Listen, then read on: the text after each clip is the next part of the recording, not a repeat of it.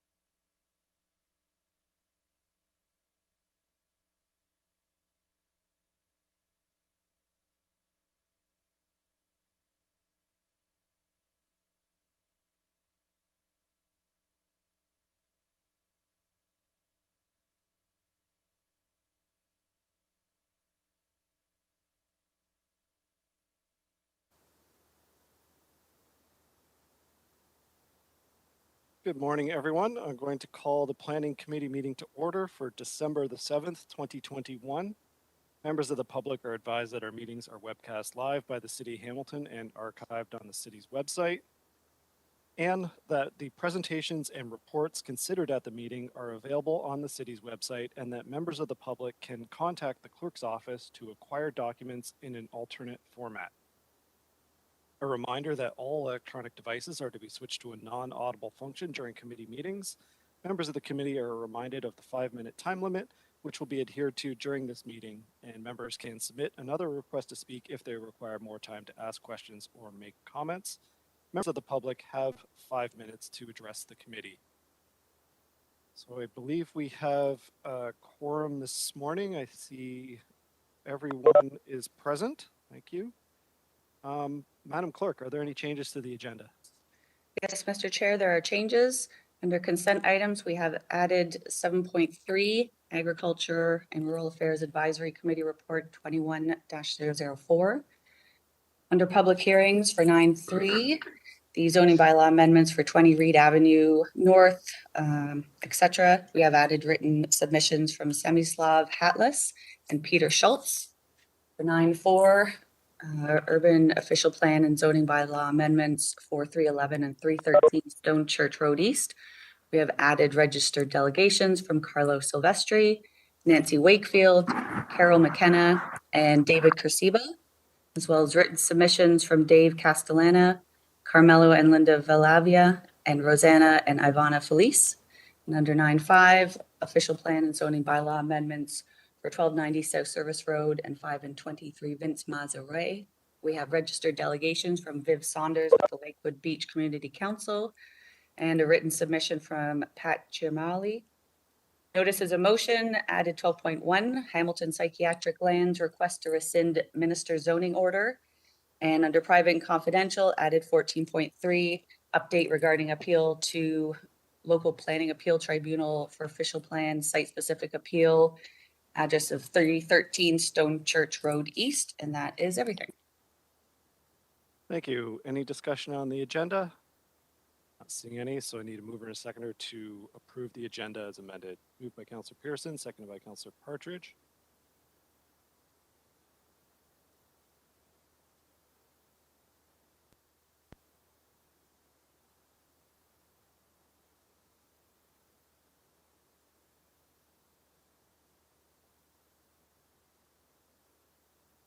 Thank you. That's unanimous.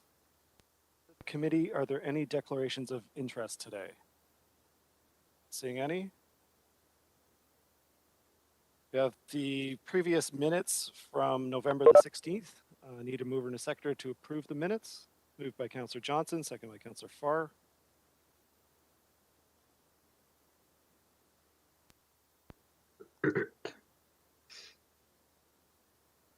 It's unanimous. We have item 5.1, the Ontario Land Tribunal decisions, which were deferred from the November 16th meeting.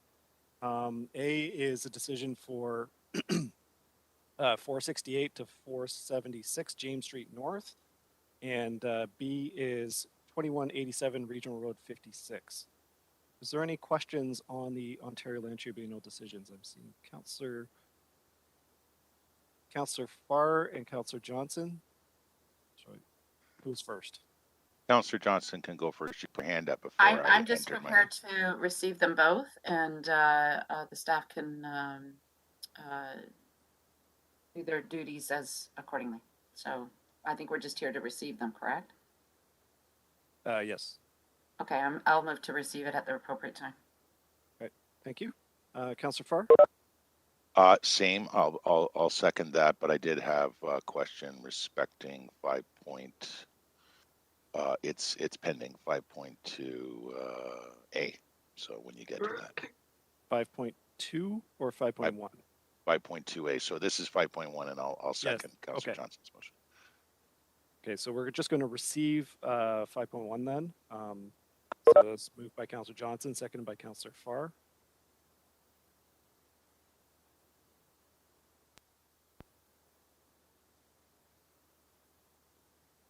That's unanimous, thank you. And then 0.2, Some more Ontario Land Tribunal decisions.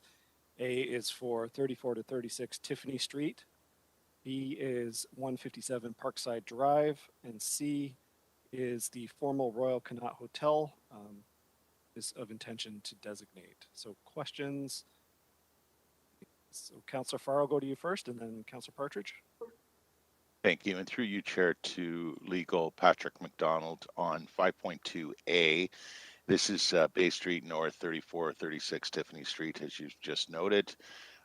It's a land compensation recommendation to be received. And I think given the history of this file, probably for over a decade now, and on such a spotlight parcel in our Barton and Tiffany neighborhood where we have our plans, quite obviously, it's worth a quick summation.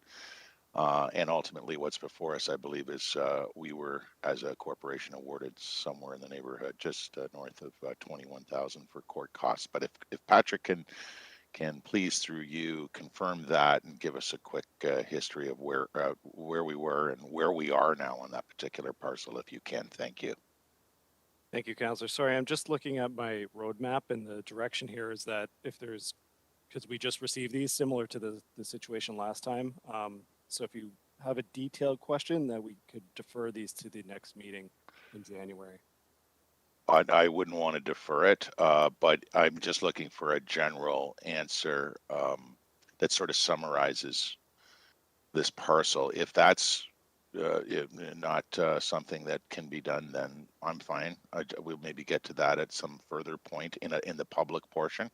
But if Patrick can summarize without the need for revealing any confidential history, I'm pretty sure there's plenty of public stuff that can be mentioned, but that I'll leave that to Patrick. If he's only wanting us to receive this and get our compensation from the latest round, I'm fine with moving that too. So if we could just check with him, if that's okay, Mr. Chair. Yeah, I'll go to Patrick. Thank you. Through the chair. So yes, Councillor Farr is correct.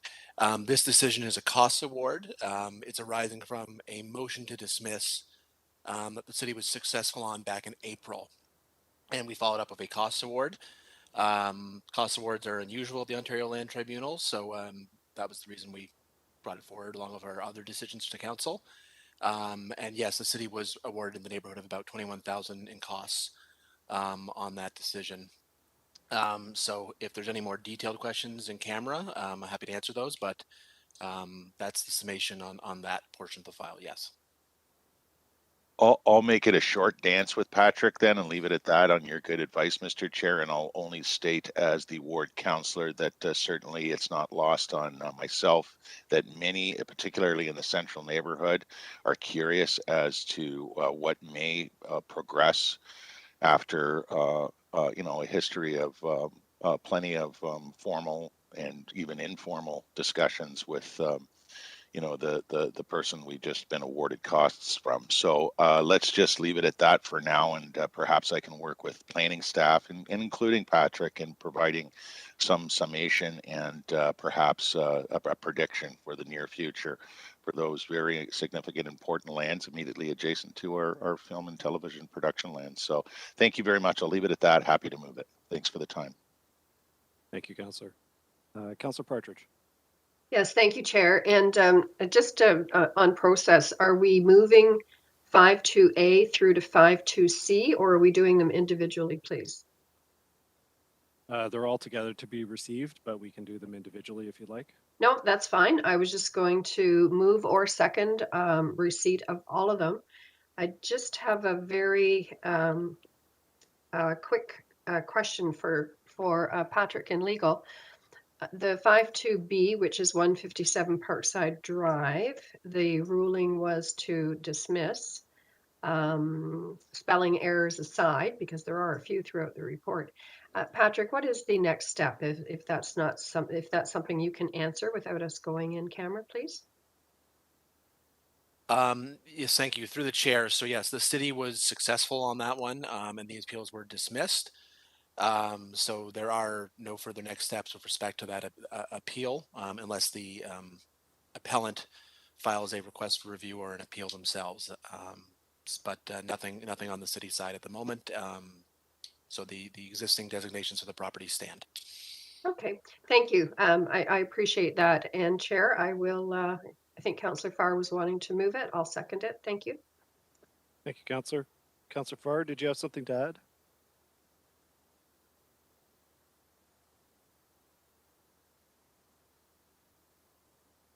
Can't hear you, Counselor. 52C, my apologies for that. Royal Canuck. Yep, go ahead. Through you to staff, this is simply a notice from LPAT that it didn't even go to any kind of proceedings. It was dismissed, correct, Patrick? Through the chair, yes, it was dismissed at the initiation of the tribunal in their initial intake processing, and they invited the city and the complainants to file submissions, but it was the tribunal's motion to dismiss that they ended up granting. So yes, no hearing on that matter. And there were 3 complainants, and generally they were adverse to this council's designation of the historic Royal Canuck. Was that right? Through the chair, that's correct. And the tribunal decision dismissed because they did not have jurisdiction to deal with the nature of the complaints raised by the complainants, as they weren't found by the tribunal to be directly tied to, to heritage issues. Thanks, Patrick. Thank you, Mr. Chair. Thank you, Counselor. So if there is no further discussion, this was moved to receive by Counselor Farr, seconded by Counselor Partridge. All in favor or opposed?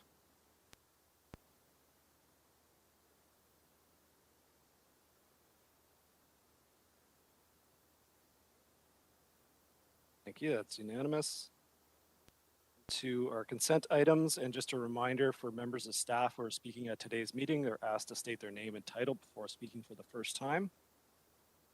7.1 is Act of Official Plan Amendment, Zoning Bylaw Amendment, and Plan of Subdivision Application Report. Is there any discussion on this item? Not seeing any, so I need a mover and a seconder to receive. Oh, sorry, Councillor Ferguson. Yeah, thank you. I didn't have time to hit the chat, so I thought I'd just wave at you. Just a question for staff, if I can. I'll start with Steve, and he can deflect it to somebody else if he's want. The application for Hamilton Drive, that's 387, 397, and 405, ZAC 18-48. It's been around for 1,200 days now, and it's an excessively long time. And I haven't yet brought a resolution to council. I was hoping this could get processed. There's 3 abandoned homes and have been abandoned for years now on Hamilton Drive. They were bought up by the developers. And there's transients living in there, and neighbors are pretty upset about the condition of the site too. When can we expect to get approval on this, or should I take a motion to council to direct building staff to issue a demolition permit?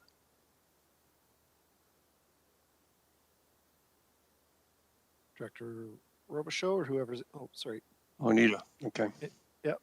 Good morning, ahead, Anita Fayback, Manager of Development Planning, Heritage and Design. In terms of the building permit question, I would defer to Mr. Vanderwint. He would be better equipped to speak to that.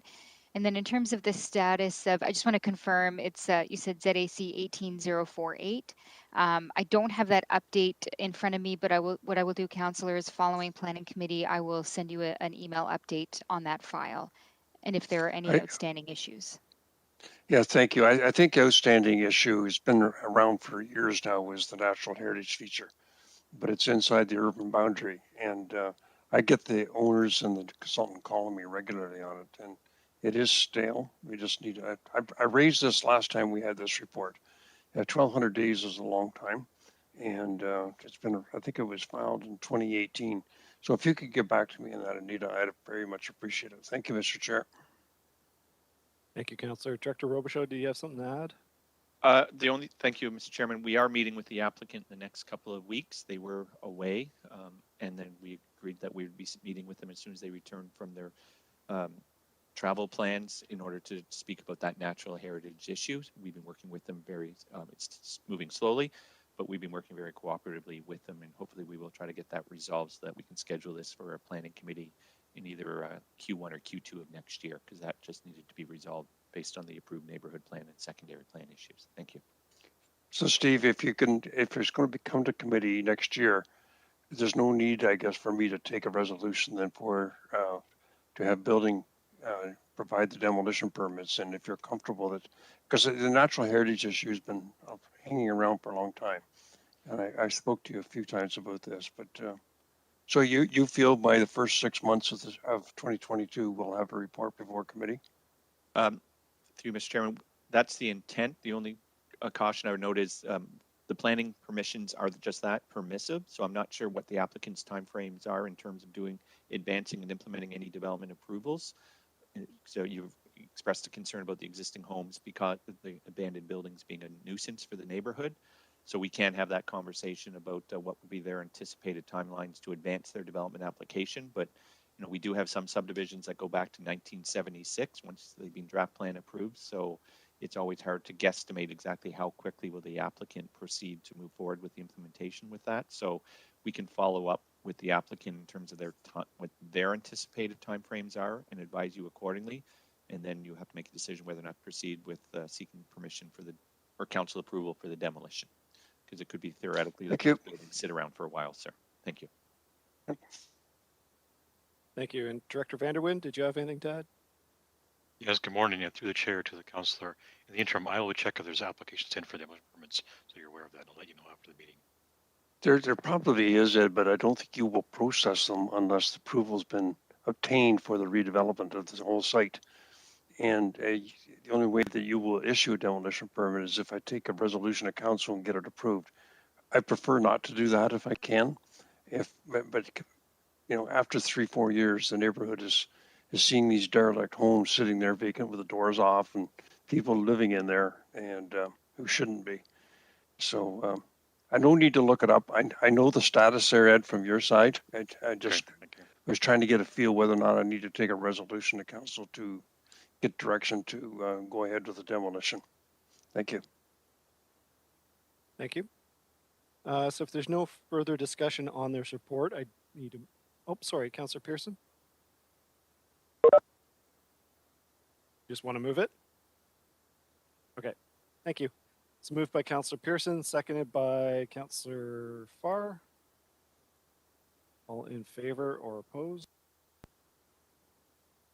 It's just receiving. Thank you, that's unanimous. 2 is to incorporate city lands to Clapperson Avenue bylaw in Ward 15. And Councillor Partridge, go ahead. Yeah, thank you, Chair. I have no issues with this whatsoever. I'm happy to move it. Thank you. Thank you. Any discussion on this item? If not, moved by Councillor Partridge, seconded by Councillor Ferguson.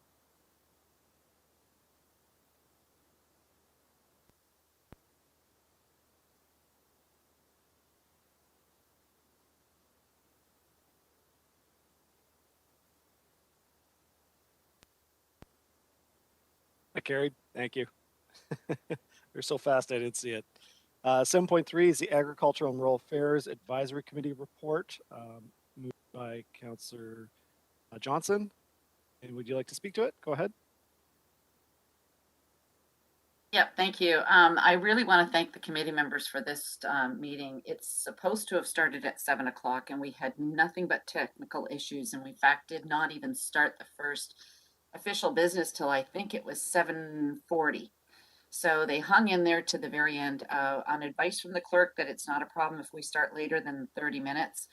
But I really have to give the volunteers a lot of credit. Their dedication just speaks volumes. And it was a very good meeting. So I would like to move it at the appropriate time, please. Thank you, Councillor. I saw Councillor Ferguson and then Councillor Partridge. Councillor Ferguson? Sorry, we're not hearing you, Councillor. The Airport Employment Growth District was on the agenda. I put it on the agenda for street names. Staff are asking for any suggestion of street names, and I would like to name it after multi-generational farmers that farmed this land for a long, long time. So I've asked the airport or the Ag and Rural Affairs Committee for suggestions, but I'd also like to put it out to the public who is watching. if you know the names, because I'm not familiar with the names in that particular part of my ward, but if people know the names of multi-generational farmers in that area, I appreciate hearing from them with their suggestions. Thank you. Thank you, Councillor. Councillor Partridge. Yes, thank you, Chair. And I just want to thank Janet Horner from the Niagara Food and Farm Federation. I'm sitting on their board, and she attended the Ag and Rural Affairs Committee and presented our action plan going forward for the organization. And again, it was a great presentation, and it was an excellent, excellent meeting. Thank you. I'd be happy to second the report unless someone else would like to. Thank you. Thank you, Councillor. So it's moved by Councillor Johnson, seconded by Councillor Partridge. Favor? Opposed?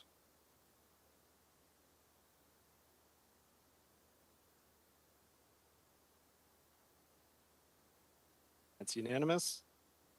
On to item 9, our public hearing. The public has been advised how to pre-register to be a virtual delegate at the public meetings on today's agenda.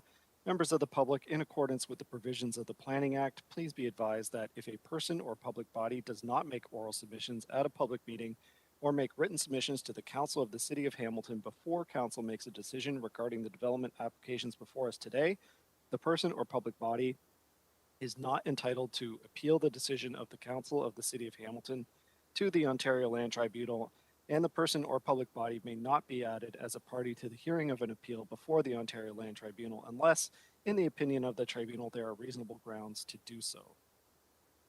So item 9.1 is an increase to building permit fees. Oh, sorry. Oh, Councillor Farr, you're sharing your screen, so if you can Yeah, unshare. my apologies. I pressed that by accident. I'm trying to return to meeting and it won't go. Is it showing up for everyone? We're just seeing your WebEx calendar and a gray screen, so you're sharing. I'm something. very sorry for disrupting the proceedings. I did not mean to do that, and I'm having trouble getting out of it. So if the clerk or yourself or someone can tell me how to exit this, I would appreciate it. I've been trying. And don't say I'm not what was it, a cat? I really apologize for this. Anybody that can assist me? I did not mean to do that. Just exit out of the meeting, come back in again. Okay, that's a good call. You'd like that, wouldn't you? All right, I'll do that. Thank you. There I'll we be go. right back. Oh, we got it fixed. Okay. Thank you. Sorry about that, everyone. It's fixed, Jason. It's good. Yep, I got you. Thank you. Sorry. No problem. Okay, so we're back to 9.1, right? Yes. Okay. So there are no staff presentations and no members of the public have registered to delegate. So first, I need a mover and a seconder to close the public meeting. Moved by Councillor Ferguson, seconded by Councillor Wilson. Thank you.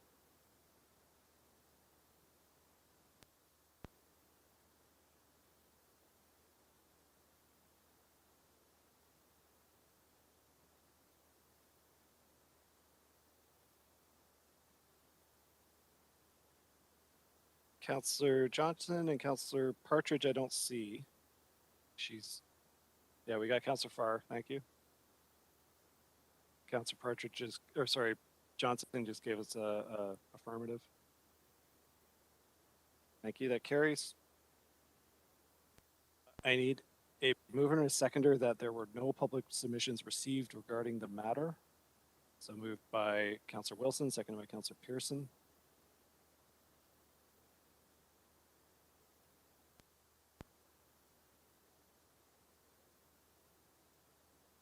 And then we will get to the report next, if there's any discussion on the report. So that's carried. So we have a report with recommendations. Is there any discussion on this? If not, I just need a mover and a seconder to put it on the floor. Moved by Councillor Johnson, seconded by Councillor Pearson. Not seeing any discussion from committee, so we'll just go to the vote.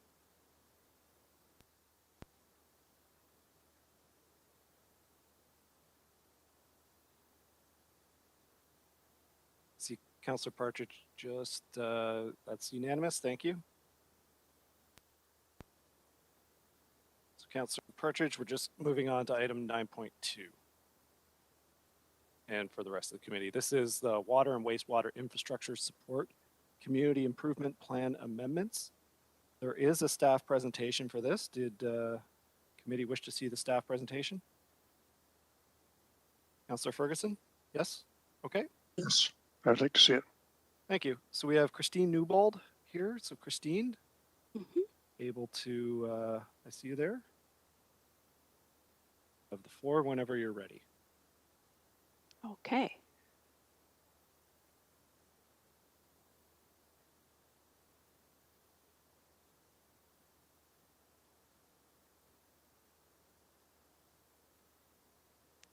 Pardon me. Okay, can everyone see that presentation? Yes. Okay, great. Well, it's Christine Newbold. I'm the manager of Sustainable Community section in the Planning Division. Also with me today is John Savoya from the Financial Planning Administration and Policy Group in the Corporate Services Department, who can also speak to the water leak adjustment policy.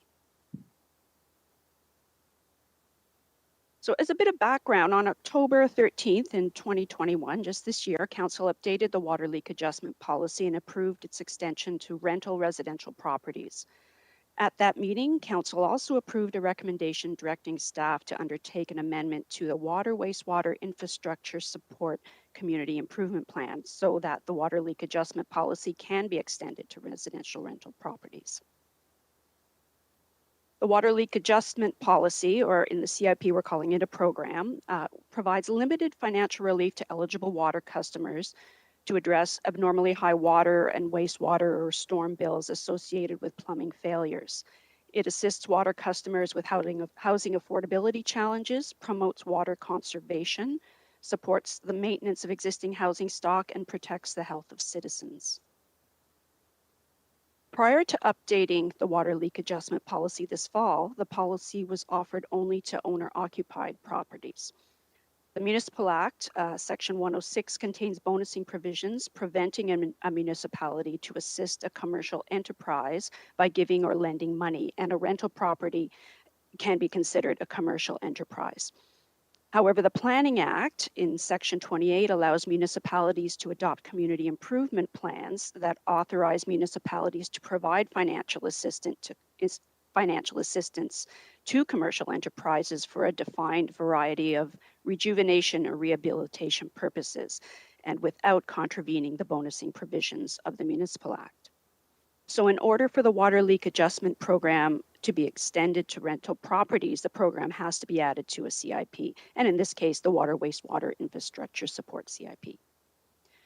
And as a note, the Planning Act requires the addition of new programs in a CIP to be added through a formal amendment. The Water Wastewater Infrastructure Support CIP was established in 2013 and revised and readopted last year in August 2020. The CIP facilitates Hamilton's adaptation to climate change and the protection of health of citizens through specific infrastructure incentive programs, and it's aimed at addressing aging infrastructure and sustaining existing building stock. The Water Leak Adjustment Program will join the two existing CIP programs to provide another tool to support the goals of the CIP. The amendment adding the water leak adjustment policy is found in Appendix A to the staff report as a draft bylaw. The amendment adds text describing the water leak adjustment program, and it adds the program guidelines as a new appendix to the CIP. And that new Appendix C is identified as Schedule B in the draft bylaw to the report, if you are looking at that. So there are some small technical amendments also to the existing text that help facilitate the addition of the program. And future modifications to the program guidelines for the water leak adjustment policy can be made without a formal amendment to the CIP, but the addition of the program does require the amendment. So the Planning Act Section 28 requires that CIP amendments follow similar requirements for notice and circulation as for an official plan amendment. So notice for this amendment was published in the Hamilton Spectator on November 19th, 2021, and no comments have been received to date. So that is the end of our presentation, and myself and John Savoy are happy to answer any questions you may have. Thank you, Christine. Are there any questions from committee on the staff presentation? Not seeing any. Oh, sorry, Councillor Pearson, go ahead. Sorry, I couldn't type fast enough, Mr. Chairman, and I thank Christine for the presentation. It's not to do with the presentation, my concern, and I don't think I have a conflict as a landlord because this is blanket across the city. But I don't think the clerk can advise, but I just want to put it in for the record that I don't believe I have a conflict since its effects now includes rental properties because it's citywide. Thank you, sir. Thank you. So if there's no further discussion, I need a mover and a seconder to receive the staff presentation, moved by Councillor Wilson and seconded by Councillor Ferguson.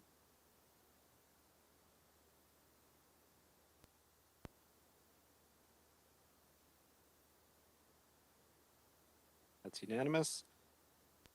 A mover and a seconder to close the public meeting, moved by Councillor Pearson, seconded by Councillor Ferguson.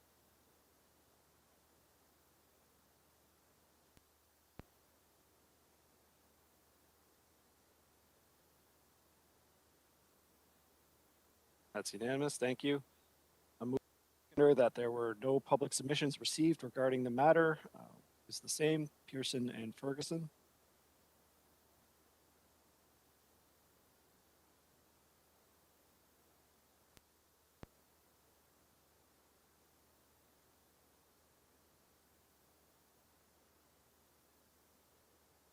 Thank you. And then finally, a seconder to approve the report recommendations as amended.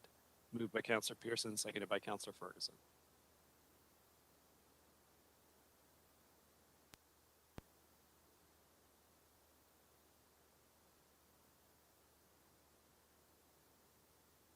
That's unanimous. Thank you. Okay, item 9.3 is application for zoning bylaw amendment for lands located at 20 Reed Avenue North, 11 to 17 Reed Avenue South, 22 to 116 Lang Street, and 2 to 24 Hayes Avenue in Hamilton, Ward 4. Does this committee wish to see the staff presentation on this? No, not seeing any desire from committee. Okay. So I need a mover and a seconder to waive the staff presentation then. By Councillor Pearson, second by Councillor Partridge.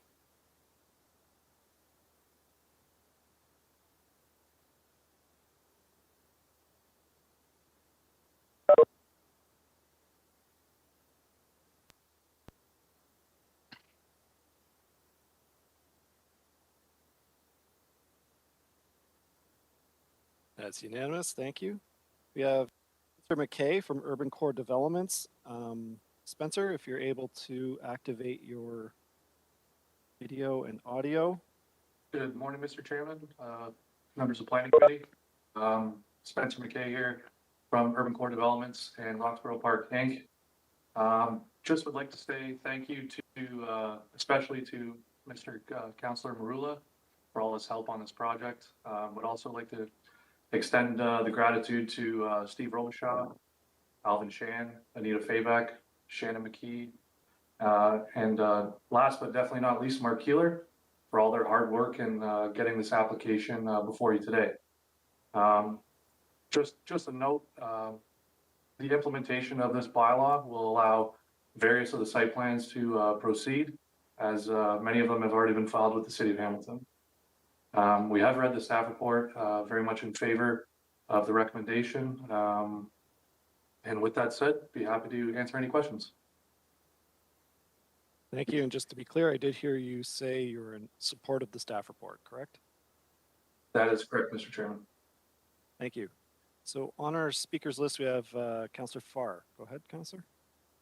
Thank you, Mr. Chair. And I know you see this as significant, and I'm sure the rest of us do. This is actually just the latest of examples that we here in Hamilton this term and past terms of council can point to that demonstrate our nationally award-winning abilities to address housing and homelessness and come up with outside the box, in some cases this is, answers to this very complex problem, and certainly one of the leaders over his illustrious career, which is about to end, and some of us are wondering why. What would we do without Sam?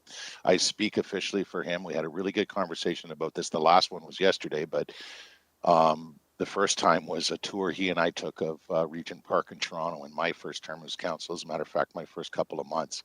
And both of us said we are going to be bound and determined in our wards to race towards Hamilton's first mixed income community. As usual, Sam has beat me to it just because we've got remediation issues that he didn't have to deal with, I think. But regardless, we're pretty close in Jamesville. This is extremely exciting news, and the councillor wanted me to pass along his gratitude to not just our staff, because this too is a complicated file. It has been. I shouldn't overshadow that, but he also wanted to thank the proponents who are mostly local folks, I think, if not all local proponents, working with our team, of which I'm proudly president for at City Housing Hamilton, and an incredible amount of dialogue between multi-departmental conversations that have gone on for a couple of years. Exciting stuff. Councillor Marula just wanted me to pass that along, and certainly I embellished a little bit myself and brought some of my own experiences to the table in doing so. I proudly would move this today. Thank you on Councillor Marula's behalf. Thank you, Councillor Farr. I really appreciate this is a file to celebrate, that's for sure. Is there any further discussion with the developer's agent? Not seeing any. So I need a mover and a seconder to receive the delegation. So that's moved by Councillor Farr and seconded by I'll second that. All in favor?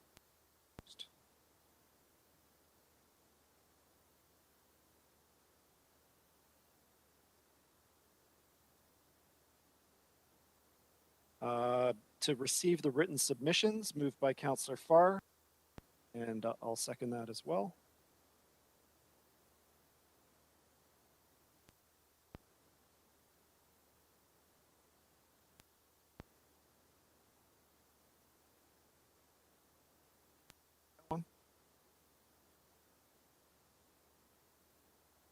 Mouse slipped. Likely story.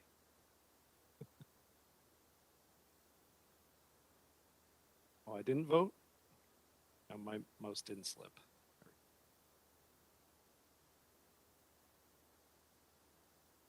Councillor Pearson, were you able to vote?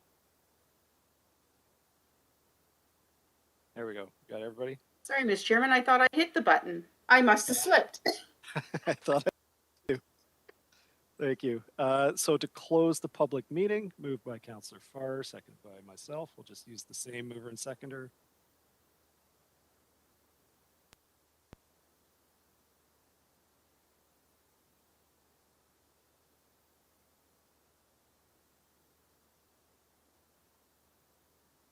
Thank you. That carries, and public submissions were received and considered in approving the application. Moved by Farr, seconded by myself.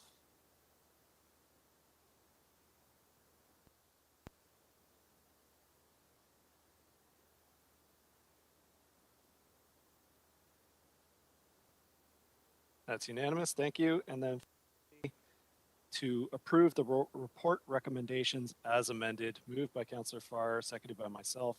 Is there any final discussion on the report? Not seeing any. Thank you. All in favor or opposed?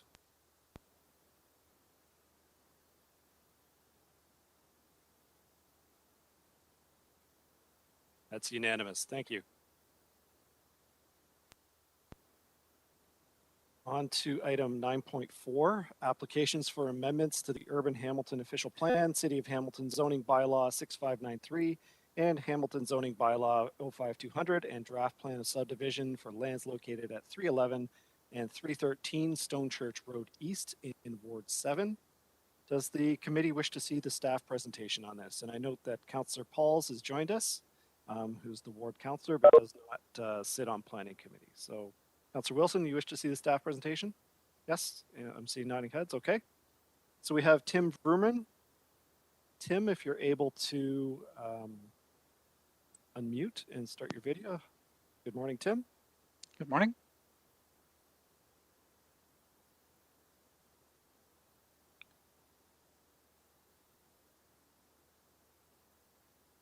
So just whenever you're ready, Tim.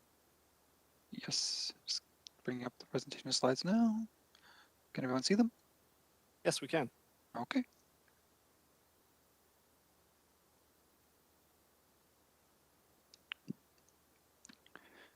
Good morning, Mr. Chair, members of the committee, and public in attendance. My name is Tim Vroman, Senior Planner with the Development Planning Suburban Team, and I will be presenting the official plan amendment, zoning bylaw amendment, and draft plan of subdivision applications for lands located at 311 and 313 Stone Church Road East.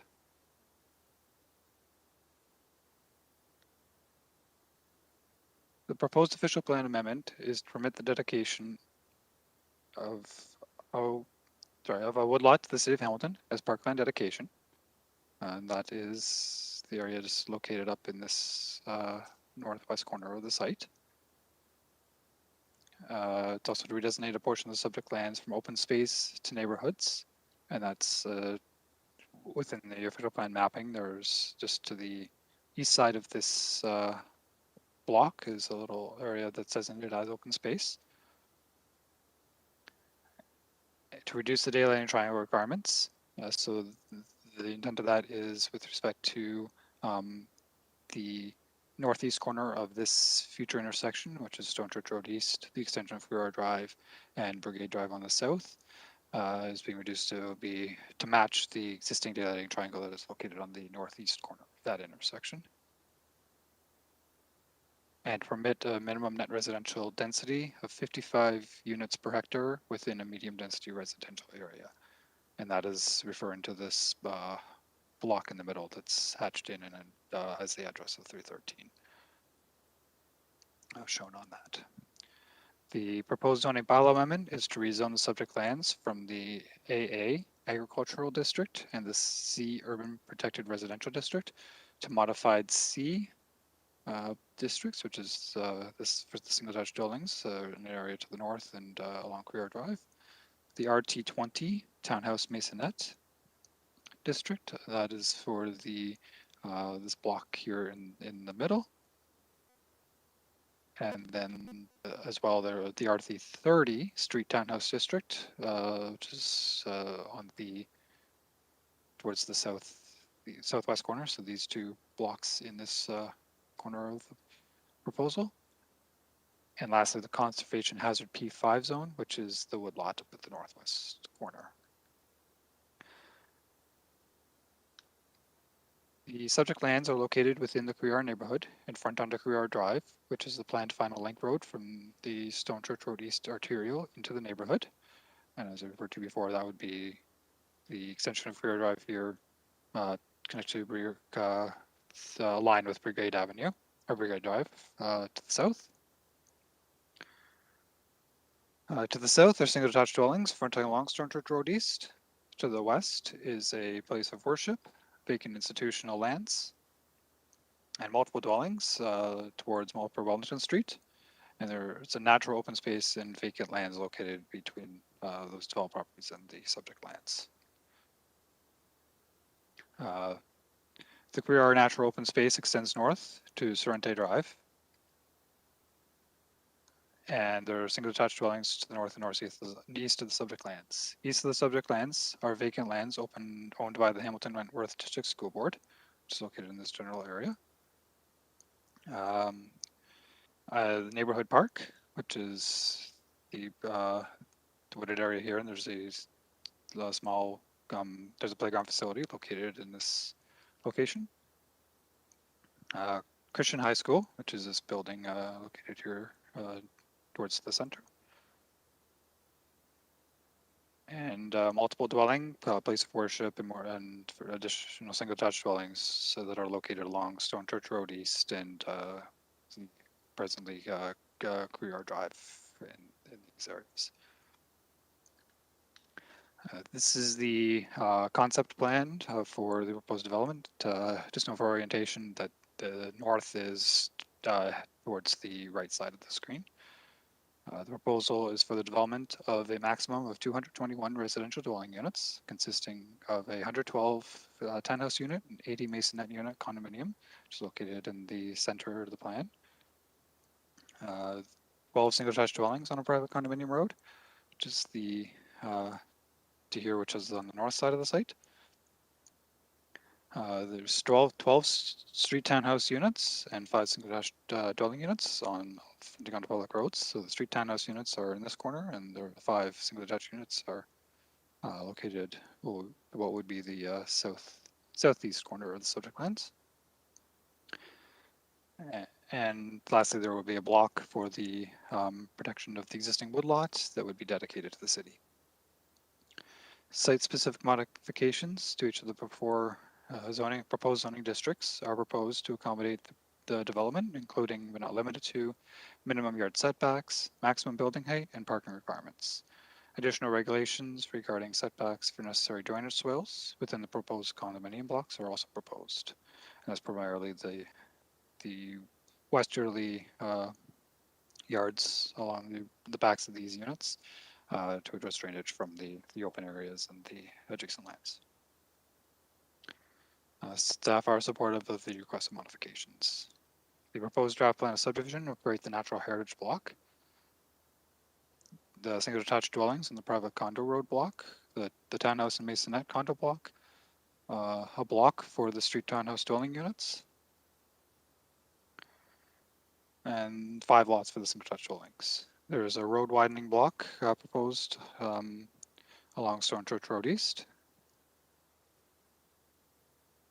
And there would be 3 public roads proposed. So that would be the completion of Couillard Drive, aligned to Brigade Drive from its where it currently has a turning circle, which is located here.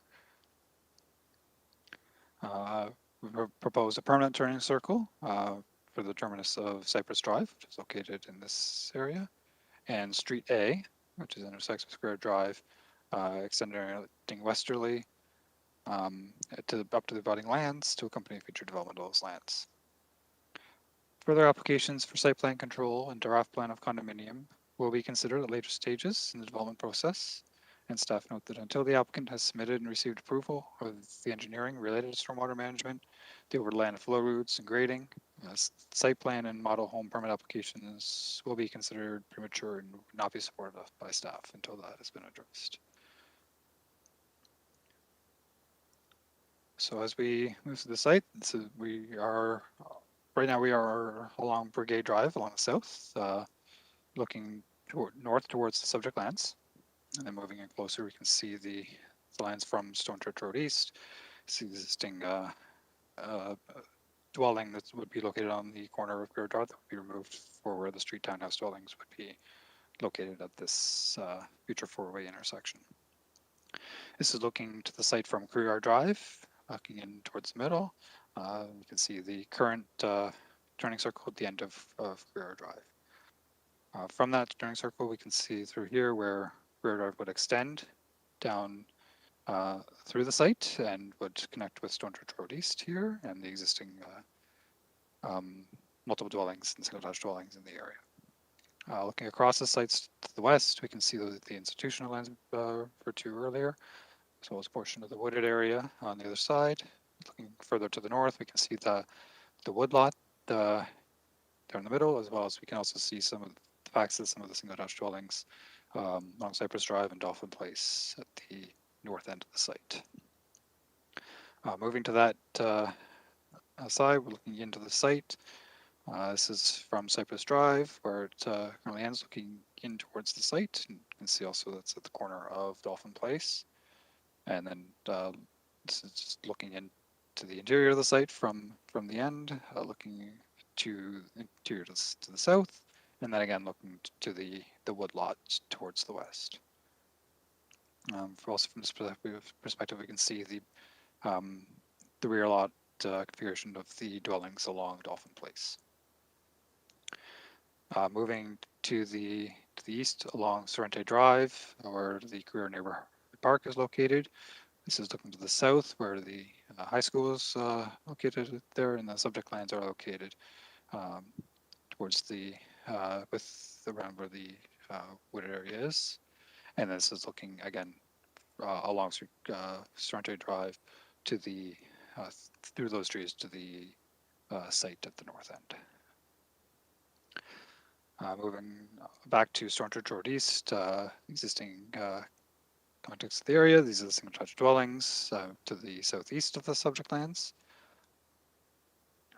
This is just the perspective looking down Sorrento Road East, well on the south side, and then the looking east as well from the north side of the site.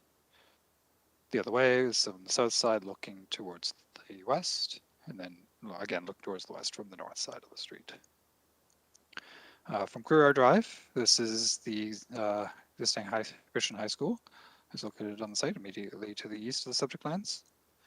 And then again, this is the view along Career Drive from the site where it currently terminates.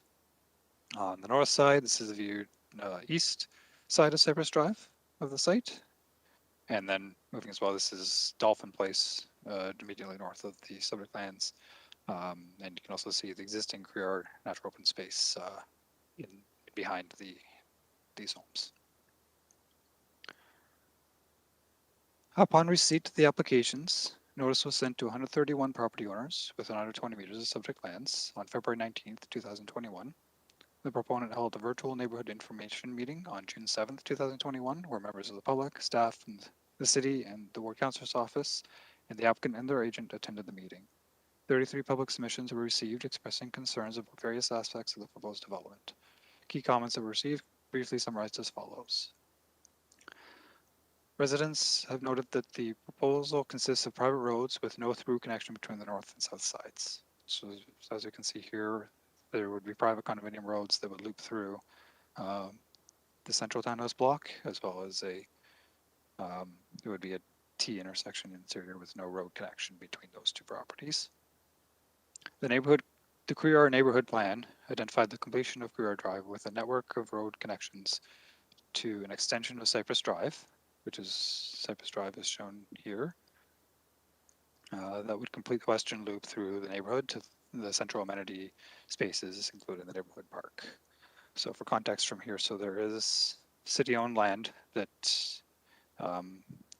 it's roughly 33 feet in width that wraps around this. This is the lands that are owned by the school, Hamilton Wentworth District School Board.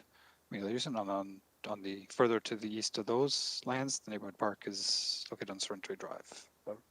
Not shown on the map, but it would be roughly in this area down here. On that, other residents do appreciate that Cypress Drive will not be developed as a through street to help maintain the existing low traffic volumes that are currently exist in this portion of the neighborhood. Staff note that the city is the owner of the lands. That strip is a vacant, undeveloped strip of land along the north and west frontages of the school board's land, which are not recognized as municipal road allowance. In lieu of public roadways, a walkway will be developed through these lands south from Cypress Drive, and public pedestrian access will be granted through the central condominium townhouse block to complete the connection through to Career Drive. Residents have also been concerned with the overall density of the development, with 221 new dwelling units, along with the proposed official plan and zoning modifications to accompany it. The Career neighborhood plan designates the subject lands as single and double, which would allow development of a few dozen 1 and 2 unit dwellings. There are concerns that the existing neighborhood streets are narrow and insufficient to accommodate the increase in traffic and parking. And there are already concerns with existing traffic, particularly with respect to buses around the existing school. And the connecting Career Drive to Stone Church Road East will impact traffic patterns throughout the neighborhood. Staff advised that the neighborhood contains a mixture of low and medium density developments and community facilities and services. The central medium density townhouse block is lower density and has access to a collector road, that being the stub of Career Drive off of Stone Church Road East. This new Career Drive in connection from Stone Church Road East will benefit the entire Career neighborhood by providing additional and safe access to Stone Church Road East as was envisioned through the Career Neighborhood Plan. This intersection is planned to be signalized to accommodate traffic growth, and traffic calming measures will be provided along the extension of Career Drive to improve overall traffic operations within the neighborhood. As an example, there's conceptually shown a speed hump located in this general location. As well, there would be reduced speed limits considered throughout the neighborhood for traffic management. The traffic impact study prepared for this application concluded that the proposed development will meet the needs of future residents and the visitors within the subject properties with respect to parking. Residents have also noted that while a significant portion of the existing woodlot is being preserved and dedicated to the city, residents remain concerned that the proposed development will remove more vegetation from the neighborhood, including several significant mature and healthy trees. Most notably, there's the woodlot that extends further to the east and some trees that are located within the strip of land on the east side of the property. And residents wonder why they are proposed to be removed and further measures aren't being taken to protect them. And also further, residents have also inquired if pedestrian access will be provided to the wooded area.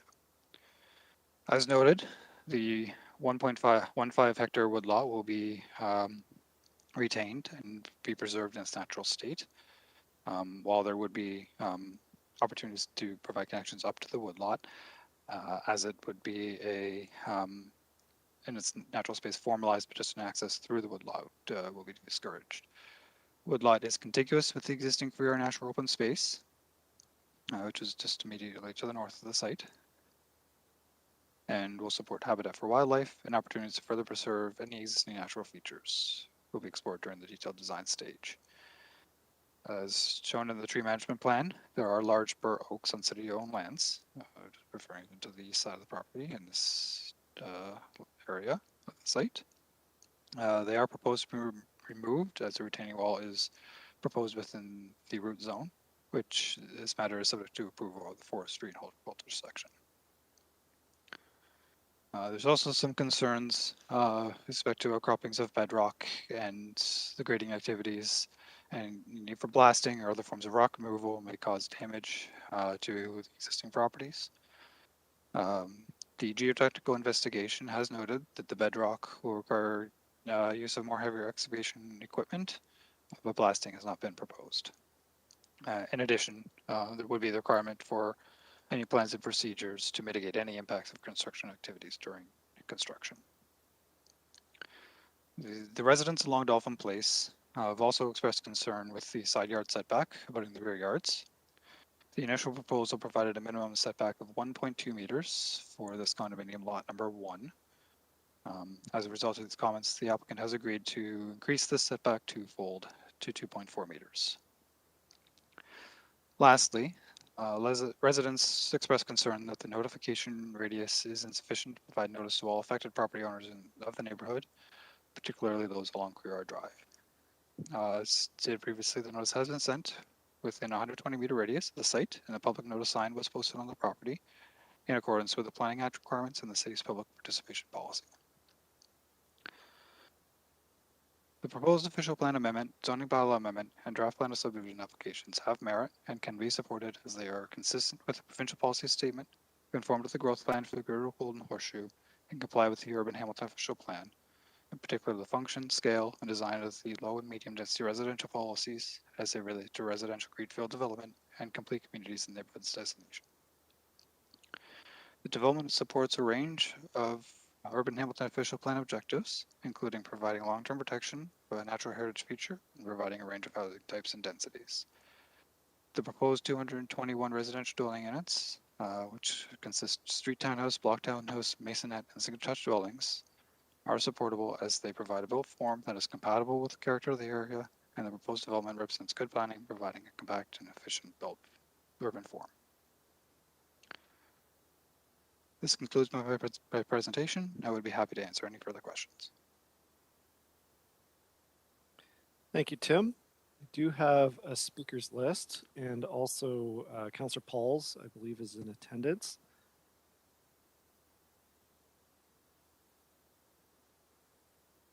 Just as soon as you're able to, there we go. Thank you. So on my speakers list, I have Councillors Wilson, followed by Johnson on committee, and then Councillor Pauls. So Councillor Wilson, we'll go to you. Thank you, Mr. Chair. I'm not sure if it's in order. I'd be willing to, more than happy to wait my turn if Councillor Pauls wishes to go first, but I'll defer to your ruling on that. Yep, I'm seeing a thumbs up from Councillor Johnson as well. So Councillor Pauls, if you'd like to lead us off. Yes, and thank you, committee. As you all know, I'm not part of the committee, but I've had residents approach me. I've been to their homes, and I've also had a lot of emails from them, and they have some concerns. But I would have loved to, I don't know the procedure, to have the delegates first ask the question and not ask the question, but their concerns, so then I could address it after, if that's possible. If not, I would just let you know what the concerns are. Obviously, we know density is a big one. We know that the sewer, there's all kinds. So I would rather wait till all my residents speak, and then I will comment. Thank you. Thank you, Councillor. So we will have questions on the presentation, and then we will receive, or we will have a presentation from the developer's agent with questions on that. And we will have our public delegations. So we have 4 that are listed to present today. And then following that, there will be the written submission, so there can be discussion on that. And then finally, we'll have the report. So if you want to wait until the actual report, you'll have an opportunity to speak then. And it's okay for me to ask some question after the speakers, after the delegates? Yes, so you can ask questions on behalf of the Okay. residents directly Thank to you. staff at that time. I'd rather do that. Thank you. Okay, thank you, Councillor. Councillor Wilson. Thank you. Thank you, Chair. I do have some questions to begin on the report, if I may, and the presentation, I guess. I'm just trying to understand to square this off. It says in the report on page 19 that the proposed density is lower, 57.2 units is below the permitted net residential density range for medium density residential uses. And I think it uses the figure 55 actually in Appendix D. So if the density is lower than for that type of development, it then goes on to state that the rationale for allowing a reduced landscaping is to allow for compact form. But I was wondering if the planner through you could square that for me. The density is lower, yet we're enabling less reduced landscaped area because to allow for compact form, but the compact form as provided is below medium density. Could you square that for me? Thank you. Go ahead, Tim. Yes, through the chair. In reference to the report, I would refer to page 34. It speaks to this in more detail. The proposed 57.2 units per hectare falls below the permitted range for medium density residential uses. The Urban Hamilton Provincial Plan establishes that range is between 60 and 100 units per hectare. This type of housing form is permitted within the medium density residential designation, but because this is located on internal private roads, there are no public lands to exclude from the calculation of the land area, and that is what results in the lower overall density number. So it's largely because there's the network of internal roads that are part of when we do the math, it's part of the denominator of the that calculates the density. And again, as you're referring to the landscaping area, again, those roads would be not be considered landscape. So obviously, a form of hard surfacing, so they are part of that percentage. So for similar reasons, as part of the calculations, it's the internal road network that skews the numbers, why the density is generally lower and why the areas for building footprints, site coverage, landscaping are also lower as well. Okay, thank you. Just in reference to the woodlot, two questions. When you were speaking to public access, you said public access will be discouraged, but is the intent of the woodlot to service the subdivision? How would you can you square that for me, please? The woodlot is intended for the preservation of the existing natural area and it's been preserved in its current natural state. As such, as commented by our landscape architectural services section, there would be no formal trails that would be developed through the lands. With that said, the existing woodlot, I mean, off the sidewalk, there's goat trails. I mean, it's not that it's blocked off from public access, but it's certainly not something that is encouraged or formally recognized as accessible for a trail network. Okay, through the chair, then if you could help me one step further on that. It's not going to be blocked off. There will be public access, but going back to a fundamental, if this is part of a natural heritage link, would there be development allowed on that anyway? Through the chair. Through the chair, as a natural heritage block being dedicated to the city, this is the ways to ensure that the lands would be protected in their current natural state in perpetuity. Thank you, though. Through the chair, more specifically, my question was, would the city enable development on that wooded area under its present plans? Mr. Chairman, if there is an in-camera matter dealing with this, with the resolution of the appeals and the identification of the natural heritage features on this property. So the actual designation of this site as a natural heritage feature is still under appeal and it has never been resolved. So if you relied on the approved neighborhood plan, the woodlot feature would be removed and would be developed for low density residential uses. There is a parent provision in the UHOP, in the Urban Hamilton Official Plan, that says all council decisions are to implement the approved neighborhood plans. So strictly speaking, in order to implement the UHOP as it's enforced in effect, the road network would continue into the woodlot feature. The woodlot would be removed and it would be redeveloped for residential, low density residential purposes. Because the designation of the wood natural feature on the site is under appeal, it has no legal status. It is informative but not determinative for the purposes of evaluating a development application. So we have that, and I would suggest we may want to refer to the in-camera portion to discuss that further. What is being negotiated with the applicant was to have them dedicate the woodlot to the city as open space purposes, which would provide for the long-term protection of the woodlot. There would be a boundary setting exercise that would delineate the limits of the woodlot, which would then allow for the residential development portion of the site to proceed, and then the balance of the site would be dedicated to the city as passive open space to provide for that long-term protection of the woodlot. Thank you. Sorry, Steve Robichaud, Director of Planning. Thank you. Thank you, Director Robichaud, and thank you for that caution about the in-camera portion. And thank you. And both Brian Dukesbury, who's out external legal counsel, is on the WebEx call as well, and he can answer any questions. And I believe Patrick McDonald is also available if there's any questions if we need to decide to go in camera or not. Thank you. Sorry to interrupt, Councillor. Thank you. I appreciate it.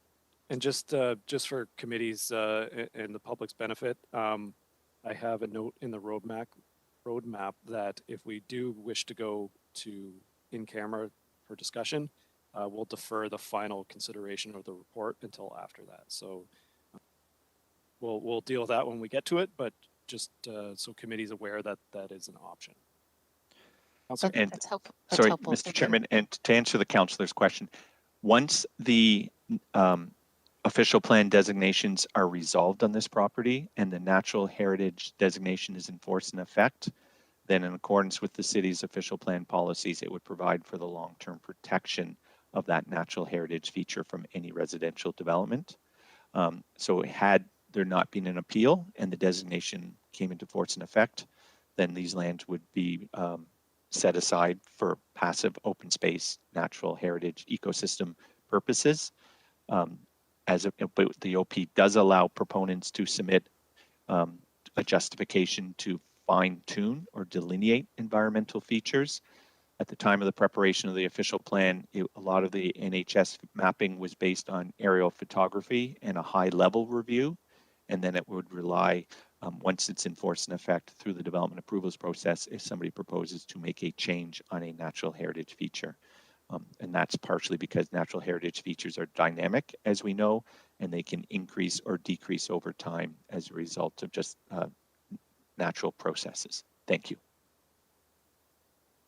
Thank you. Councillor? Thank you. Appreciate that. My other questions, Tim answered that one was answered. There will be access to the school site from the subdivision. I think he said that, so I appreciate it. And I'll let him correct me if I was wrong in that interpretation. I have two other questions, specifically on page 15. It talks about the healthy native trees along the perimeter. And it says these trees should be retained and integrated with the natural features of the site. Is there any distinction on this in terms of should versus shall? Is this an instruction for the developer or is this a suggestion through the chair?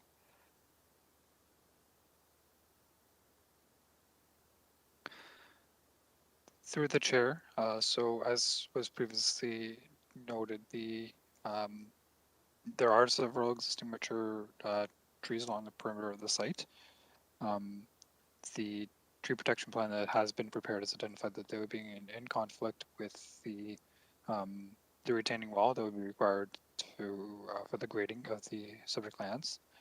It is noted that the tree protection plan and the grading plans have not been approved at this stage and would be subject to the detailed design that would follow after the draft plan approval. And certainly through that detailed design, we are encouraging and would like to see as much as the natural features to be preserved as possible, but we wouldn't be able to guarantee or necessarily require that all of the natural features be protected if the conflicts were to remain.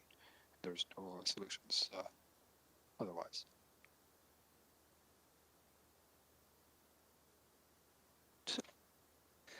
Sorry, Mr. Chair, I'm just trying to understand that. So my apologies, Tim.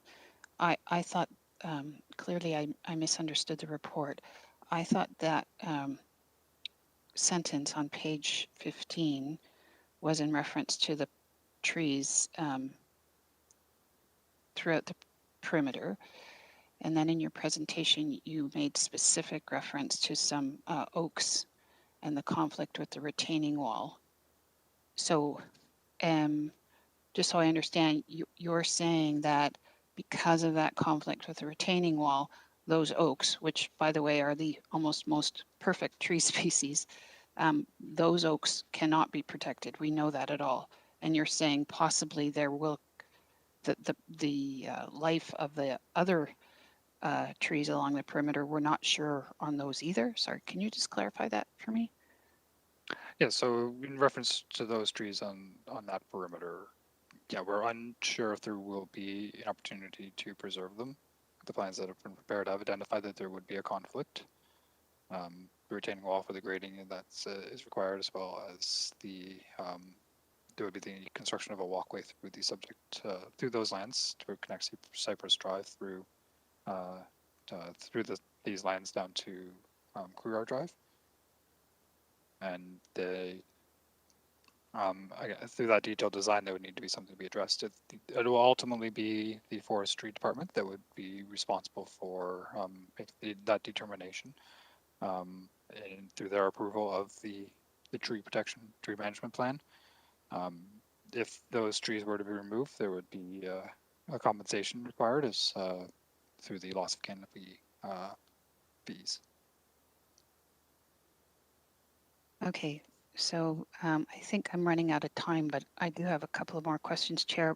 I am going to put it out there, and I'm sorry to be so thick about this, but I thought that it was the prerogative of the municipality because of, I thought it was the prerogative of this municipality to put as a condition that native species be protected. And if you could just give me a yay or nay on that, and then I'll go back on. Thank you. Through Mr. Chairman to the councillor, in terms of the development and the implementation of our tree preservation plans, and there's a requirement for an edge management plan to be prepared and implemented for this development. We do go to our native tree planting list, and in terms of the protection and the utilization of native trees, and that is to discourage and avoid invasive species or non-suitable trees. So the short answer to the councillor is that we prioritize the use of native trees where it has been determined that they are the most appropriate planting for that situation.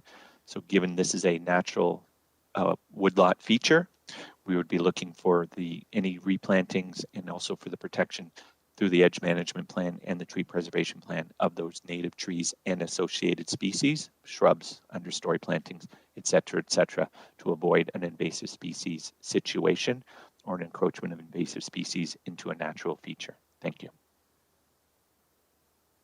Thank you. Yeah, no, if you could put me back on, I understand the difference between invasive and native. I'm still not clear on the ability of the municipality at this point to give some security to their protection. Thank you. Thank you. So on my speakers list, I have Councillor Johnson, followed by Councillor Partridge, and then Councillor Wilson for a second time. Councillor Johnson. Yep, thank you. And Tim, can you please speak up? I'm 62 and it's getting worse for me. Sorry about it. Could you please go to your slide number 2? No, slide number 3, sorry. Because that gives me an idea of the layout and where the woodlot is. So if you're looking at slide 3, you've got the yellow line that goes around the entire property. And at the tip of the hockey stick is the woodlot to be dedicated to the city. Who owns the woodlot to the immediate north of that?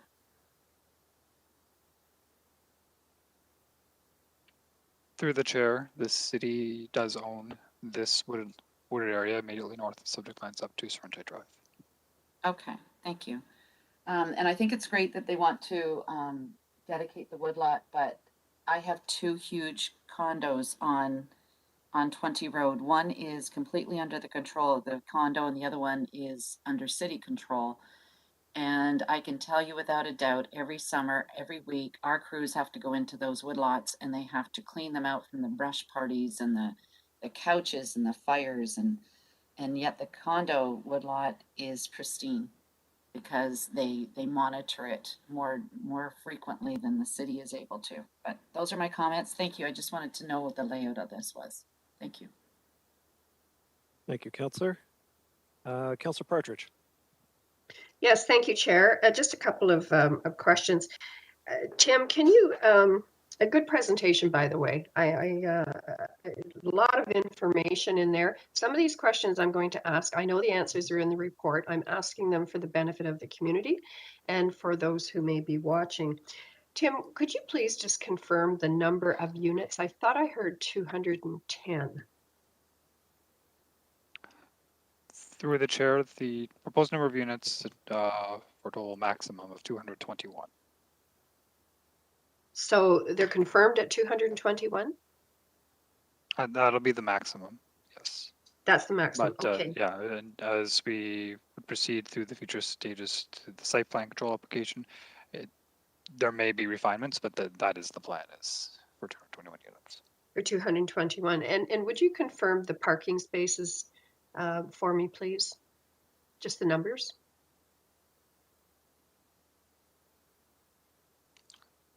Through the chair, yes. Just give me a moment to refer back.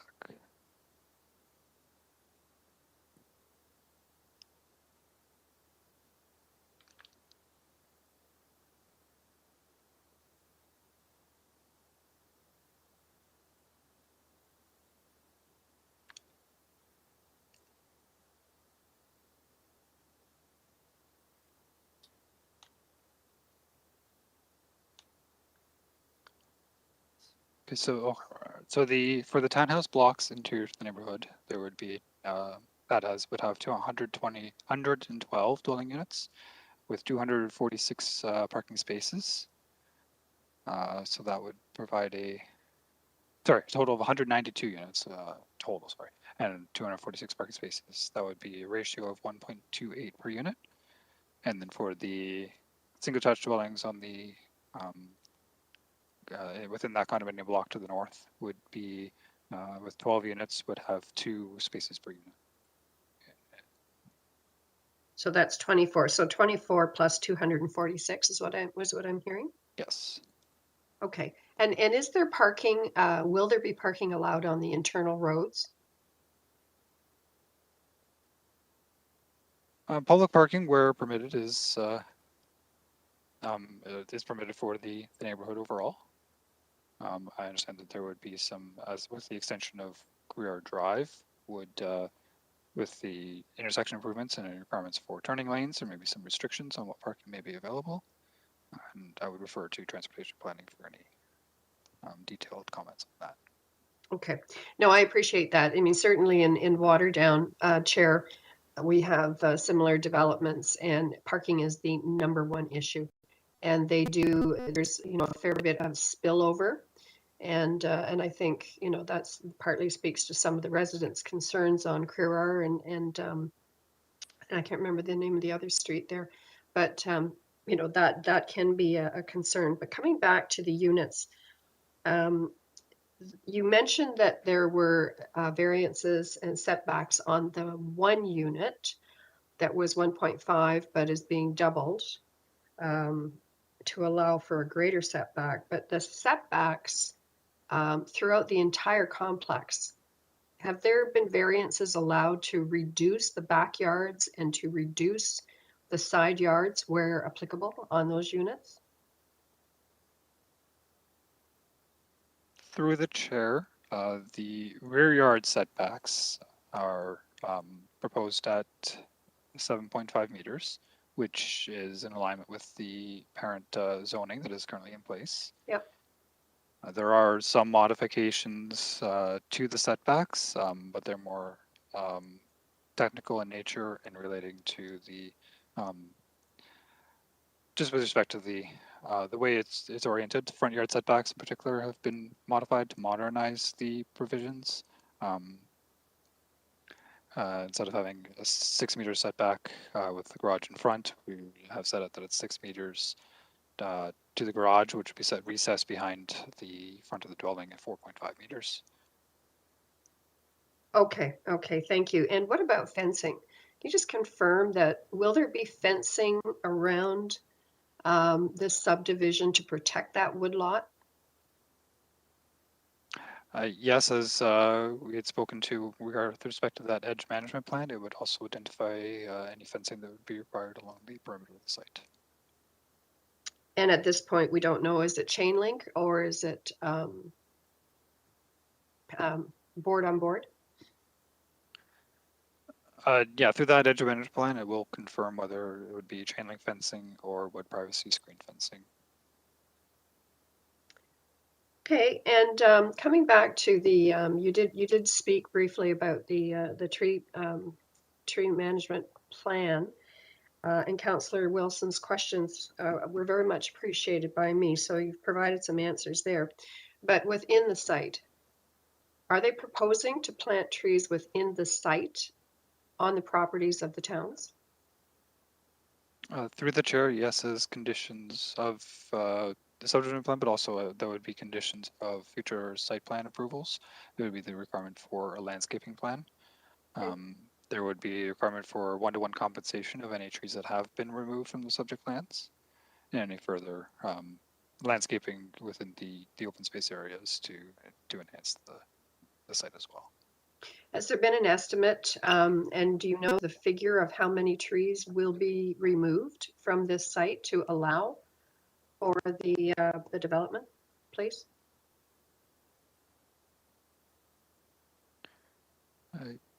Yes, through the chair, if I refer back to the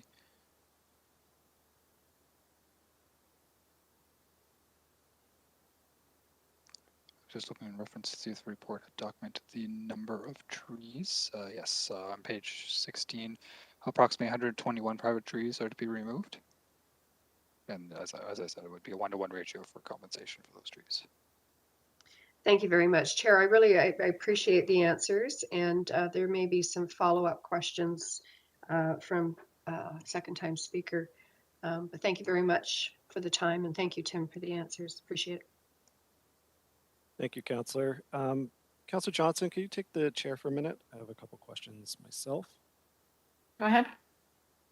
Thank you. So through you to staff, can I just confirm that there are Hamilton Wentworth District School Board lands adjacent to this property, but the property under consideration today is not school board lands?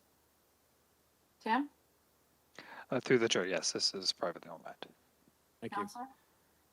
you. The density, so we're less than the medium density requirement. Was there discussions with the property owner, with the developer, to build to the density requirements for higher density? Tim? Through the chair, the concept plan that was received as part of these applications did contemplate the proposed 221 units overall, and that would include the those that are within that medium density residential block. Through the review of the applications, there was a discussion for increasing the number of units to align to the current medium density residential density range. Counselor? So we didn't ask them to increase the density? I think that's what I just heard you say, but I'm just kind of surprised that we wouldn't, you know, if we're specifying medium density as 60 to 100, they're building less than that. We know we need infill density. We're not hitting our infill density targets. Why wouldn't we specifically require them to at least meet the minimum and have that Tim? conversation? Oh, sorry. Yeah, Tim, so through can you speak up, please? Sorry. Yes, and through the chair, we do recognize that, but as we previously noted, when we deal with these condominium developments on private roads, it does impact the calculation of density. If it was a medium density housing form on a public road, then the density would be different, but the built form would be essentially the same, but the density would align to that. So we need to be cognizant of that. There are a number of examples with the city where we have done a similar site-specific policy to the density range. I think it ranging somewhere anywhere between 45 and 60 units per hectare for medium density townhouse forms on condominium blocks. Mr. Chair, or Madam Chairman, to the councillor's questions. We did, when the initial proposal was presented, we did do the density review, at which time it was identified prior to them making their application that it was below the medium density threshold of 60 units per hectare, and looked at opportunities, were there opportunities to increase the density. We were trying to also balance the objectives of how they would manage stormwater management on site. So some of the initial proposals would have actually had a significantly lower density in order to accommodate a stormwater management pond on site. And instead, growth management staff worked with the applicant to provide opportunities essentially to super pipe the stormwater management and or to provide some on-site storage in the parking area. And then the other consideration that impacted the density was the requirement to provide for that municipal street frontage to the adjacent property. So that further reduced the abilities to achieve a higher unit yield on the property without a significant shift in the built form. As Mr. Vrooman indicated, based on that sort of ground-related residential form of development, that's what's triggering the approximately 55 to 57 units per hectare. In order to achieve the 60, it would have required the introduction of a sort of a traditional multiple dwelling, like a small apartment building. And based on trying to ensure compatibility with the existing residential development that abuts this property and the approved secondary plan or neighborhood plan designations as well that envisioned low density on this site, the road alignment and some of the other constraints, that's what ultimately led to this form and configuration of development, and hence the need for the official plan amendment. I can say, though, we are finding that the density threshold at medium is an ongoing issue, and we are going to be looking at how we resolve that through the comprehensive municipal review process, because we often find it's either not meeting the 50 or it's way above the 100 units per hectare that the medium density range has, sorry, 60. So this ground related residential to provide parking, to provide amenity space, and to provide stormwater management, where they don't get any net deductions for that, is often what triggers these amendments. Had these been street townhouses, they would get half the road allowance factored, netted out from their density designation, where block townhouses, there is no net to gross to net calculation. So through the MCR process, we will be bringing forward a draft amendment for committee's consideration in January that'll be looking at removing some of these policy barriers to facilitating intensification on a citywide basis, and while still respecting some of the secondary plan and neighborhood plan policies and designations as an interim step. Thank you. Thank you, Councillor. Thank you. I guess I'm thinking about developments that are current in Ward 8, specifically the Eden Park Phase 3, which is double this density, essentially the exact same built form with stacked towns. And they put all the parking and the driveways underground, because that basically allows all that room that's used for cars to be used for landscape area. So it seems to me like we are perhaps compromising on the built form that we're accepting here versus in other areas. 60 Caledon is another example where a small low rise allows you to have much more green space to meet that landscape area requirements, and not have the this kind of stacked town with driveways and road format that is, as we're kind of accepting here. So those are just my kind of observations based on a couple of the recent developments that I'm aware of anyway in other areas. The question on the Cypress Drive connection. So at the north of the site, there's Cypress Drive was just dead ends. Was the intention to have Cypress Drive connect through to Crerar? Tim? Through the chair, as part of the Crerar neighborhood plan, it does show a network of roads that can extend Cypress Drive through to Crerar Drive through the subject lands. But as Mr. Robichaud had also spoke to as well, the neighborhood plan envisioned low density residential development throughout these lines, including the areas that are the existing dedicated woodlot and the woodlot that's within the subject lands as well. So as part of the building out and recognizing the woodlot for protection, the road network would describe to be modified to maintain those properties, and as such, we've shown that we would have Cypress Drive now terminating as a cul-de-sac and there would be pedestrian connections to the lands in lieu of that. Councillor? Thank you. Could you show me specifically, because it's not clear on the map, where the pedestrian connections are? Would you be able to zoom in on that and just show me specifically? Tim? Yes, absolutely.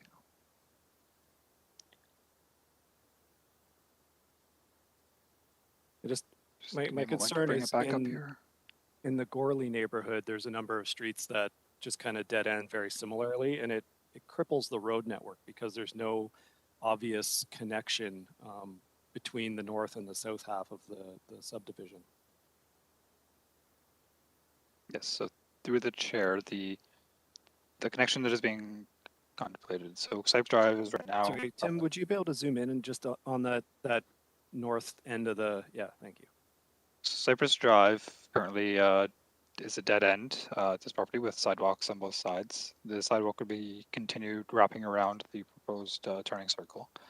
And from that sidewalk, there would be a shell trail that would continue through this strip of land. It doesn't stand over well. There's the property line for the city lands is along here, and it ends somewhere in this general area. So the walkway will continue through those lands, and then it would continue into the subject lands through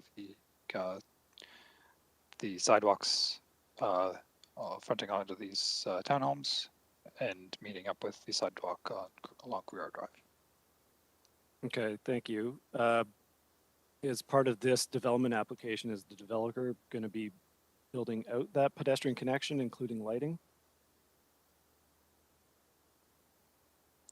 Through the chair, the conditions of draft map will to identify that the developer would responsible to provide that as part of their the detailed design of the including lighting.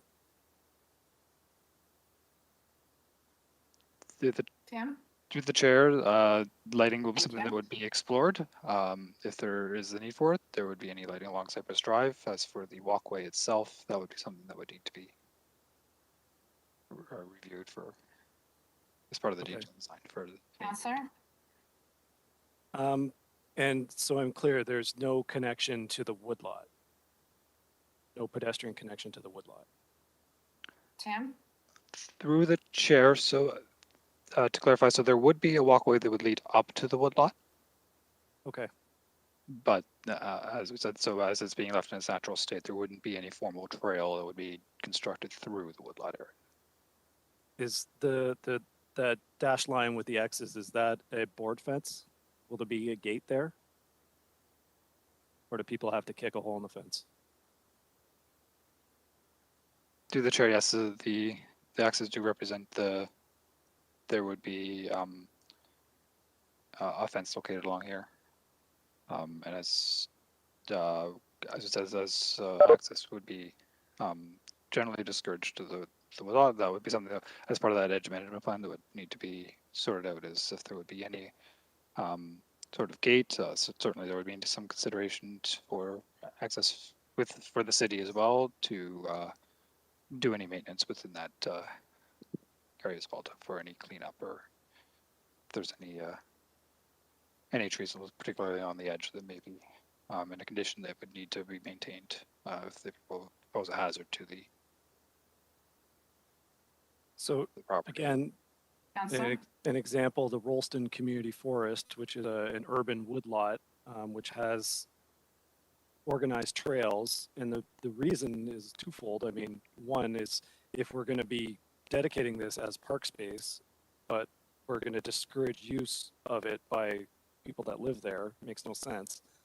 And two, by having trails that are formalized within the woodlot, some of those issues that Councillor Johnson brought up, you have people who are actively in there on a regular basis that are be able to use it, and they keep an eye on it and they maintain it and they keep track of things. So, you know, I'm just concerned that we're, you know, creating a problem here by having connectivity, but then not considering how people are going to actually use this space, because we know they're going to want to be able to use this space.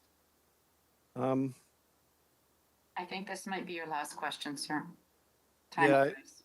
I will take the chair back. That is all the questions I had, and appreciate the discussion on the native trees Yeah. species as well, that perhaps we had a condition that shall retain instead of should.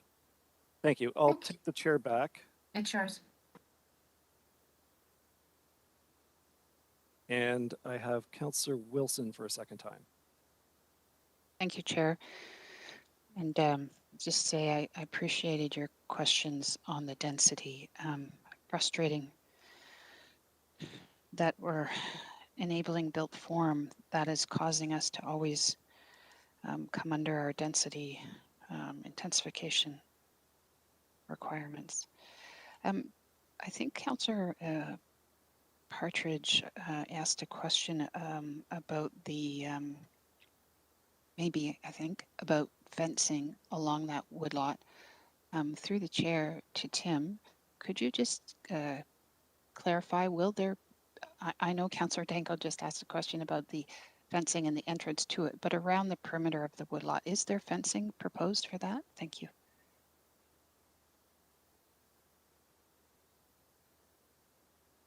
Through the chair, as previously noted, the edge management plan would detail would be required for perimeter fencing that would include along the perimeter of the woodlot, not only between the development, but on the sides abutting adjacent properties as well.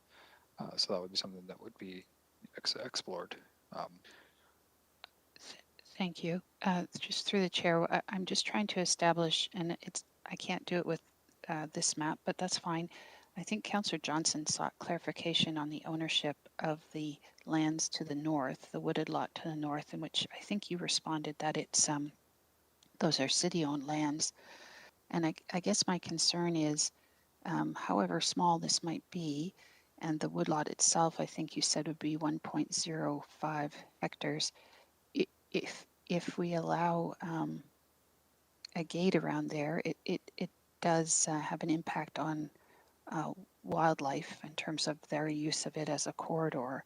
So I guess my question, sorry, one more time to you, Tim, it is yet to be determined, and you're saying it's going to be determined in the future about whether there is fencing along that northern section? Through the chair, so certainly along the north property line, there wouldn't be any improvement along there, because this would basically be as part of the natural feature would be an extension continuation of the existing woodlot. So the conditions in that regard would remain the same.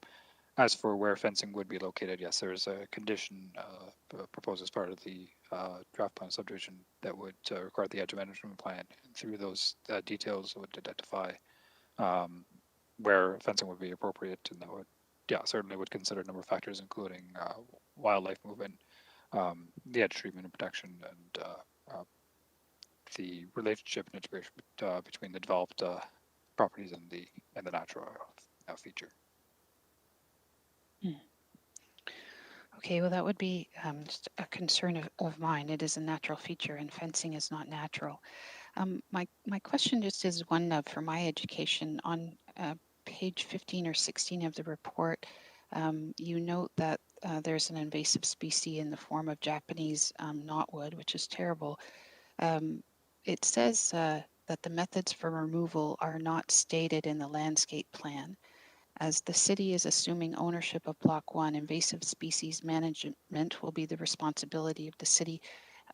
Just part of my education, Tim, through the chair, do we have guidelines for the removal? And the reason I'm asking is, as I understand it, invasive species in our removal of it can actually cause more harm, because when we remove it without consideration, we can actually spread it with the.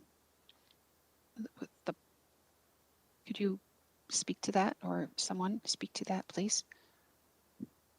Through the chair to the councillor, in terms of existing guidelines, I'm not entirely familiar with what landscape architecture services will have, but as part of the city's urban forest strategy, that's the invasive species management plan. All of those are future actions to be developed to ensure the long-term viability and protection of the urban forest. So that is one of the numerous guidelines and reviews and plans that are being recommended through the development of the urban forest strategy. Thank you, through the chair. So just so I understand, would they be active here in the absence of that? I don't know if that strategy has been through the chair to the councillor, that strategy will be coming to planning committee in its final stages early next year. But in terms of its applicability, it would apply to all urban forests, so that this would be considered to be an urban forest. Okay, thank you very much. Through the chair, and just so I understand, in Appendix E, I noted that the applicant will be quote unquote encouraged to incorporate low impact development measures within the hardscape areas to further improve permeability. And I know the report itself mentions swales. Is there an opportunity for us or a necessity for us to be more than just encouraging in that regard? Tim? Through the chair. Through the chair, yeah, so a landscape plan would be required through the site plan control stage. While we would encourage low impact development measures regarding permeability, so that would be for the hard surfacing, so the driveways, the parking areas. That's something that we can explore and as part of the stormwater management solutions as well. But it's we don't have any mandate that would specifically require that those measures be implemented. Thanks, through the chair. Tim, could you speak to the swales for me as part of this development?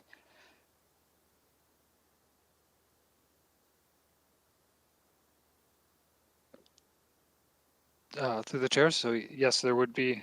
We've identified the need for swales along the to address the required drainage.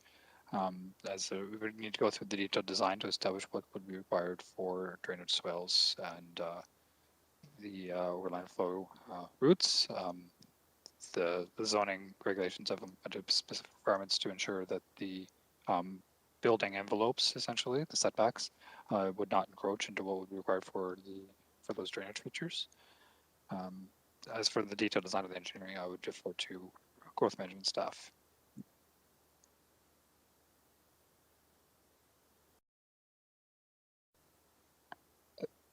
Sorry, are you deferring to them now, or are you just saying in the future? Just wanted to make sure. Sorry, through the chair. If you need anything further clarification, I would defer to them for any details on the drainage requirements for the proposed development. Yeah, thank you. I'm just trying to again understand the relationship. I know Mr. Robichaud, in responding to Councillor Danko's questions about density, referenced stormwater, and then I'm assuming there are stormwater issues.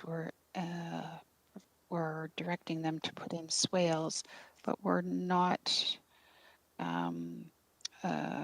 There's just an encouragement because you're suggesting we can't move beyond that on low impact development, and I'm wondering if in combination we could actually be more effective in developing by putting some sort of condition on for greater low impact development in the development itself. Do you have any comment on that? Through you, Mr. Chairman, to the councillor, we can, if that is the will of committee, that it be based on a low impact development first principle for the preparation of the stormwater management strategy for this development, then committee could provide that direction, and working with growth management staff, we would require that, and conservation authority staff, that if the engineering submissions that then utilize that sort of low impact development first principle, and that'll be the direction to the applicant, and in terms of how they would then proceed with dealing with that as a general principle, provided that there are no issues from a systems perspective. I don't see any reason why the applicant, we could not require that as a requirement. They already are sort of designing with nature in terms of the requirement for the stormwater management strategy. So it would be just moving it to the next stage in terms of how they deal with those issues. We have been slowly moving in that direction.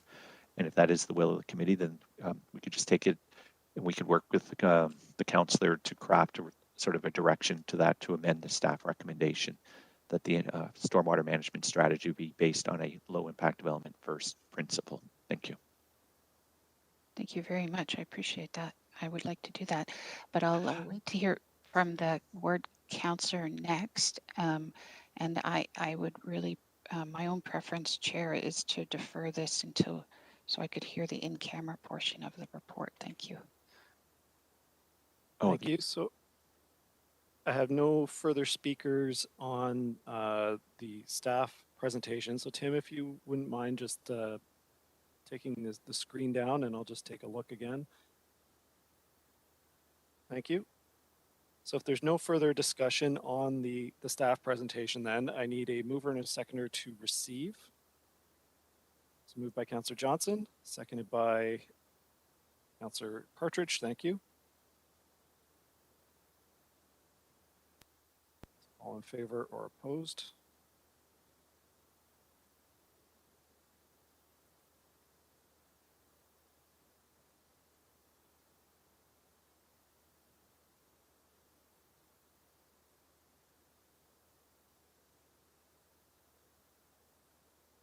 So Councillors Wilson, Ferguson, and Fars. I don't see. Apologies, Chair, my vote is not up, but if you can take my thumb as a substitute.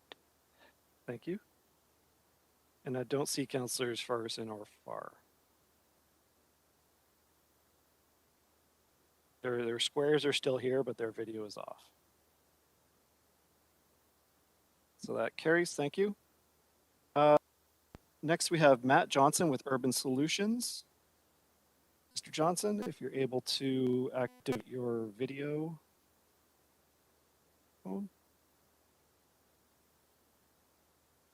Good morning, members of committee, staff, and the public. Matt Johnson here.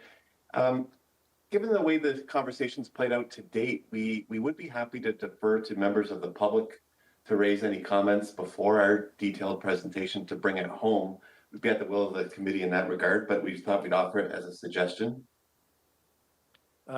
You're on my, we would have to have a motion to rearrange the agenda, and I prefer not to do that. So you're up now. Okay, thank you, Mr. Chairman. It's Sergio Mancio from Urban Solutions. Good morning to you, members of the committee, and thank you for the information and questions prior to. I'd like to just start off by saying that I picked up a little new phrase yesterday on social media, new missing middle infill density on the mountain. I really like that. And I think this hits a home run on that. We been fortunate enough to work with DiCenzo Construction for 2 generations, being DiCenzo Construction Senior, and now, of course, Mr. Anthony DiCenzo. And we're very excited because this piece of property, I understand, dates back from the early 70s. With that, Mr. Chairman, it is, and it has to be noted that this process that we're going to discuss today dates back from an application and from 2011 when the official plan UHOP was deemed. And then there were appeals which resulted in some conditions, and therefore Urban Solutions was retained on behalf of Mr. DiCenzo and DiCenzo Homes, DiCenzo Construction, to implement the application that's before you. So with me today, of course, is Matt Johnson, who will be doing the detailed presentation. I'm here as a backup, knowing the property ever since I've been doing work with DiCenzo Construction. With us, of course, is Mr. DiCenzo, which is a real pleasure to have him at committee today to add some comments. And of course, Alan Buse of Nexus and Mr. Steve Zakum on the sidelines in case we have any questions regarding the tribunal matters. Again, Mr. Chairman, I think this is an important step forward in how we're dealing with balanced development on the mountain. And when I say the mountain, I say from one end of Stony Creek to Ancaster and Flamborough and Waterdown, and how we try to find the balance. And with that, I'm going to say thank you to Councillor Esther Pauls, who's been working with everyone. And when I say everyone, with the applicant, with the consultant, with the number of residents, and it's a fine balance of trying to make everyone happy. And we know in this day and age, it's a tough one. But of course, we have a housing crisis. And with that, we have 200 plus units available to be brought on the market because services are available. Services, schools, roads, infrastructure, etc. So with that, Mr. Chairman, I will pass it to my partner, Mr. Matt Johnson, who will answer any questions. And if there's anything committee and yourself wish to ask me now, please do so. Thank you so much for your time this morning. It's a pleasure being before committee. Thank you, Sergio. And thank you to Tim for a very thorough and detailed overview of the proposal. I won't spend a whole lot of time on these slides here as we're all well orientated with the subject lands. We've also got a good overview of the proposal itself. We are talking 221 residential units to bring on stream with the composition and breakdown that Tim's given us a thorough walkthrough on. Altogether, well served by a parking ratio well north of 2 spaces per unit. As Sergio mentioned, it's been a long road. essentially starting back with an initial UHOP appeal that we touched on briefly through the staff presentation. That ultimately led to settlement discussions with staff, wherein the current concept that's before you to date was presented and received an endorsement as part of that process back on July 7th of 2020. What that council endorsement did was make way for the submission of the subject applications to implement that concept plan. So the series of applications before us today really implements that earlier decision that you made back in 2020. So we have an official plan amendment to address densities. We have a zoning bylaw amendment to take this out of the old agricultural zone and into the respective corresponding zones for their built form.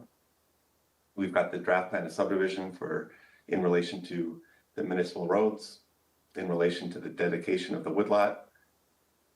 And ultimately we'll have a site plan and 2 draft plan of condominium applications to implement the development in its entirety. These applications were supported by a number of documents noted on the screen here.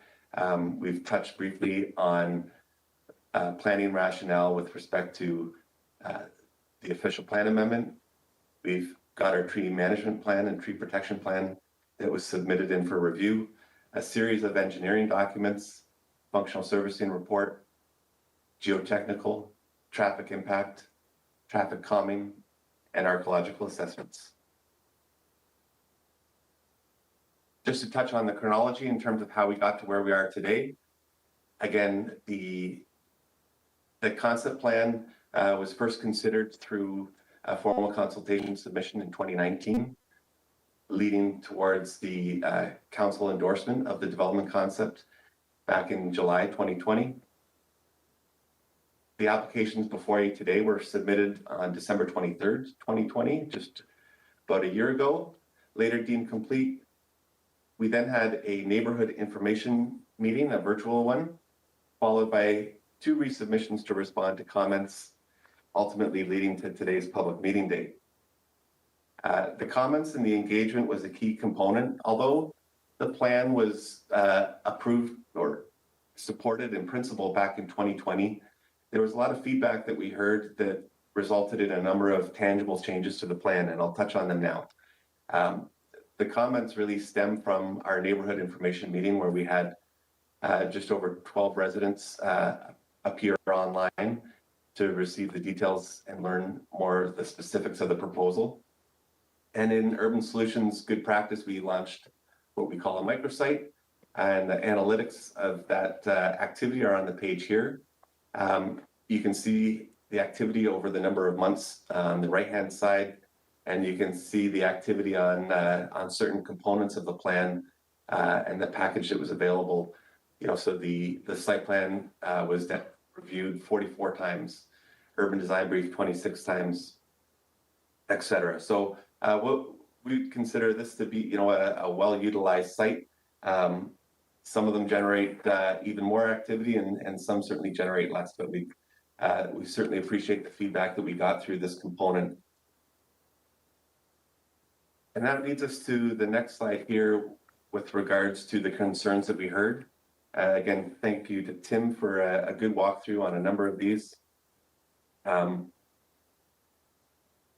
a traffic perspective, we do have the introduction of a signalized intersection at Queer and Stone Church, traffic calming measures along Queer itself, all of which are supported by a traffic impact study that was reviewed by staff. There'll also be further updates to that traffic study as we move through the conditions of approval. Another issue that we heard and we've touched on already was connectivity and public access. So public access to the woodlot will be created and maintained. Unlike many traditional condominiums that may prohibit public access, this one will specifically accommodate that access to provide the opportunity for residents to access or to leave Queer onto the private condominium, to the woodlot, and also to the east to access Queer Park. Another key component to that access is that it will be barrier-free. We've touched on density and compatibility. This application, represents a compact built form, back-to-back townhouses and traditional block townhouses. Yes, they do come up short on the UHOP requirement. We heard part of the reason why.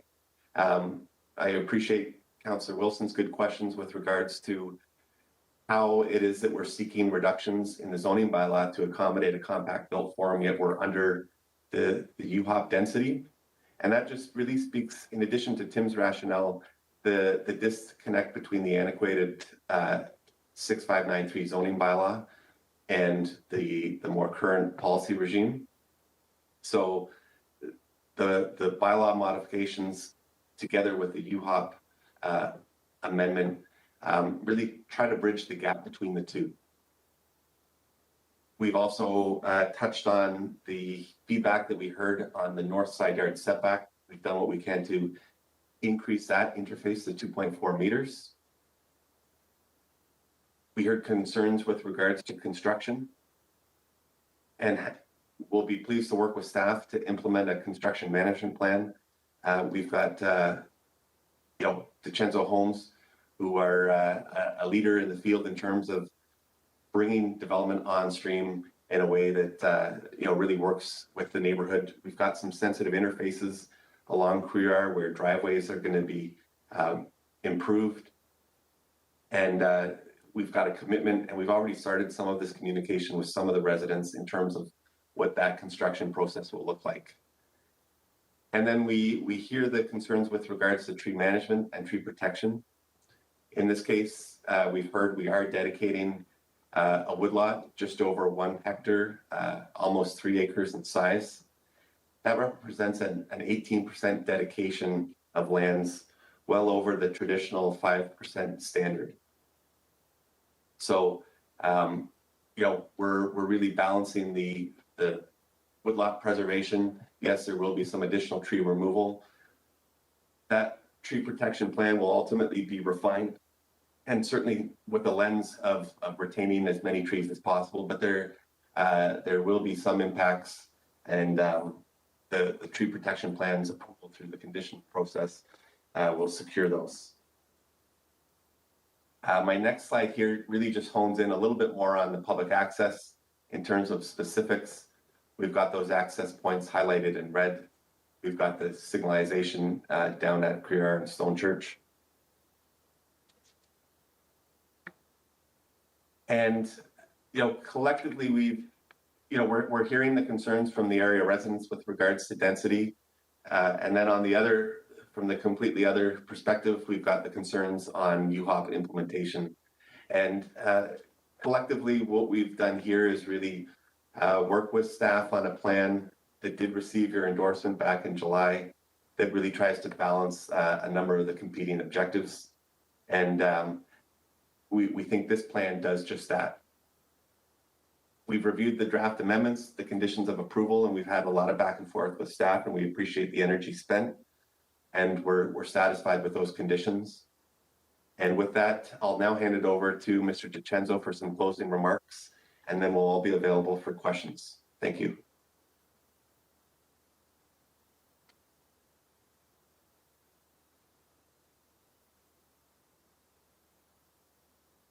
Chairman, thank you for the. Mr. Chair, can we ask them to take that down then, please?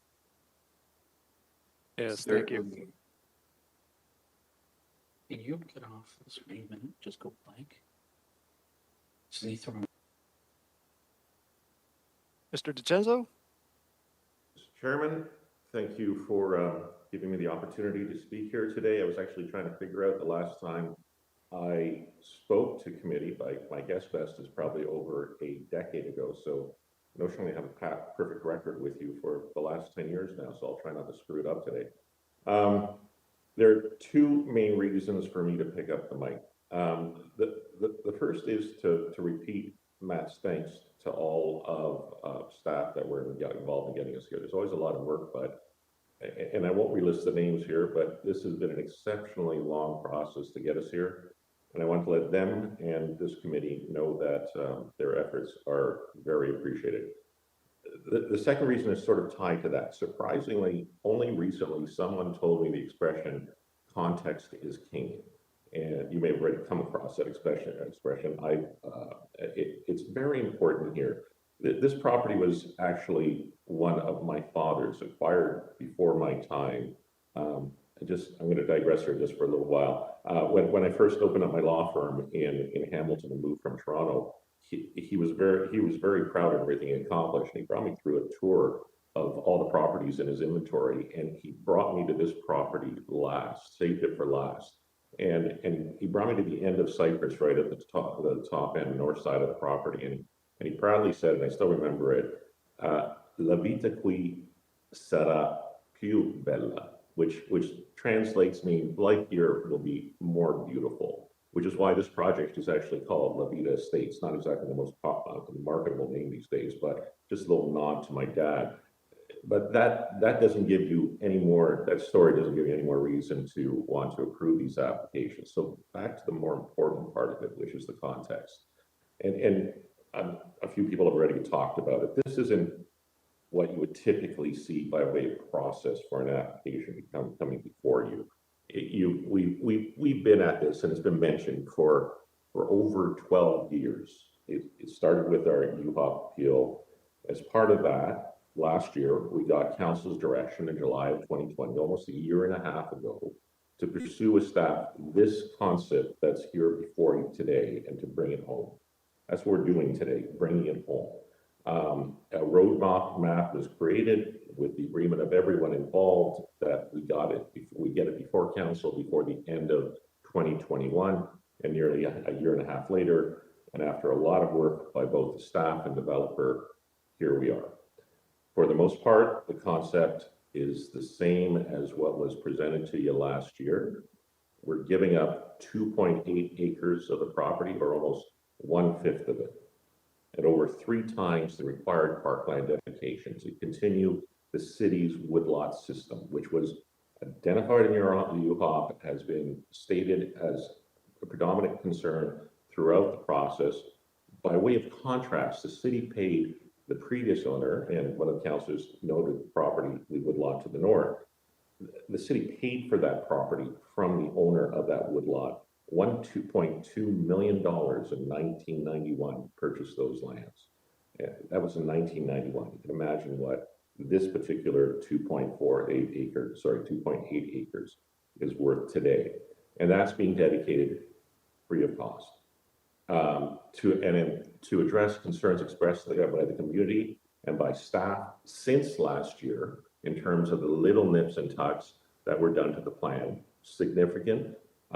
We agreed to provide, and you've heard this, unusual for a private condominium, but we agreed to provide public access and easement through the site, and we've added pedestrian linkages and trails to it. You've seen the sketch that Matt's put forward to show you what those are. There's new barrier-free pedestrian access from Crerar to Cypress through the property. The access to the woodlot is not barrier-free because there are steps involved to getting up to it. And there, just to make it clear, there is a gate in the fence that was always intended to be accessible by not just this project, but by the community as a whole. So we've accommodated that. When people say they haven't allotted for, or staff mention that they haven't allotted for a trail system, that's within the woodlot, because there's a lot that needs to go into that internally to review what's appropriate by way of a trail system in there, if that is in fact ever implemented. And no, there is no fence between the south side of the woodlot that we're dedicating and the north side of the woodlot that the city has acquired in the past. That by necessity should be completely open. We've agreed to provide traffic calming measures, including speed bumps, both with the new development and existing portion of Crerar Drive. There's a new signalized or a new traffic signal at Crerar and Stone Church.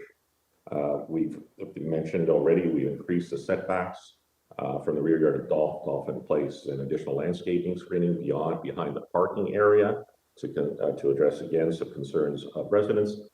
And we've agreed to submit a construction management plan that ensures no construction access to the site from existing Prairie Drive. But most importantly, we'll be creating 221 new homes within the existing unaltered boundaries of the city of Hamilton. Yeah, I think a few people are reading Chair Danko's tweets. So I'm actually going to, I have to read this part. A much needed infill development on the mountain that will provide housing geared towards working families and seniors aging in their own neighborhoods that protect community green space and is sensitive to the existing neighborhood. Any of the other things that Matt has already said, I would respectfully request that this committee support council's prior direction from last year, both in respect of this particular concept and its more recent direction, recognizing the need for intensification and specific growth strategies within the existing urban boundary by approving these applications before today. I'm available to answer any questions later in the meeting. Thank you, Mr. Chair. Thank you. It's not every day I have my Twitter feed repeated back to me, so I appreciate that.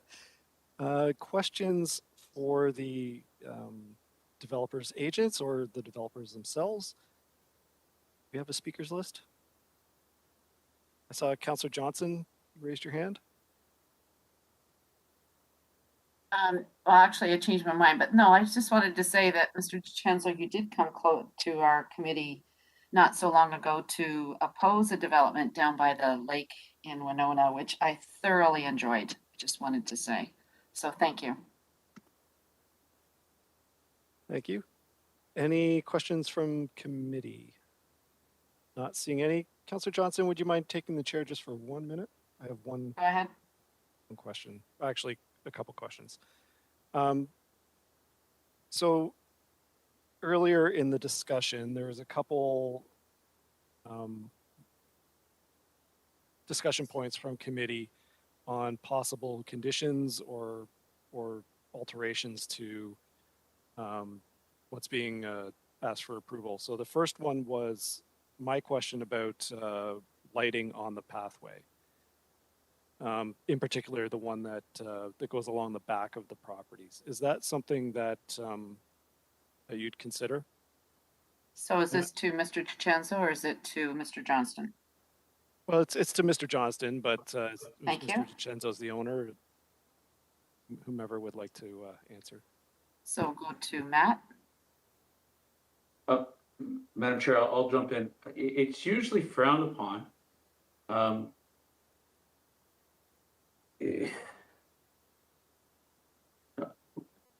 think we could take it to discretion of staff, but it's usually frowned upon because of other environmental issues that arise from having lighting. But I don't think it's something that we would not at least attempt to address, Councillor Danko. Again, we do a number of projects throughout the city, and we always have an open door on tweaks, as Mr. DiCenzo noted.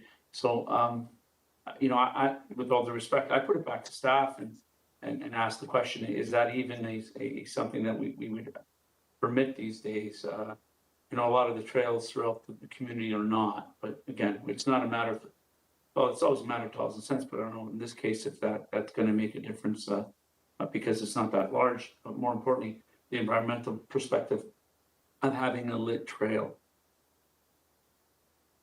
Councillor? Thank you. The Mr. reason I asked Chair, yep. If I can add to that, so Go ahead. the lighting along the path will probably be another one of the items that's going to come about in the discussions on the detailed design for the project and where we land on that. If staff, as Sergio has mentioned, if staff was to come back and mention that would be their preference, the developer would not be opposed to it. So I can volunteer that now. It has been, we've seen it in the past, it has been frowned upon. In this case, the lighting would be along the path on the easterly side of the path, I guess is what you're thinking. And there might be enough low-level ambient lighting of the street lighting and from the adjoining property that that staff may not encourage additional lighting there, which sometimes has challenges. Again, we'll be open to any suggestions, and it's not something that we're going to say no to. Thank you. I appreciate that. And the reason I raise it is there's a number of similar pedestrian connections that we're now investing taxpayer money in order to put lighting in as people are using them more often. And it for it to be put in as part of the development is easy and cost effective, whereas to put it in after the fact is a lot more complicated. So I'm really appreciative of the answer that it can be considered. There was the discussion about the protection of the boundary native tree species, and there might be conflict with the retaining wall. Would you like to address that? And I think specifically if there's some large caliper trees, is there opportunities to maintain those? Watch this, hold on.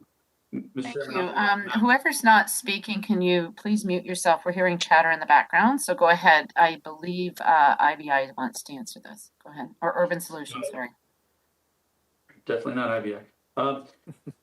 Madam Chairman, if you, I'll let Matt speak to that point. I think he's engaged in some discussions with staff, and I think there are unfortunately some constraints on that. So we, again, willing and able to help and do what we can to preserve, but Matt, maybe you can. Certainly. So through the conditions of approval, we do have an interface between the woodlot and the rear yards that does require some finesse, and the time we do that is through the detailed design and the conditions of draft plan approval. So,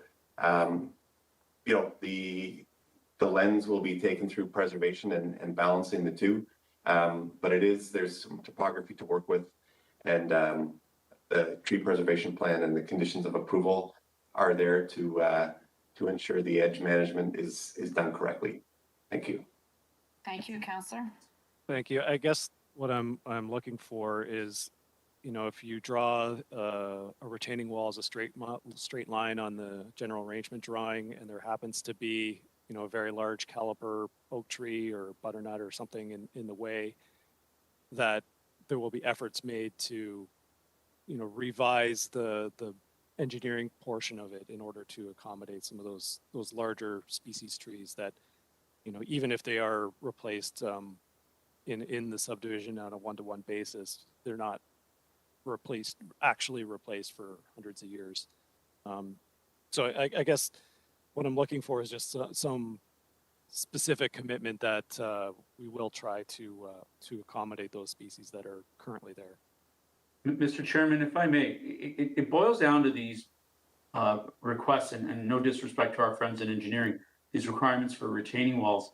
And I think there's a very good point, a solid point, that if we can leave this particular to a bit of an open discussion on where the benefit is. Is the benefit preserving or retaining walls? Is it grading a little bit different than our guidelines? So that's up for debate, and I think this is a great opportunity to maybe impose such a debate on the net benefit of a retaining wall versus a little bit of unorthodox grading. Again, always considering safety. Thank you. Thank you, Councillor. Thank you. You have 1 minute left, sir. Thank you. And the third point of discussion was on the use of low impact development first for stormwater management. So I'm not entirely familiar with that, but I wanted to raise it with you to get your comments on if that would be something that would be possible within this development. So Matt, would you like to take that one? Certainly, through the chair to the councillor, low impact development features are something that all of us are really looking to take advantage of.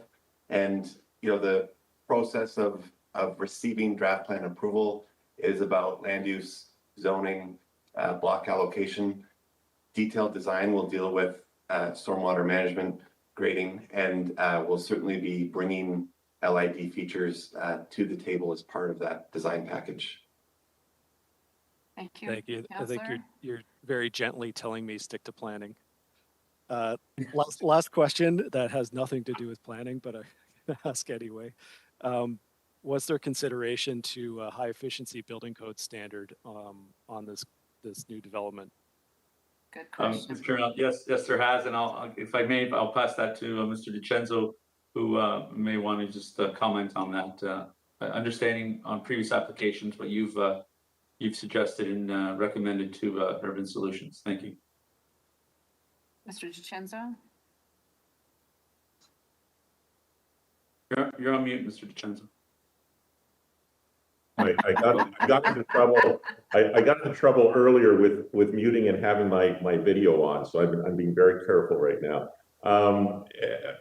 Madam Chair, through you, if we could, if you could, Councilor Danko could speak specifically to some of the items that he'd like to see in this project. I can certainly let the committee know whether the builder is open to it. Generally, we are. That's the simple truth of it. We've recently implemented, for example, rough-ins for EVs, electric vehicles. Other components of it come up as we're developing our projects, and we look at that. But if there's something specific that Councillor Danko is thinking of, I'm more than happy to address those. Councillor, if you can wrap this up, that would be great, and then we'll. Yes, thank you. So there's a number of high efficiency building code standards, whether it's Passive House or R2000, LEED certified, just something that leads to our climate change goals of becoming net zero by 2050, so that when we're building new construction, that it's not just built to minimum code, whether and on top of that, the things that you spoke about, rough-ins and that kind of thing. Madam Chair, through you, it's always a balance. You can't turn the TV on today without hearing the word affordable. And as you're introducing more requirements to building code, to building requirements, that does affect affordability. But we, again, are always open to discussions with staff to see what can be implemented as part of what we're trying to do here and what we're trying to bring to the market. Good to hear. Thank you. Thank you. I'll take the chair Thank you. back. Take the chair. Thank you. So if there's no, oh, sorry, Councillor Wilson, you had a question? Oh, thank you, Chair. I forgot I was on. No, you did hit on all the ones. The lighting, the reference was made to environmental concerns. I would argue that the environment is broader and includes the ability of all citizens to feel safe in accessing connectivity. You mentioned the EV hookups and certainly the perimeter trees and instilling rather some greater clarity on their protection along with low impact development. So I'll be looking at those later. Thank you. Thank you. So if there's no further, Councillor Pauls. Thank you. I just wanted to thank my colleagues, first of all, for asking all these questions and for doing your homework about this project. I really appreciate it because, as you know, a lot of people probably are listening in my community and they might have had their questions answered. So I really appreciate it. I know that we're agreeing to provide public access to easements through the site, agreeing to build a new barrier-free pedestrian access from Currar to Cypress, to agreeing to update our traffic impact study to ensure that it reflects post-COVID traffic counts and many other issues that the residents are asking for. So I really appreciate that. But I also want to appreciate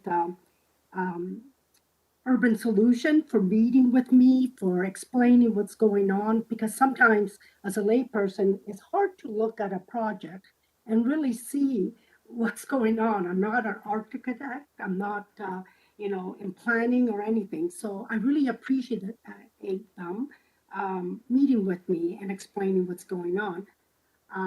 But I want to thank Anthony DiCenzo because I know his work. I had a project on Cardinal Heights, and I had a lot of people opposing that as well. And I want to tell you, I was doing my walk arounds. I walk around here. I live literally 400 meters from the new project that is going to happen. But I live about 1.5 kilometers to the Cardinal Heights. My kids went to school there. And I want to tell you, Anthony, you do great work. The people actually have called me, and as I walk around, they stop me and say, isn't it beautiful? You just finished paving. And so I appreciate the quality of work that you do. And I appreciate that your father had a vision to build mixed housing. And the word La Vita is beautiful, life. And I appreciate that people have choice where to live. And as I'm listening to all the questions, I realize that you could have built an apartment building, a big apartment building with the density, and you chose to give people choice. And so that I do appreciate. I'm looking forward to listening to my residents and their concern. I'm always for the residents. I want to make sure their needs are met because they live there. The one question I want to ask Urban, which a solution, or maybe Anthony could explain, is the sewer situation.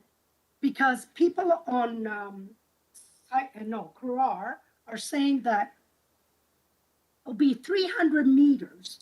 Their road will be taken out because they're going to put bigger trunks. And they're concerned that it will take a long time. They're concerned that they will have no water pressure. And they're concerned about actually going to their places. So can you repeat what we're doing and that these bigger trunks will benefit the residents, if they will? Can you put a light to that for me? Yes, Anthony. Anthony, you want to go take a run at that, or we can try to explain your choice? Through Mr. Chairman, I'll try to explain. There is infrastructure, and thank you for the kind words, Councillor Pauls. We always appreciate working with you and your open door. Always productive. Yes, there is considerable amount of infrastructure that needs to be replaced. The subdivision, the general area is dated with what is happening with the frequent storms and surcharging, and of course, old sanitary.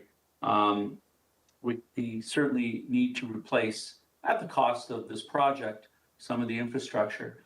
But this question was brought forth to us previously, and there was issues, and I had discussions with Mr. Silvestri.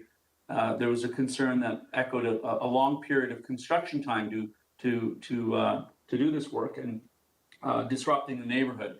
I will assure you, and we can attest that we only hire quality construction companies that can undertake a project like this. So it would be months, certainly, not years, but months. And at the end of the day, the resurfacing, the infrastructure improvements are all net benefits to not simply this project, but the community. So to answer your question, yes, there's going to be a disturbance. Yes, there's pipe that needs to be replaced. Yes, it's got to happen. And yes, we're going to do it efficiently and let's say as quietly as possible, so the disruption is limited. I hope that answers it, and it's not simply trying to sugarcoat it, but we can attest, and I've been doing work again with Anthony for 30 years. We hire nothing but solid contractors. Thank you. Yes, and I'm looking forward for the delegates to speak. And, at first I thought we should have had them speak, but now I'm glad that we waited because I really appreciate all the questions that my colleagues asked, and also I appreciate the answers to some of these major questions. And I want to be clear that I guess was it 3 weeks ago, we all voted for no urban expansion. And we know what that means. We mean we have to do infills. And even though I live around here, I see construction everywhere. Every piece of land, there's going to be another construction happening. And traffic is a concern. So those are all the concerns that we all have, whether it's in Ward 7 or Stony Creek, Ward 8, whatever. We all have those concerns. And we'll have to really address them. And I am glad that, until all the concerns and all the issues are met, this will not be permitted. So I'm looking forward to listening to the residents, and I hope we can address even some more concerns. So thank you for your time, and again, thank you. Thank you, Councillor, and thank you to committee. We appreciate you listening to us today. Thank you. So I need a mover and a seconder to receive the delegation. Moved by Councillor Pearson, and seconded by Councillor Partridge. Thank you.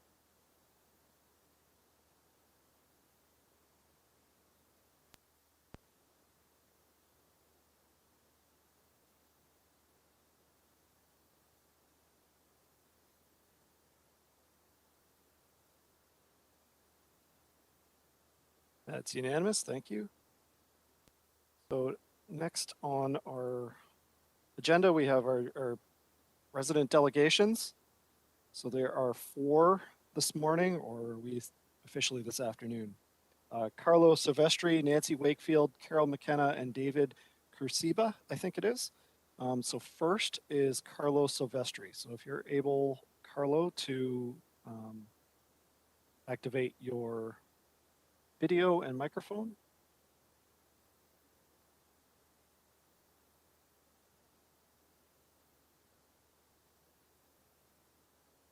Carlo, I see your square there. Are you able to activate your video and microphone?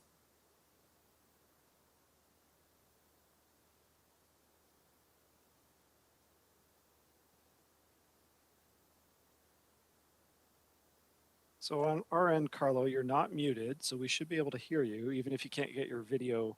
Oh, there you are. So now I can see you, but I can't hear you.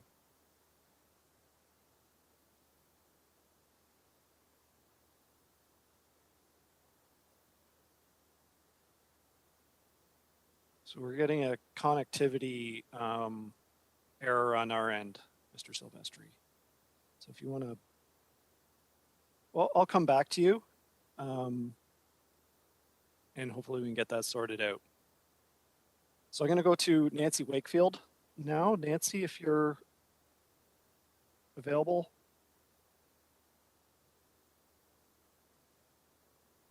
Nancy Wakefield, there you are. Thank you.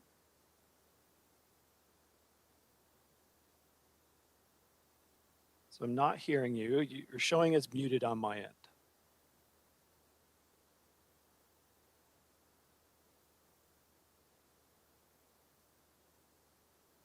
Okay, now, well, still showing as muted on my end. Hello, can you hear me now? There we go. Yes, we can. Okay, good. Good afternoon, Chair and Councillor, and thank you for hearing me. My name is Nancy Wakefield, and I live at 401 Carrera Drive, which is right across the school across from Guido Debray. I'm here because I object to the development notice. Levita states a letter of objection was emailed to Esther Pauls and Tim Bruman on March 25th requesting staff report and information of any meetings about this development. Mr. Bruman said that he would update me about the next meeting, of which he presently did not have a date. I received no information about June 8th, so I did not attend the public meeting. I did receive an invitation by mail 2 weeks ago and an email from Mr. Ruman on the 29th of November containing the staff report and invitation to this meeting. I also received other information, but everything I've received is within the last week. So I didn't have a great deal of time to inform neighbors who are directly affected by this. And I'm talking about the infrastructure, the sewers.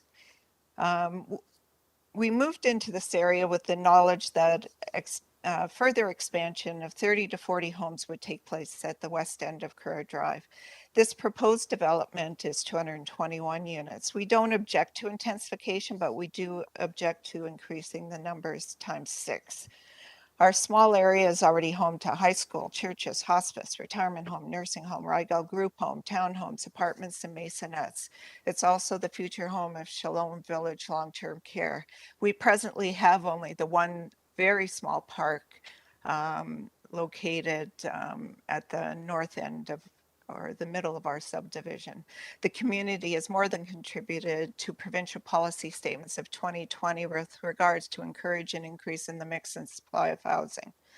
The Christian high school located in Crerar is not your average high school. There are no local students. They are either bus, drive, or are driven by parents. This creates a traffic jam during the day with approximately 15 buses in the morning and 15 at 3 p.m. The buses sit on the street while waiting for dismissal for extended periods of times. There's traffic during the day with students and parents coming and going. During COVID, church services were held at the school and church.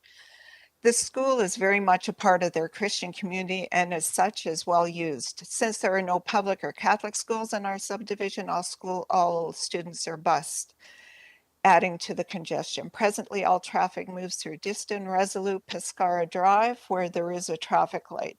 Stone Church and Upper Wentworth have become major arteries, and it's already very difficult to enter and exit from these streets. I understand there will only be one additional exit from this expansion. Original plans had another exit through Cypress, but this has now been closed off for luxury condos. The 220 units could possibly have up to 400 individuals who require a bus to school. What is the plan to accommodate this? There will only be one new exit to Stone Church. The traffic will eventually divert to Kristen, Dissolute, Resolute, and Pescara. The original plan of the Crerar area allowed for proper infrastructure to accommodate our neighborhood. According to the engineering report, 300 meters, which is the size of 3 football fields, and 5 blocks of Crerar Drive will need to be dug up and the sewers replaced with larger ones. The proposed replacement of the existing sanitary sewer in Crerar affects 48 single-family dwellings and the existing Guido de Bray High School, and none of our residents were notified. The engineering report talks about accommodating the high school with their buses and access to school throughout the day, but there is no mention to accommodate the affected residents. How will we get into our houses? Where will we park? Will the dug up roads damage our cars? I understand you have great people to do this work, but it still will impact us. It's one thing to replace sewers that need replacing, but these sewers are relatively new and should not have to be replaced. The developer appears to be paying for these sewer upgrades, and therefore the city does not seem to care about the effect it will have on the residents. This is wrong and should be addressed. Our objection cannot be labeled by the city or developer as an objection to intensification mandate the city recently approved. No one would be happy with the design or intention of this development if it was pushed on their community. This is a common sense issue. There should be fewer units and more of a mixture. Instead of majority townhomes, masonettes, few condos, and single family homes. In conclusion, I'm asking you to consider the following. Decrease the proposed unit to a reasonable number so that present sewers can be used. Do not allow our sewers to be replaced. Reevaluate having a second additional exit entrance as proposed in the original plan. It makes no sense to have two exits for 30 to 40 units. Were being proposed and only one new exit for 220 units. Increase green space to accommodate better water flow and increase the parking. And we need green space and inclusion of a park for the area. Thank you for listening to me. That's it. Thank you, Ms. Wakefield. Do you have questions? I see Councillor Pauls. I thank you, Nancy. Thank you for coming to speak. And we've talked quite a bit on the phone. And I want to ask you, you mentioned something about the Shalom Nursing Home will be built around there. Are you aware that the Shalom Nursing Home is on Upper Wellington? Because I live right beside it. Well, it's still within our subdivision, right? Like our community from Upper Wellington to Upper Wentworth. It's all. Yes, it is. I agree with you. It's all within, but I could say even on Upper, on Stone Church, Upper James, there's going to be condos. That's our community as well. So that I think Shalom, because it's institutional. Well, we- even if you take Shalom out of there, Yes, we that's just what still have a large, like, diversity within our community. Exactly. And that's what I wanted to be clear, because that's a total different project.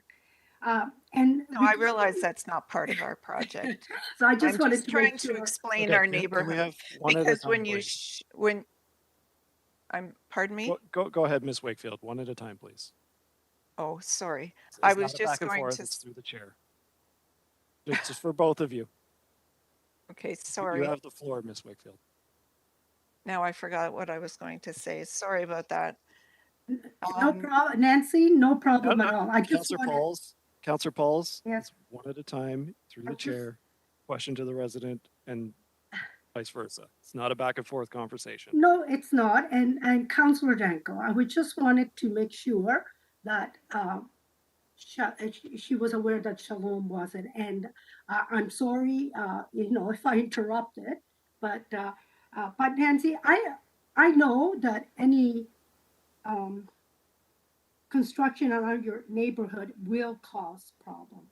And you said something, you've lived there 20 years, right? Yes. And Nancy, you said they told you it would be 30 to 40 homes max, right? That should have been built. I also, when I was talking to you, I asked you about the no urban expansion that we just passed about, I guess, 3 weeks ago or a month ago. I'm not sure the date. And you said you understood that we need more housing. So in saying that, it is clear that the number, if we did less, it will not meet the provincial standards. Because if we only did 30 to 40 homes, it would not meet it. So I just wanted you to be aware of a few things, but I totally support helping my community. That's why I was elected. But so I just wanted, I'll ask staff about the sewers and your concerns about that, okay? Later. Do you have any, Nancy? Yes. Nancy, go ahead. Thank you. Okay. I'd just like to say that I don't think the intention of intensification should disrupt the present neighborhood to the extent that this will disrupt the community from, I mean, we're not even that close to where you're putting in this development, and yet we're being impacted. And, Urban Solutions says months, but we know these projects take a great deal of time to do. So the disruption and the damage to what we have, I mean, are the roads going to be, I mean, they're perfect now. Are they going to be better? How can you get better? Like, that's not telling me that it's going to improve where I live. You're absolutely right, Nancy, and thank you for coming to delegate. I know Thank you you. put a lot of work to it. Thank you. Well, may I speak? Thank you. Yep, you can have the last word. Go Okay. ahead, Nancy. I was just going to say that I did go around the neighborhood and we did get a petition, and we wanted that acknowledged, that we do have great concerns about what's happening. We're not objecting to having building, but we do object to some of the ways that it's being done. I mean, we shouldn't have to have our road dug up just to accommodate something down the road. Anyway, thank you. Thank you, Nancy, and I did see the petition, and thank you for doing the hard work of going around and getting that done. Thank you, Nancy. Thank you. Thank you. Thank you, everyone. Our next delegate is Carol McKenna. Carol, if you're able, there you are. Hello, can you hear me? Yes, we can. You have the great. floor. Thank you. Thank you, Chair Danko, and members of the Hamilton Planning Committee for giving me this opportunity to express my concerns about the proposed Levita Estates development. My name's Carol McKenna, and I live at number 10 Dolphin Place. Our property and our street are directly adjacent to the far north section of Levita Estates, where the enclave of 12 single-family detached homes is located. I would like to start by thanking city staff for all of their hard work to prepare the detailed report on this project for your committee today. In particular, I'd like to thank planner Tim Vrooman and my counselor, Councillor Pauls, for their assistance and support of me throughout this process. Councillor Pauls visited my house, saw my yard, saw the concerns that I have about our property, and I really appreciate that special personal touch that you have, Councillor Pauls. My primary concern with the proposed with this project is the proposed setback to my pre-existing rear yard property line. So I appreciate that my concerns originally from the public meeting earlier have been acknowledged by the staff report by increasing the original setback to my rear yard, which was set at 1.2 meters, which is 3.9 feet. That it's been increased to 2.4 meters, which is only 7.9 feet. However, I'm not satisfied with this very small increase to the setback. Now, I would like to share my screen to display a diagram which will help illustrate the context of our neighborhood and the impact of this development to our property. So I hope this works.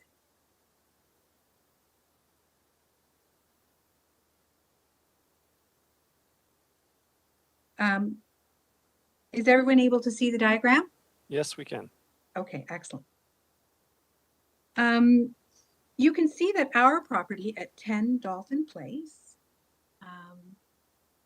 it's encircled in red on the diagram.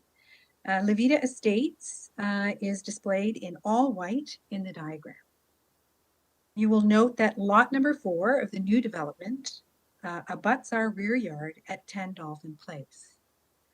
Lot 4 has been positioned as side facing to our pre-existing rear yard line.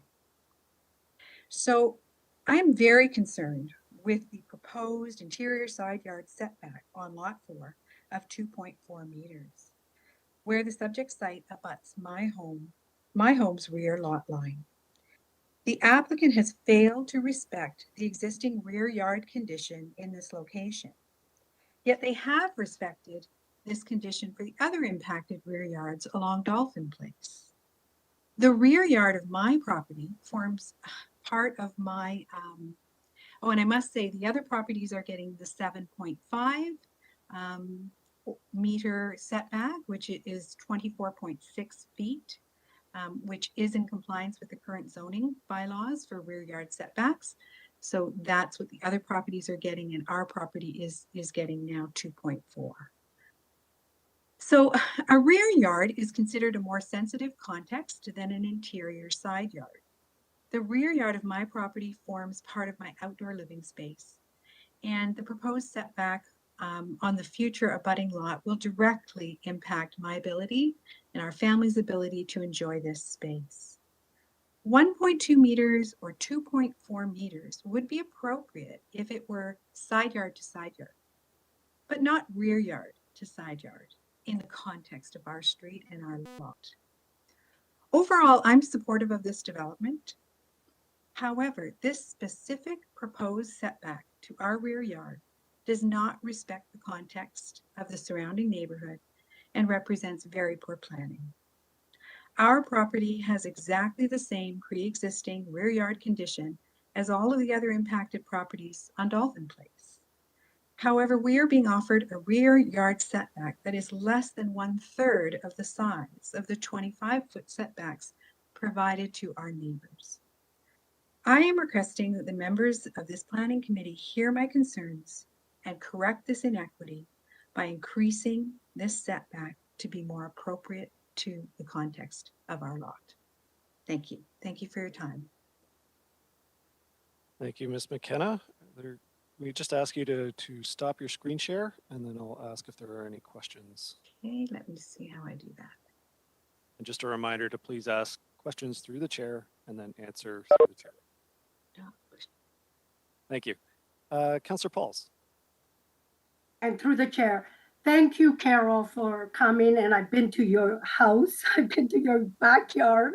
And I think with your husband, I was there as well.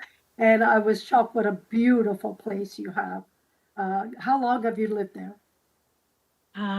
We've been there 22 years. And you've enjoyed the backyard for 20 years. It's just beautiful. And I understand. What would you like the chancellor to do?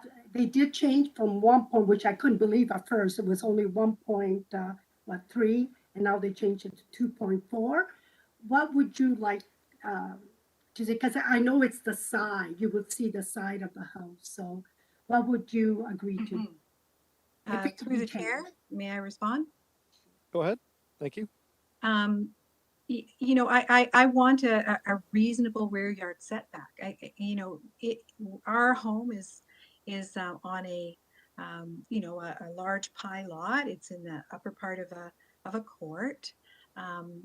We have every expectation that a development in that space should be a rear yard to rear yard.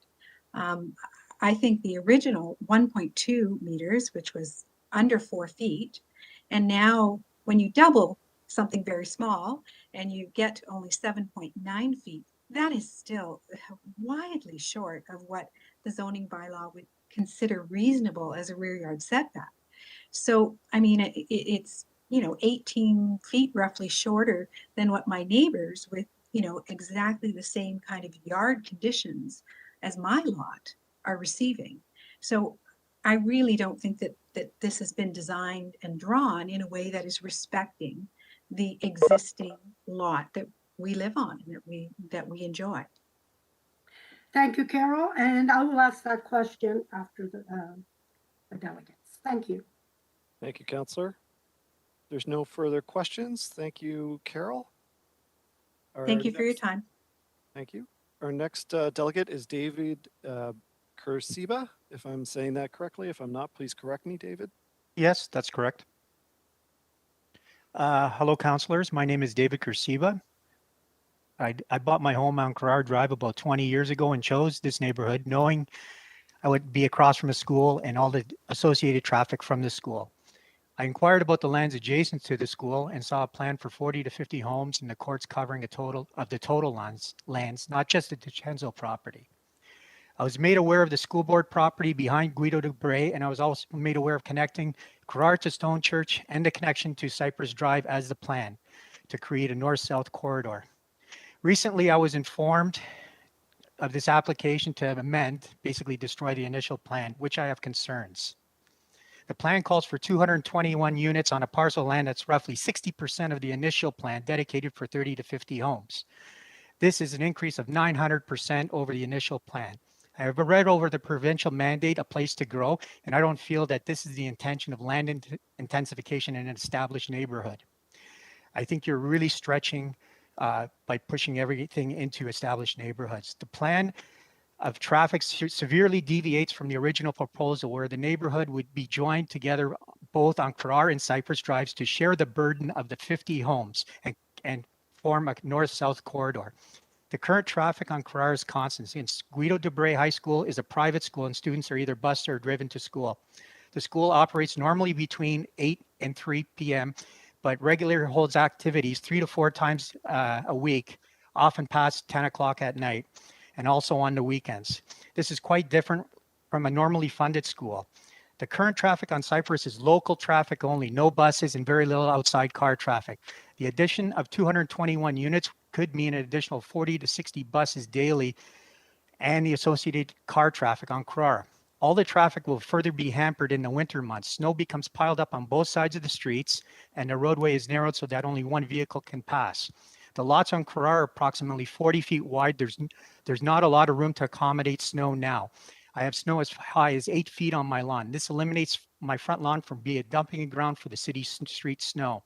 By saying all of this, the increased number of cars and buses, this is an accident waiting to happen. DiCenzo increased the development, yet decreased the access. For 50 homes to have it open, to have Cypress open, and for 221 units to have it closed. Does this really make sense, councillors? Currently, the traffic flow through the neighborhood is using Distant, Prescara, and Resolute Drive to feed Carrar from Stone Church and Upper Wentworth. Frequently, as many residents indicated, this is a shortcut to bypass stoplights and traffic on Stone Church and Upper Wentworth, with cars racing through the neighborhood.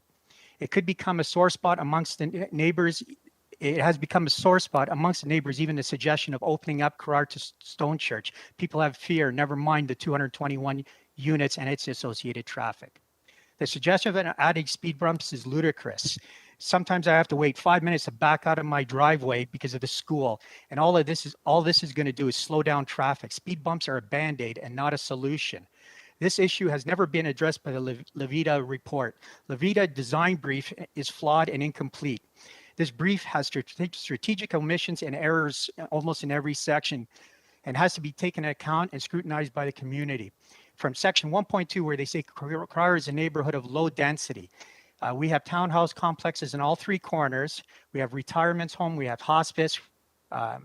We have many things within the community. Right to the last page, where they illustrate a house in Ancaster with a 60-foot wide lot and a 60-foot long driveway. Really, we don't have any houses like that. Water management is also of a concern to me, and it should be a concern to this city. The solution for DiCenzo is to put everything down to storm sewers with very little green space. The city of Hamilton is known by environmental groups as one of the worst diverters of untreated wastewater sewage into the environment in Ontario. Since the majority of this development is concrete and asphalt, rainwater has no place for absorption. The other concern is overland water, which the plan is to divert all excess overland water that is not collected by the storm sewers down Carrar. I grew up on Derrick Drive and had many friends on National and Ellen when they were flooded out by 8 feet of water. People said that this would never happen, but it did. The city is currently upgrading the Woodward wastewater sewage plant, but if developments like this continue, when will its capacity be in question? This is only the first phase of the development, with a parcel of land approximately 40% to be developed further. The proposed DiCenzo development runs right through the heart of the neighborhood. Does this mean that the remaining 40% will add another 140 SORO units and will be a further burden on Carrar? When will this stop? Neighborhoods were left in the dark. The builder can come in, yet no one is notified by changes that will dramatically affect the family's future enjoyment of one's property. Meetings were being held without people being notified. Agreements were being made to pacify a privileged few. This divide and conquer, I feel DiCenzo basically is dividing the neighborhood amongst himself by connecting a less used road, by not connecting a less used road, Cypress, and diverting all the traffic onto Carrar. This basically halves the opponents to this extreme development and pits us against them. I think councillors should see through this tactic and see that there's nothing more than profit motivated. I listened to Mr. DiCenzo today, and I think he's a reasonable man. I think he should sit down with the people on Carrar personally, maybe through one of these meetings, and listen to our concerns, because they are valid. Thank you for listening. Thank you, councillors, and thank you for inviting me. Thank you, Mr. Kursiba. Questions from committee? Anybody on the speakers list? I'm not seeing any. Thank you. So I'm going to go back to Mr. Silvestri, who off the top was having some connection problems. We've been able to get those sorted out. I see you and I hear you. Not hearing you. So you're not muted on my end.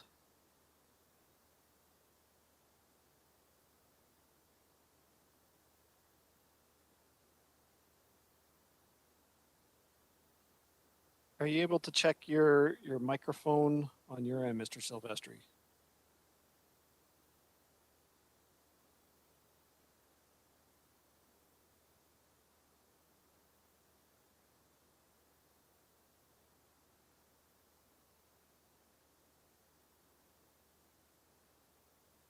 So right now you're muted.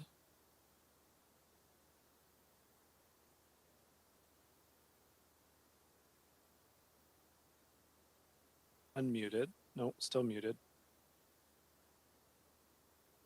And now I'm showing a connectivity issue.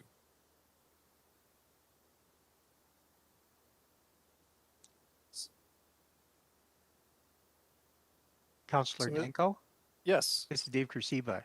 I've been having problems as well as I've been getting connectivity errors. My computer basically shut down through your network twice. I don't know if it's an issue or if it's our neighborhood. Thank you. So, Mr. Silvestri, what I'd suggest is if you could call in by phone. You should have the number there in the invitation, and then we'll give you a couple minutes to connect that way.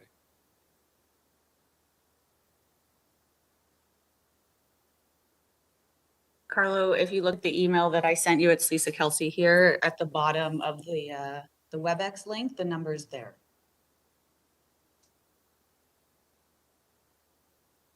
Because you are present and we're having a technical difficulty here, we'll just give you a couple moments to be able to do that. And Carlo, the only thing I can suggest is under the audio and video tab, if you look at your speaker and microphone settings, but it may be quicker for you to call.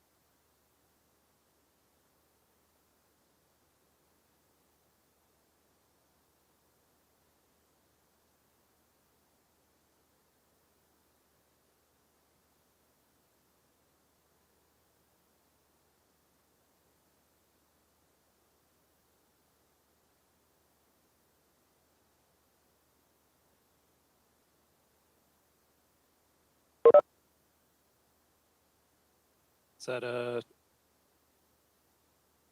okay? So we're seeing you on the phone. Not hearing anything. Hey, Just, there we go. You can hear me all right? Okay. I can hear it. Now I'm getting an echo. And on, let me just mute the computer. Yes.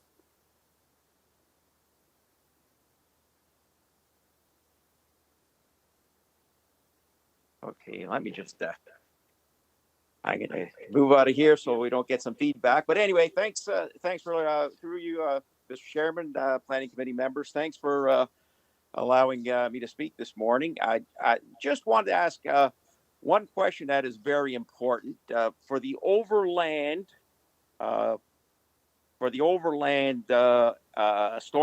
management, and also for that extension and improvement of the sanitary sewers on Crerar Drive. If someone from the city engineering department can elaborate on that.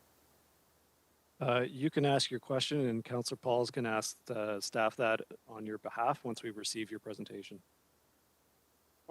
Okay, so you still can't hear me?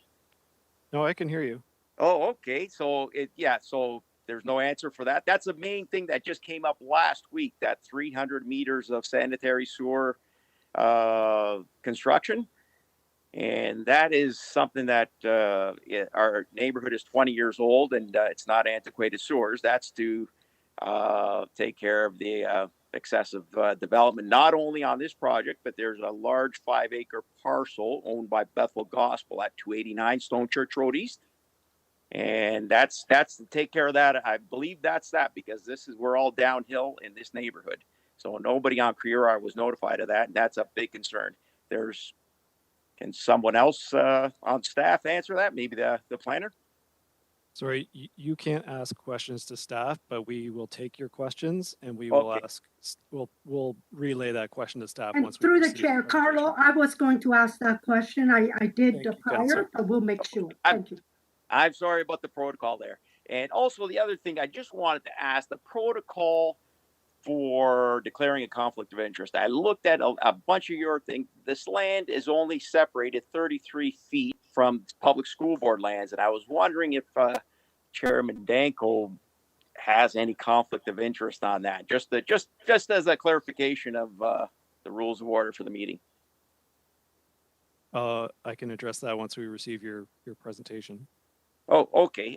Yeah. So my presentation is basically the sanitary sewers that were going to be replaced. That impacts 300 meters of property along owners along Crerar Drive, and nobody was notified about that until it was just last week, just before the public meeting was announced, and so that's a big concern. Most developments have to service their own sanitary and storm sewers within their development. This is putting all the neighbors over here on Crerar. We're during the construction, we're going to be inconvenienced nonetheless, and nothing has been mentioned about that, and nothing in any of the presentations mentioned about that. So that's what I'm very concerned about. So that's everything. The other thing, I do not mind intensification, and the only reason, if you go delve into a little bit more with the UHOP with regards to the amended UHOP, that is why it is less than the required density. They are requiring an amendment there. The other thing is that this development deserves more public discourse. There has been nothing as for the public discourse on this, other than the public meeting attended by 10 neighbors, and that was back in June. All this new developments with regards to servicing has just come to light right now. And anything that is that intense, we're already giving that density, and they're still requesting all kinds of variances to the existing, the proposed zoning. So that we should discuss that before anything's approved over here. So that's, those are my big concerns over here. Everybody else has mentioned there's over 70 pages of complaints in the planning report. So you can take a look at that. And my suggestion is to defer the application. As Councillor Paul says, we'll have the time to discuss this in a public meeting. Not too sure if that is still on the table, but that is my presentation. Thank you. Thank you, Mr. Silvestris. Do we have questions? Councillor Pauls, go ahead. Okay, through the chair. Carlo, I met you about just over a year ago. I came to your house as well, and you were telling me about the plan. Less than that, but anyway, yes. It was less than that, 9 months ago, whatever it was. And your concern we both agree. First of all, what do you do as a profession? I'm not being cross-examined. We'll wait for the Ontario Land Tribunal. Just saying, you know about. I just was going to ask you. You know that the need of housing. That's all I wanted to say. But we agree that you do not mind intensification, and the reason why we were talking about that, you said it wasn't enough consultation. The reason that we're in COVID and everything is done on WebEx, right?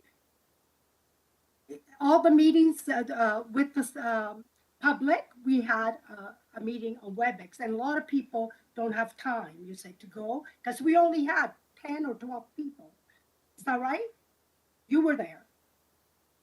Through you, Mr. Chairman. I don't know if this is a back and forth debate. But, no. Were you there at the meeting? The question is if it was a virtual meeting, if you were present. I was present at the meeting, and virtual meeting. And I'm not questioning you. I just want to know, set the thing that we wanted more people there, and because of COVID, we can't have a public going to meet somewhere where we used to do, which we could face to face and discuss the issues. So the frustration's there. Do you agree with that? The frustration's there. You have to be public planning. There's a process, so you have to follow the process. All right, I will ask, and I think I did ask about the sewers, about the 300 meter sewers. I will ask the staff that if that's the only concern. But in my understanding, Carlo, you had more concerns, and I listed them all. You were parking, you were doing traffic, all those. So those, I just want to ask you, those are not your concerns anymore? Yes, they are. Through you, Mr. Chairman, they are my concerns, that they have not been addressed adequately. All those items are still less than what's required under the proposed official plan amendment and zoning that's required. So definitely that is less there. And if they're requesting all these items, they should sharpen their pencil a little bit and come back with a little bit nicer development for the existing neighborhood. And so, Carlo, I was going to ask you, through the chair, I was going to ask you, what was your main concern beside density, beside parking? And I guess now you're saying it's the sewer, and I will ask that question, and we'll see if we can mitigate and help the community out. Thank you. Thank you for coming, Carlo. Through you, Mr. Chair. Thank you. Thank you, Mr. Silvestri. I'm glad we were able to connect. I appreciate it. Thank you for sticking with us. Thank you. Thank you. So those are all the delegations that I have. So I need a mover and a seconder to receive the delegations. Moved by Councillor Johnson, seconded by Councillor Farr.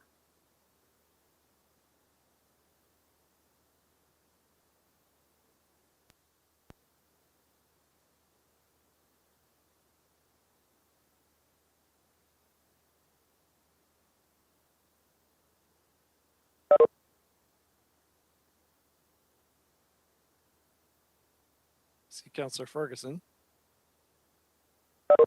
Yeah, the vote hasn't come up for me yet, but I'll give you a thumbs up.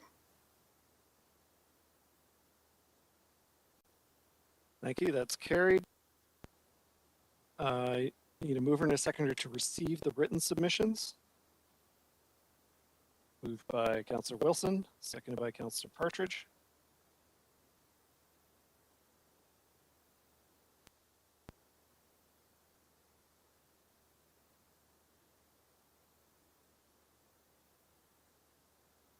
Councillor Ferguson, did the vote come up for you? No, once again, it hasn't come up, and I hit F5 to reset it. Lisa, you didn't disconnect me by any chance, did you? No, Counselor, I can assure you I would never do that to you. It may be your internet connection, though. Okay, but no, the voting is working fine right up till now, and I just wondered maybe I missed a vote. You disconnected me. Nope. No, are you thumbs up on this one? Yeah, thanks. Thank you. That's unanimous. I'm here to close the public meeting. Moved by Councillor Ferguson, seconded by Councillor Wilson.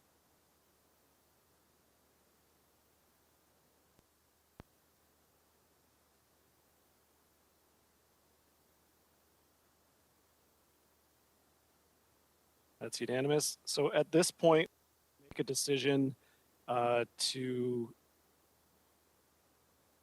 should I go to the public submissions that received and considered improving and then go in camera?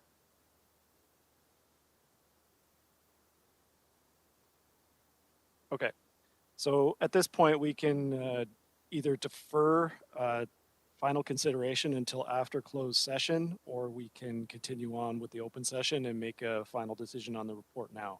So I'm open to committee. If somebody would like to defer this, I'd ask for that motion to be put on the table now. Moved by Councillor Johnson and seconded by Councillor Wilson. Thank you. Councillor Pauls? Through the chair, could I ask some questions that Carlo wanted me to ask about the sewers again, or should we wait till after? We would wait till after we come back from closed session. Oh, closed When session. we get to debate on the report. All right, thank you. Thank you. And I'm just going to address the issue of conflict of interest just really quick right now. A conflict of interest, it's not board property.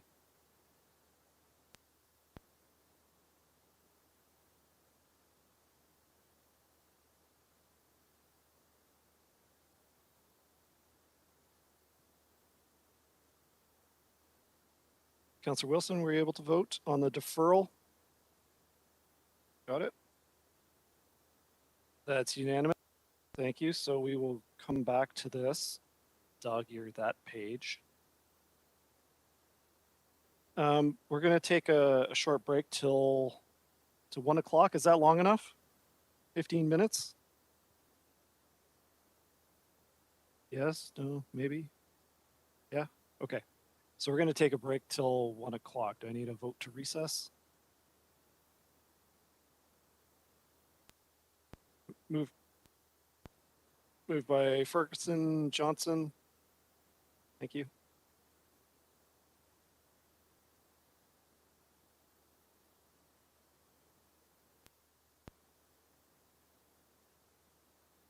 Thank you.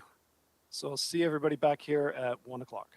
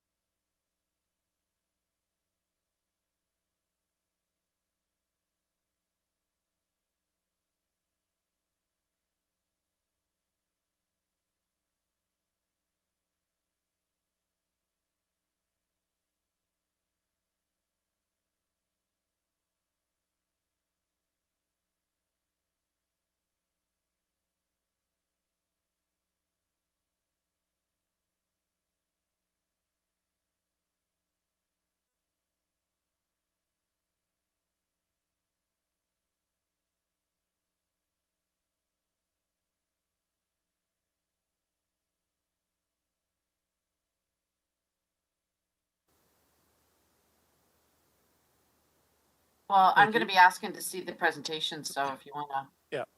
So we are on item 9.5, applications for amendments to the Urban Hamilton Official Plan, Stony Creek Zoning Bylaw 3692-92, and Hamilton Zoning Bylaw 05200 for lands located at 1290 South Service Road 5 and 23 Vince Mazza Way in Stony Creek in Ward 10. So there is a request to see the staff presentation. So we have Ohi Isarain.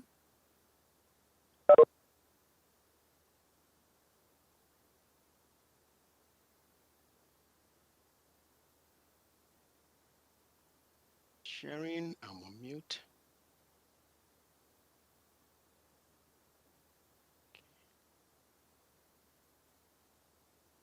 Yes, Council, can you hear me?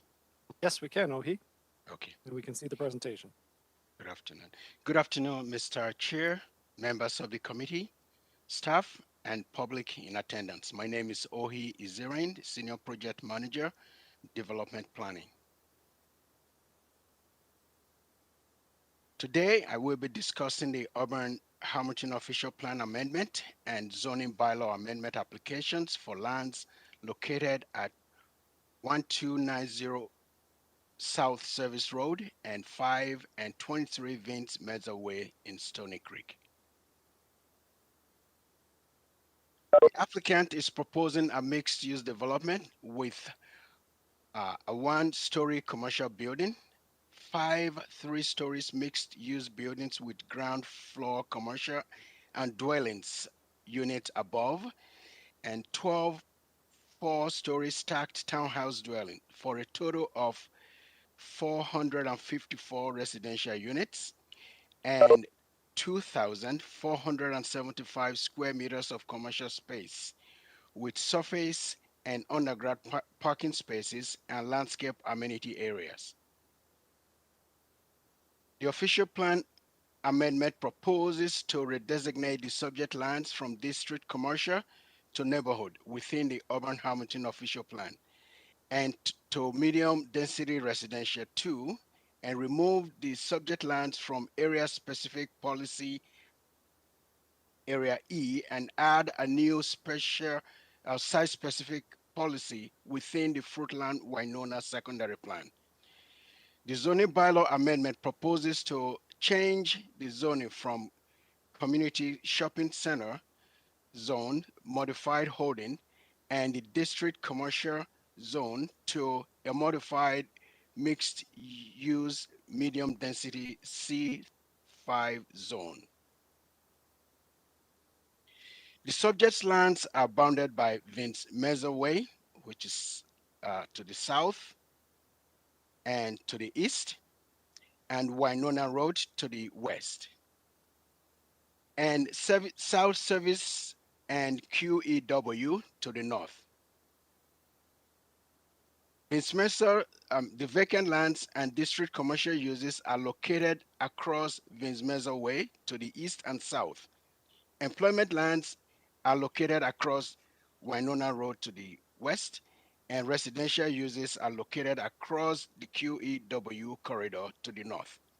Residential uses are also located further south across the Hydro and Railway corridor. These residential communities are connected via the Winona Road overpass over the QE, which is located right here. Pedestrian connections between this residential neighborhood exist in the form of sidewalks and bicycle route along Winona Road. And this proposed development will provide opportunities to further improve connections between these residential neighborhood. The applicant's preliminary site plan shows the proposed layout for the site. The commercial and mixed-use buildings face Vince Mezza Way. The stacked townhouses are located towards the interior of the site and include a parkette and several other landscape amenities to encourage pedestrian activities and create publicly accessible spaces. It's noted that site-specific modification to the mixed-use medium density C5 zone are proposed to accommodate the proposed development. I'll just show slides of some of the elevations that are proposed. And this slide shows the elevation drawing for the proposed one-story commercial building. And this shows the elevation drawing for the proposed three-story mixed-use buildings. And this shows the elevation drawings for one of the proposed four-story stacked townhouses. All these are going to be located at the interior of the proposed development. Here are a few pictures of the subject lands. This is looking southeast band along Vince Mesa Way with view across the QEW to the north. And this shows east side of the subject sites along Vince Mesa Way to the north. North side of the subject lines along the South Service Road to the west. And beyond the south end, you can see the Costco shopping mall. Subject lands from Winona Road, QEW overpass with view to the south. And this view along Vince Mesa Way to the employment lands to the west. And I must point out too that the view to the south along Winona Road with existing dwellings in the employment lands, the employment zones lands. Finally, a view to the north along Winona Road and the QEW overpass, which is this. This is I'm going to refer to this later as this is one of the connections to the existing residential neighborhood on across the QEW. Upon the receipt of the complete applications, notice were sent to 17 property owners within 120 meters of the subject's land on February 5th, 2021. A virtual public meeting open house was held on March 25th. The applicant and their agent and the ward councilor, city staff, and 54 members of the public attended this meeting. The original proposal included a 28-story residential tower, which is located at this corner here.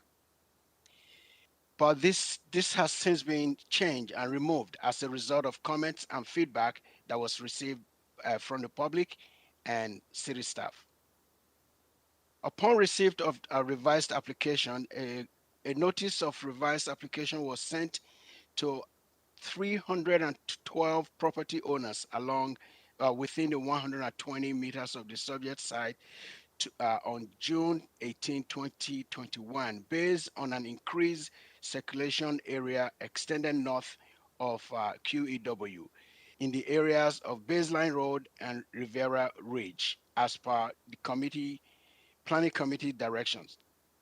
The applicant hosted the second virtual public meeting house on June 29, 2021, with the applicant and their agents and the ward councilors, city staff, and several members of the public in attendance. A total of 37 letters and emails from the public have been received, expressed concerns about the proposed development. Key concerns include appropriateness of the land for residential use. Some residents have commented that the lands will be better suited for other commercial uses or converted back to employment lands. There are concerns that the proposal is an overdevelopment of the site, which does not suit the existing character of the Winona area. There are concerns about increased traffic along South Service Road, Vince Mesa Way, Winona Road, and of course the QEW interchange. Also, there are concerns about the lack of municipal infrastructure in the Winona area, including appropriate roads, sidewalks, public transit, institutional and recreational facilities. City staff have reviewed these comments by the public and noted that 1, the proposed development maintains a commercial focus with the provision of ground floor commercial units along fronting onto Vince Meza Way, which can provide a variety of commercial uses to enhance the shopping experience within the surrounding commercial area. 2, the Fruitland Winona Secondary Plan was adopted by Council in 2014 to accommodate commercial and other high-density housing at appropriate locations. To ensure new development respects and enhance the character of the existing neighborhood, and to provide a balance between forward-looking community and a small town place to live. It is also acknowledged that a surplus of commercial lands within the secondary plan area also exists. 3, the proposed mixed-use development is compatible with the surrounding neighborhood, and the traffic generated by this proposal is comparable with what will be generated by the use currently permitted. The applicant's traffic study, impact study have been reviewed by our transportation planning and the Ministry of Transportation staff to demonstrate that the surrounding road network can accommodate the proposed development. To mitigate concerns with traffic infiltration along Winona Road, the intersection at Vince Meza Way will be converted to an all-way stop, and further traffic calming measures along Winona Road will be developed. The proposed development will also support efficient and cost-effective improvement to infrastructure and services over the long term. In conclusion, the proposed amendment to the Urban Hamilton Official Plan and Zoning Bylaw have merits and can be supported as they are consistent with the provincial policy statement, conforms with the growth plan for the Greater Golden Horseshoe, and complies with the Urban Hamilton Official Plan and the Fruitland Winona Secondary Plan. The proposed development complements the existing function of the neighborhood by expanding the range of retail and commercial services. The proposal provides for residential intensification in a strategic location, ensuring that lands, municipal services, and transportation system are used and expanded effectively. This proposal will contribute a full range of residential dwelling, additional density that will strengthen the viability of extending local transit services and sustain the commercial uses in the area. This concludes my presentation. I'll be happy to answer any questions. I want to thank the committee and members of the public for their attendance.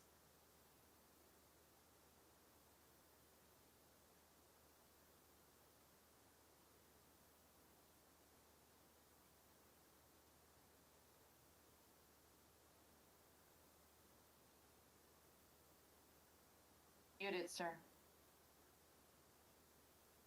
Thank you. So I was going to say on my speakers list, I have Councillors Johnson and Pearson. I will defer, please, to Councillor Pearson being the ward councillor, and then I'd like to ask questions after. Thank you. That's appreciated. Councillor Pearson, go ahead.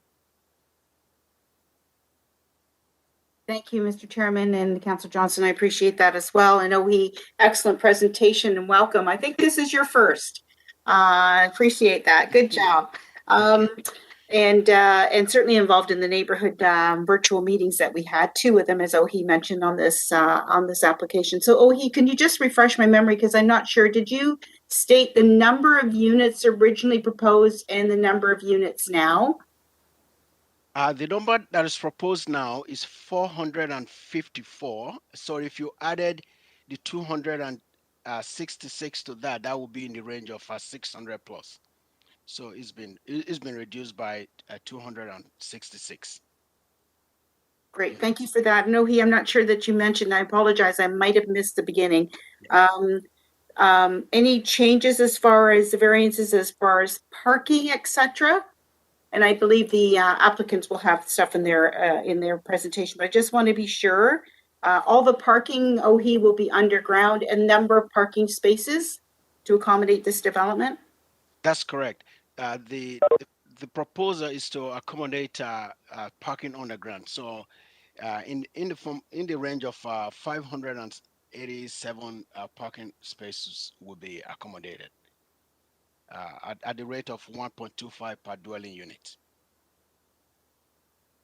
Okay, thank you for that. And I'll leave the rest of the questioning after the applicant's agent makes presentation, because they've got a lot more great information as far as the proposal that is being put on the table today. Thank you, OHE, and thank you, Mr. Chairman. Thank you, Councillor. Councillor Johnson. Yep, thank you very much and welcome, OHE. It's nice to see you. Thank you. If you don't know already, I live on Winona Road, so I know the area quite well. Can you just please go over the traffic lights or traffic always stops? Can you just go over those for me, please? Because traveling there almost every day, because 50 roads closed, I see the queue now, but I also used to see it before that. So can you just go over the traffic plans? The plan is to, I think I may defer to our traffic people. They may be better able to explain the nuances about traffic. Okay. The plan is to have a four-way stop on Winona Road to be able to control traffic. But the traffic study that has been provided does conclude that the proposed development will not create additional excessive traffic to warrant. So, any OHE, further there's no plans whatsoever. Oh, sorry. My apologies.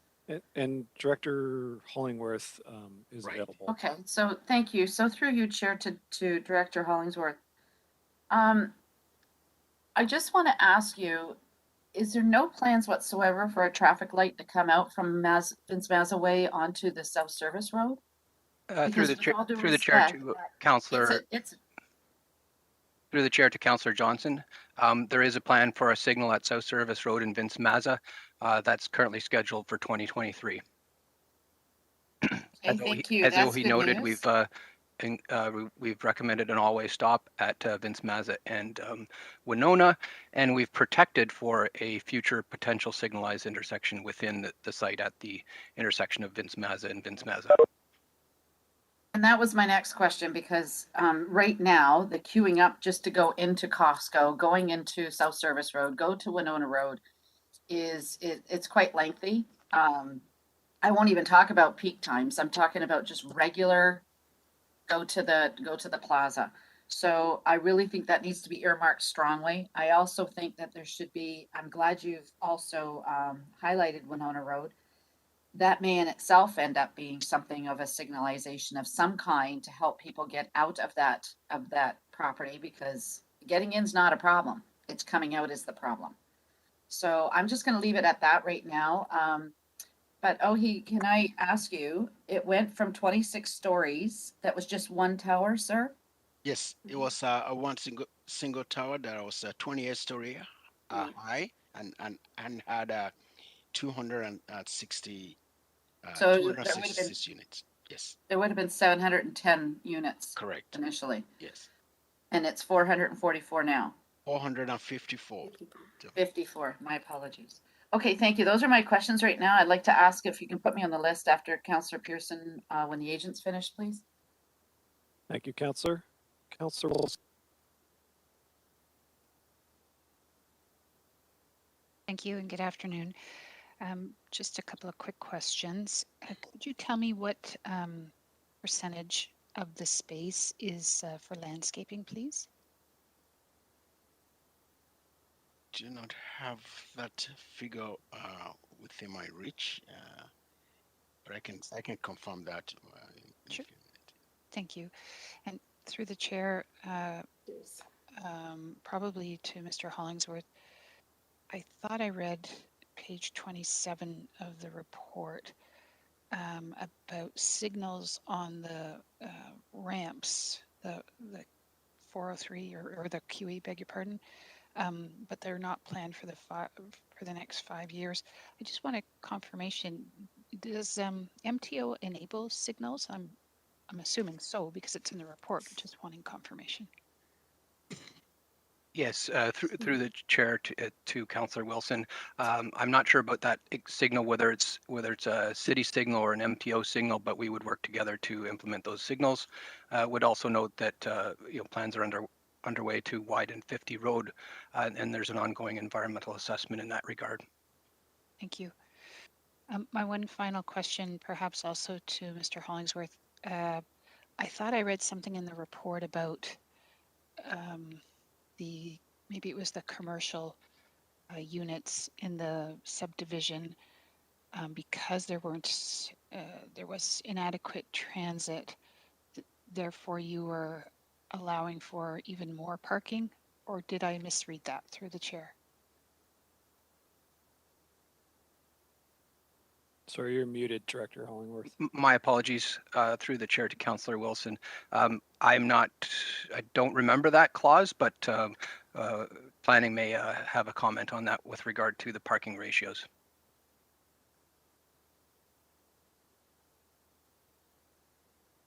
Go ahead, Ohi. Okay, the parking ratio we provided here, it's for 17 square meter of square space for the commercial units, and then for a total of 147 parking spaces for the commercial component of the project. Thank you, Ohi. Through the chair, could you confirm whether I misread the comment that was greater than the expected ratio, with the rationale that the transit service was not there or not as good as it could be?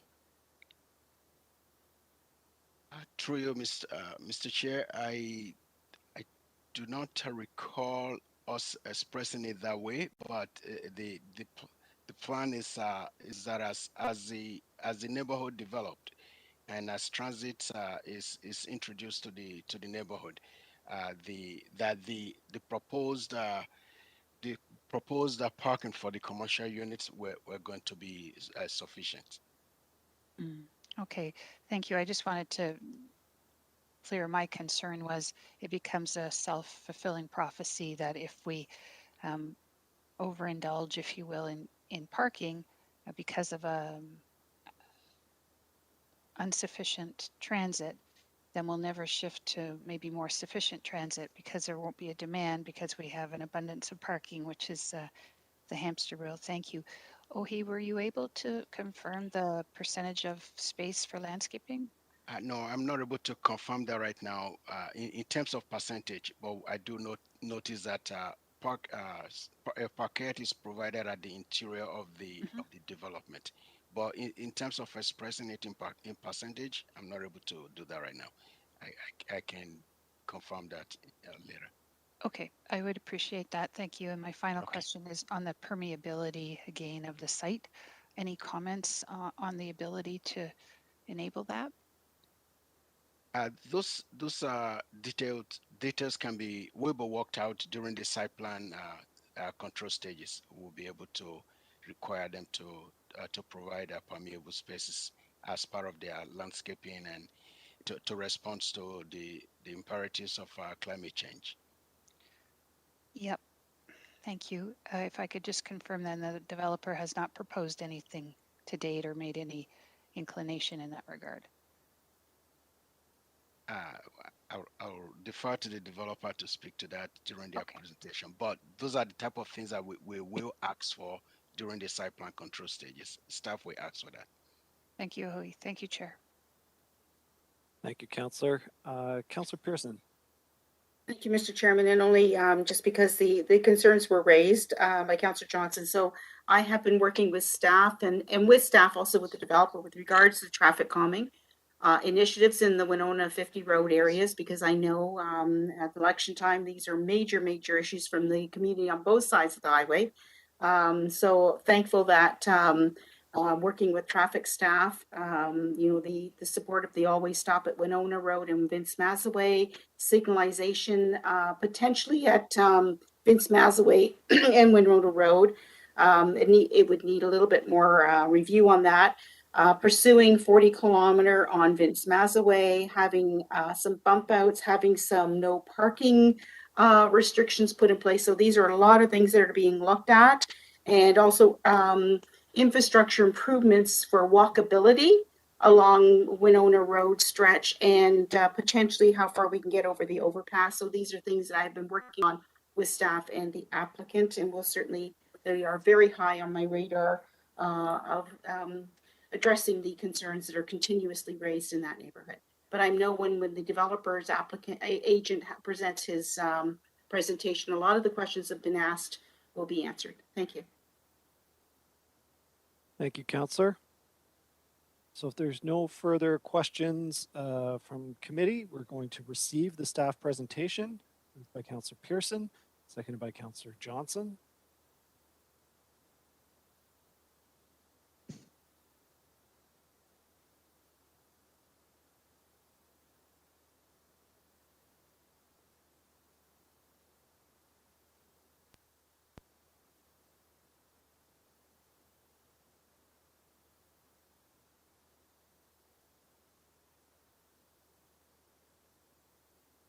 Councillor Farr, are you able to vote?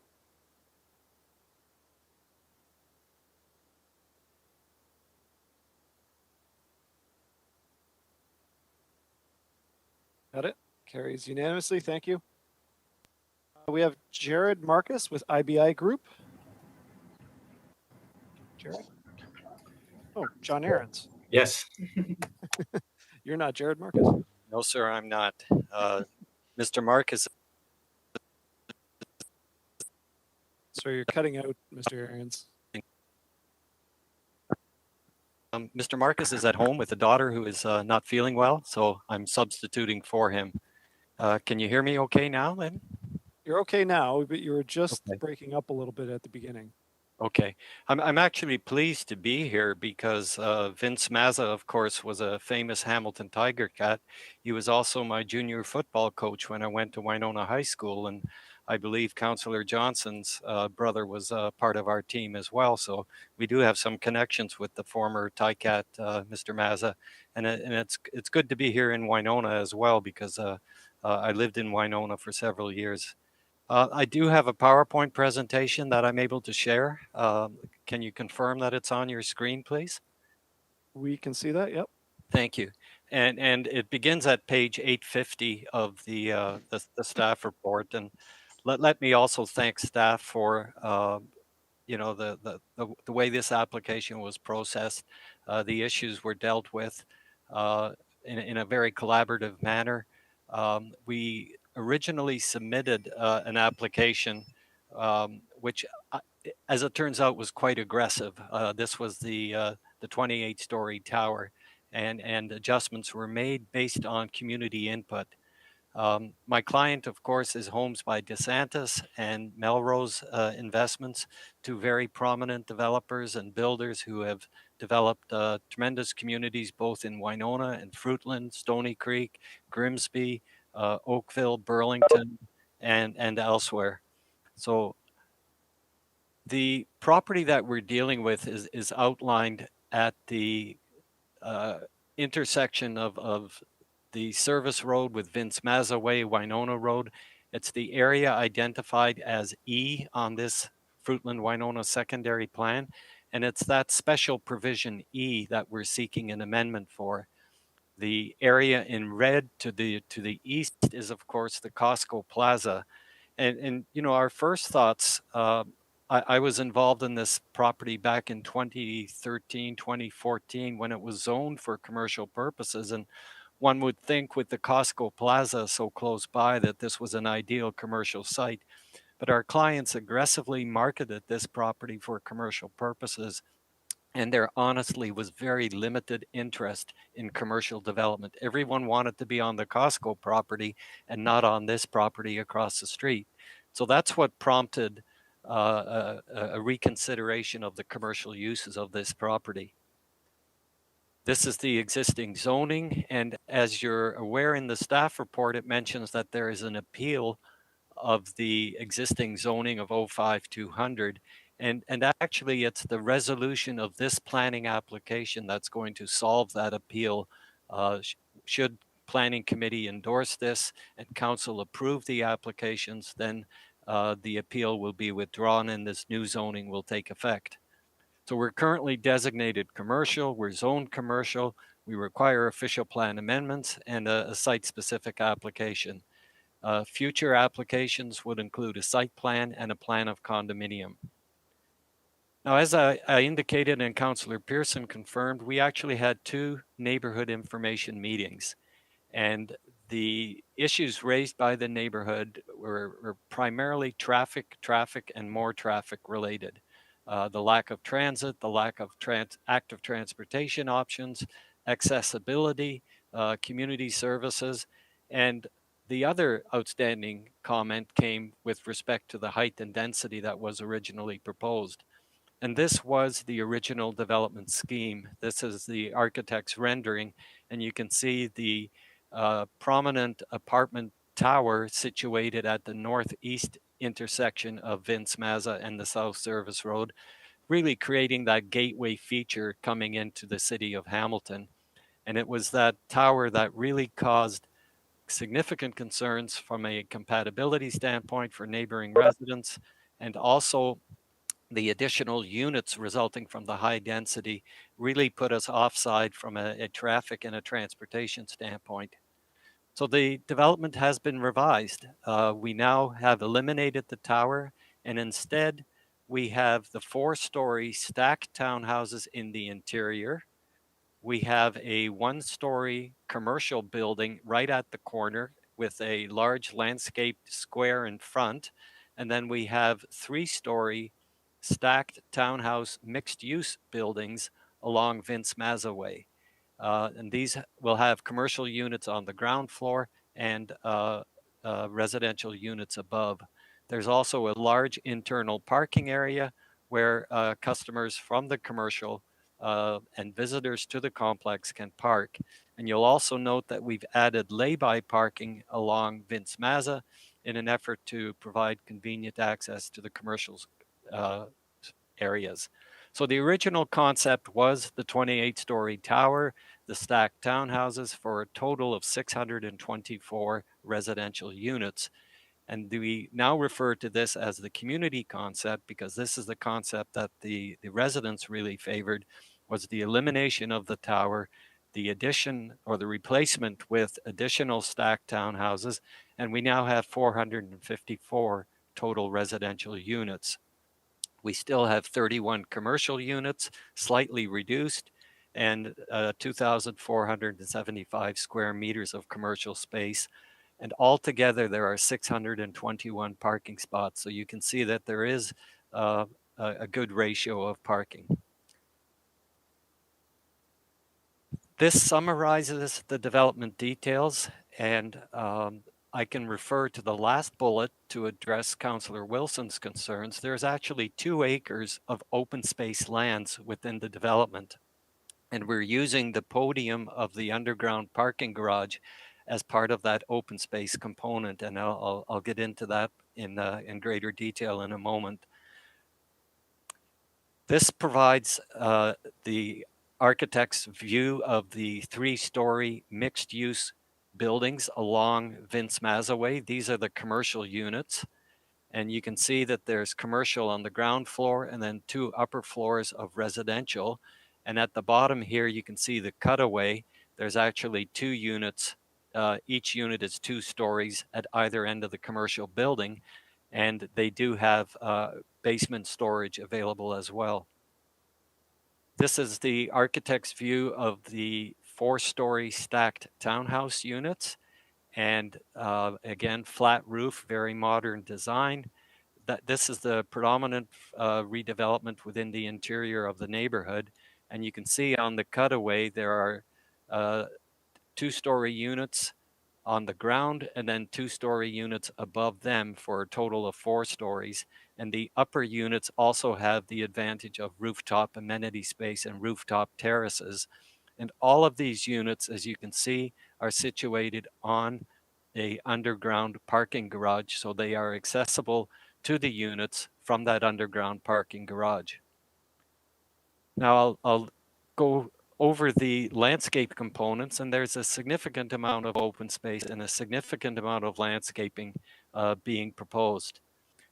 What we've really created in the central portion is what's known as a living street. It's actually a Dutch term. It's called a woonerf, and it's where we have a road which functions as a road, but also functions as a pedestrian corridor, and it's a shared space between cars, people walking, people enjoying the summer weather, and it's this type of combined use for access and circulation and amenity space that really is the significant focal point of this community. It increases socialization, it increases interaction, and it creates a very attractive open amenity area. And the landscape architect, excuse me, has provided some examples of what we have within the proposed woonerf area. And this is the rendering of that area. And you can see, while this does function as a roadway, it also functions as a pedestrian corridor, a bike route, there's play equipment, there's benches, there's landscaped areas. It's a central focal point within the community that can also be used in the summertime for splash pad activity and in the wintertime for ice skating and other outdoor activities. We also have a large open space area that we are utilizing within the MTO setback. As you're familiar, the Ministry of Transportation wants to protect for future road widenings and has a 14-meter setback, which we are not allowed to put any required infrastructure in, but we can certainly use it for landscaping and open space purposes. And that's exactly what's being proposed within the MTO setback area. So as I indicated, there's 23% of this site is being devoted to open space purposes. So my conclusions are that the development is going to create, obviously, construction jobs. It'll have full-time employment. We're integrating commercial and open space design. We are reducing the dependency on the automobile by having that live-work relationship with the commercial uses. We're meeting the density targets established by the province, and we've created a different residential product that is currently not available within the Hamilton area.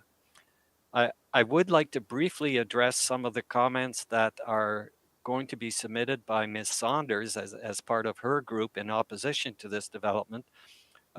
She indicated a concern that 05200 was used rather than the Stony Creek zoning bylaw, and she said that this should be more akin to the Stony Creek bylaw. And we respectfully disagree, because 05200 does represent the city's preferred standards. That's the new bylaw coming forward, and we use those standards to craft the bylaw accordingly. Ms. Saunders raised a concern that this is more residential than commercial, and therefore it should be. Excuse me, point of order. John, through you, Chair, please don't refer to the person's name anymore. I'm sorry. It's really making it a more personal attack rather than what the comments are. Thanks. Okay, I apologize for that. The comment was that this should be more of a residential mixed use rather than commercial mixed use, and we agree, obviously, that there's more residential floor space, but the commercial mixed use is the way these communities are labeled, and that's what it's called. So we want to be consistent with that terminology. Again, we measured the site against both residential and commercial standards, and came up with the development scheme. Finally, there was a concern expressed that there are so many zoning modifications, and the only thing I can say to that point is this is a very unique, one-of-a-kind redevelopment. It's actually the first in the city of Hamilton with the 4-story stacked townhouses. There's from Oakville to Niagara Falls, there is not a project similar to this. So it goes without saying that, you know, zoning modifications are required to accommodate this because it is such a unique concept with the underground parking and the units being accessible from that parking and the mixture of commercial uses. So again, we thank staff for their very collaborative efforts on this project. We thank Councillor Pearson for the 2 open house meetings that she hosted. We thank the community for giving us the input and now coming up with a plan that was actually, you know, made in Winona for a Winona property. And really, those are my questions or my submissions, and I'd be pleased to answer any questions that you may have. Thank you, Mr. Ahrens. So I have on my speakers list, Councillor Johnson. We just dropped the presentation. Thank you. Unless Councillor Pearson has something before me, I just don't want to go ahead of any ward councillor on any application. So. Sorry, Councillor Pearson, you were just muted there. Sorry, I apologize. I had to find my mouse on my desk here. No, I think John's covered this off, and thank you, Councillor Johnson. John has covered off basically everything. And that's why I wanted to leave to get the presentation, because it is unique. It is a first in Hamilton, and I've said it's a complete community.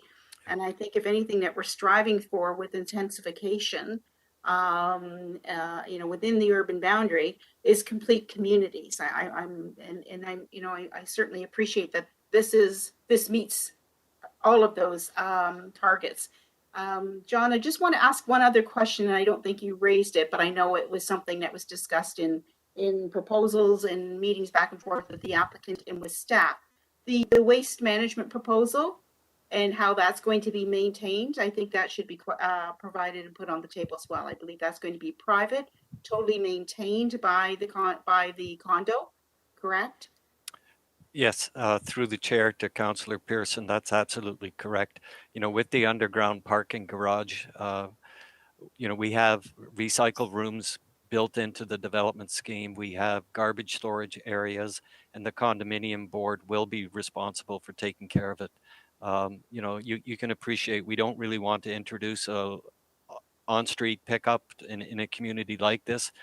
With that Wooner concept, that living street concept, we wanted to really separate that utility function from the open space function.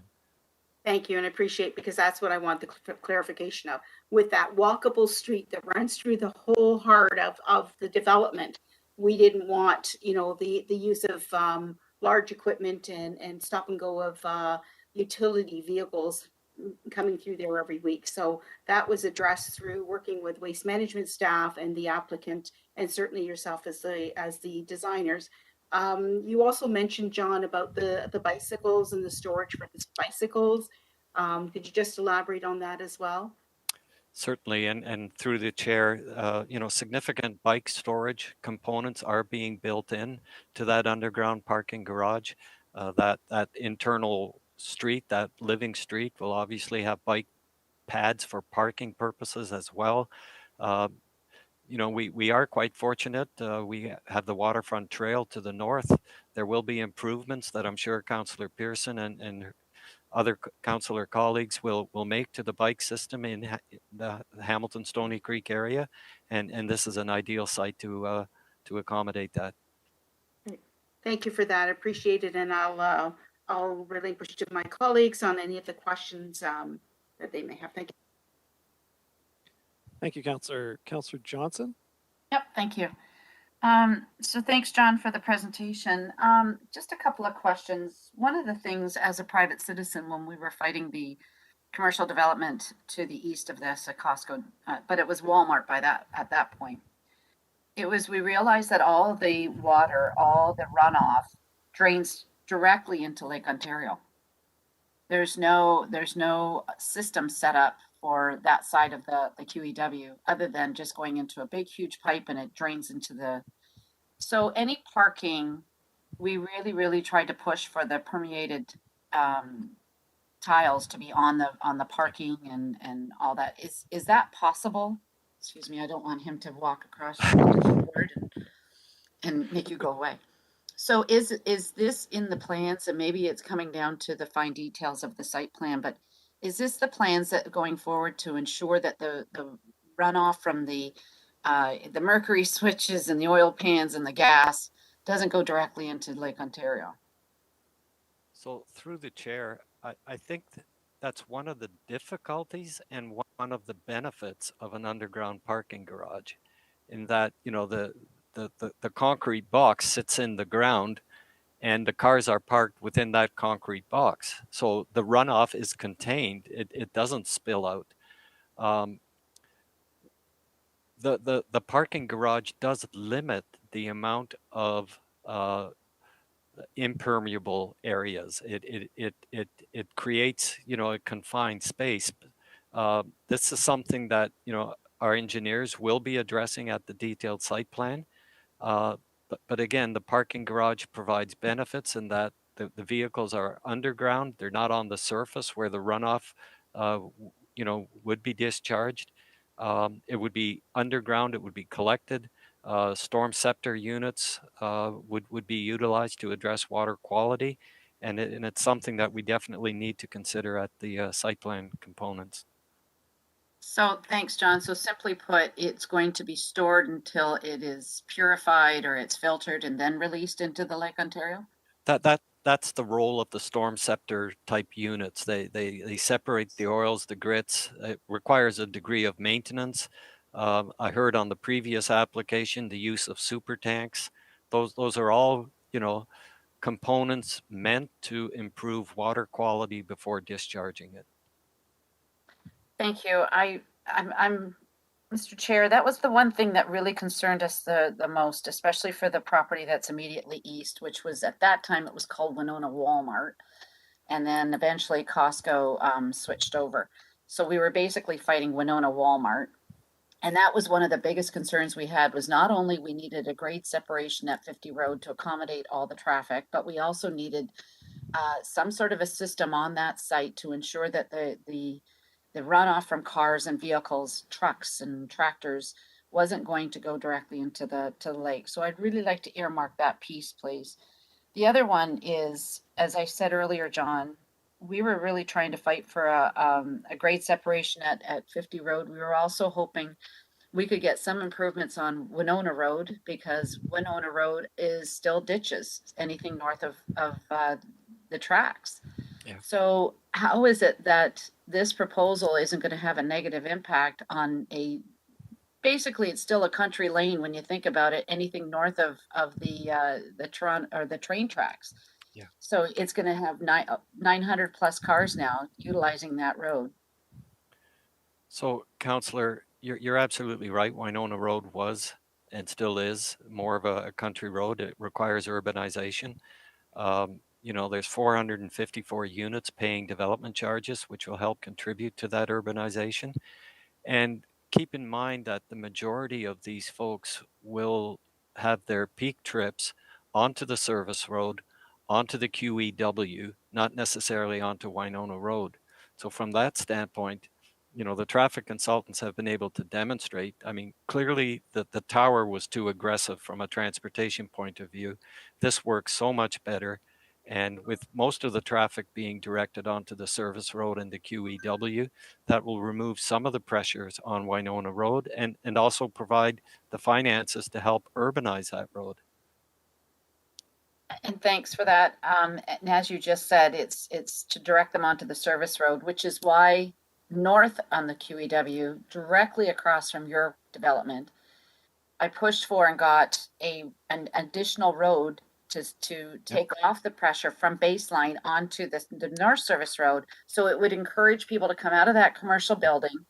It would turn north on Winona Road overpass and then swing around so that they could be now on the north service road rather than the south service road. So it would alleviate all that pressure. So I heard Councillor Pearson talk about a walkway over the overpass. It was something that we had approved back in my time, and that MTO was giving us permission to send in designs.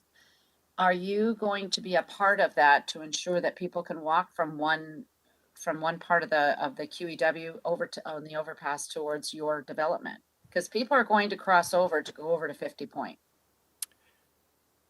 So as far as an overpass is concerned, again, through the chair, you know, it's something that obviously would benefit this development. It provides that pedestrian and bike connection, a safer bike pedestrian connection. So I think we welcome the opportunity to participate. Ultimately, it's up to the MTO and the city. But again, we would welcome that opportunity. And again, I would really earmark that portion of it as well, because if anything, that overpass is going to be used more than ever. And that having the safety of our cyclists and our pedestrians should be number one. Those are my questions. Oh, sorry, go ahead. Yeah, I was going to say, Councillor, you recall the townhouse project we did to the east of 50 Road, where you also requested that road connection from baseline to the service road. You know, so we're aware of the concern. We want to get the people on the service roads as much as possible. Okay, and thanks for those questions to the agent. And I'll wait till after the residents have spoken. And thanks again, John. You're welcome. Thank you, Councillor. Councillor Wilson. Thank you, Chair. Actually, Councillor Johnson asked all my questions, and I appreciate John's comments on the underground parking and stormwater. I just would, I know this comes at detailed design, but I would appreciate any comment from you, John, on sometimes underground parking can be perceived to be precarious for certain users, namely women, because of the lack of visibility. Do you have any comment on what you think the developer might be proposing to address that in the future? So through the chair, we're certainly aware of that. The architects, the building designers, the developers, you know, clearly we want to create safe communities, lighting, no hidden areas. You know, there's an initiative, crime prevention through environmental design, that addresses safety issues such as that. And we're all fully cognizant of the issue, and clearly we'll be addressing that as part of the detailed building design. Thank you. Appreciate that. You're welcome. Thank you, Councillor. And before I go to Councillor Pearson for a second time, I have two questions myself. So Councillor Johnson, if you could take the chair. Ryan? Thank you. My first question is just on the rooftop amenity space. So I think if I saw on the renderings that most of those buildings have a rooftop amenity space. That's correct, sir. Is there a consideration for what the noise levels will be? Has there been a noise study at that height?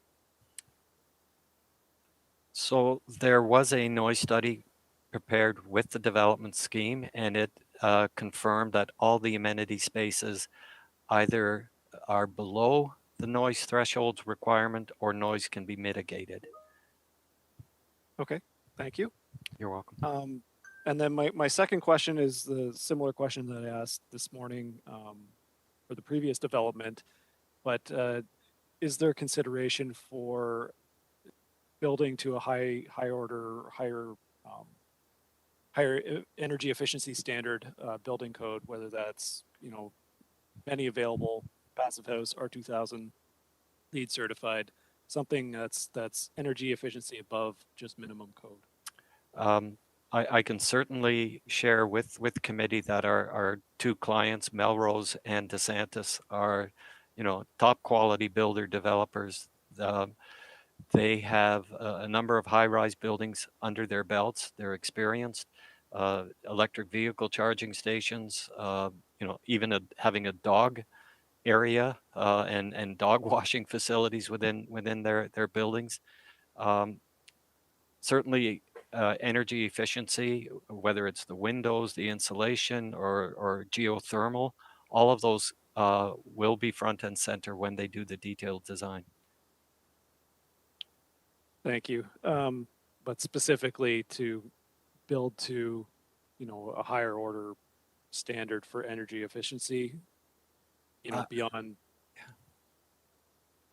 I honestly can't confirm that at this point, but I will certainly pass that on to both our clients.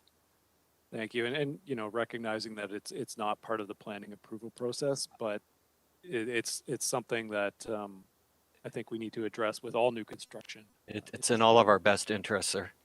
Exactly. Thank you. You're welcome. So I'll take the chair back, and I have Councillor Farr, first time. Yeah, great questions. Appreciating the comments, mostly from the ward councillor. John, nice to see you. Thank you very much for joining us again at Planning Committee through you. I just have the one question. One of your answers included that, or I think your presentation, John, sorry, said that there's no other community like this, and I immediately thought that one off Casablanca, North Grimsby, seems to be very similar. Maybe maybe you were speaking to, there's no mid-rise component to this one, or even a high-rise as the initial plan was.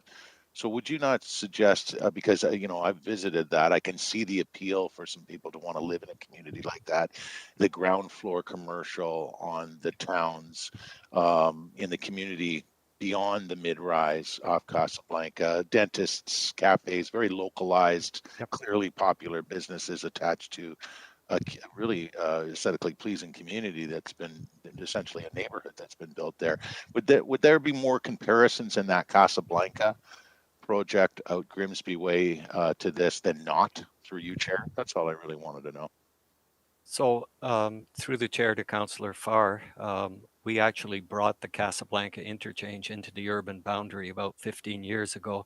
And we were instrumental in many of those projects. LJM, DeSantis, Melrose, Branthaven were all our clients, were all our projects. And what we were able to create there truly was an intensified new community, with Winston Boulevard being like the main street of that community, with the ground floor stores and the units above it. This will go beyond Casablanca. It'll be better. It'll be that living street component. Most of these units are 2-bedroom units, so they will appeal to younger families as well. So from that standpoint, if you like Casablanca, you'll really like this project when it's finished. Sorry, Councillor, you're muted.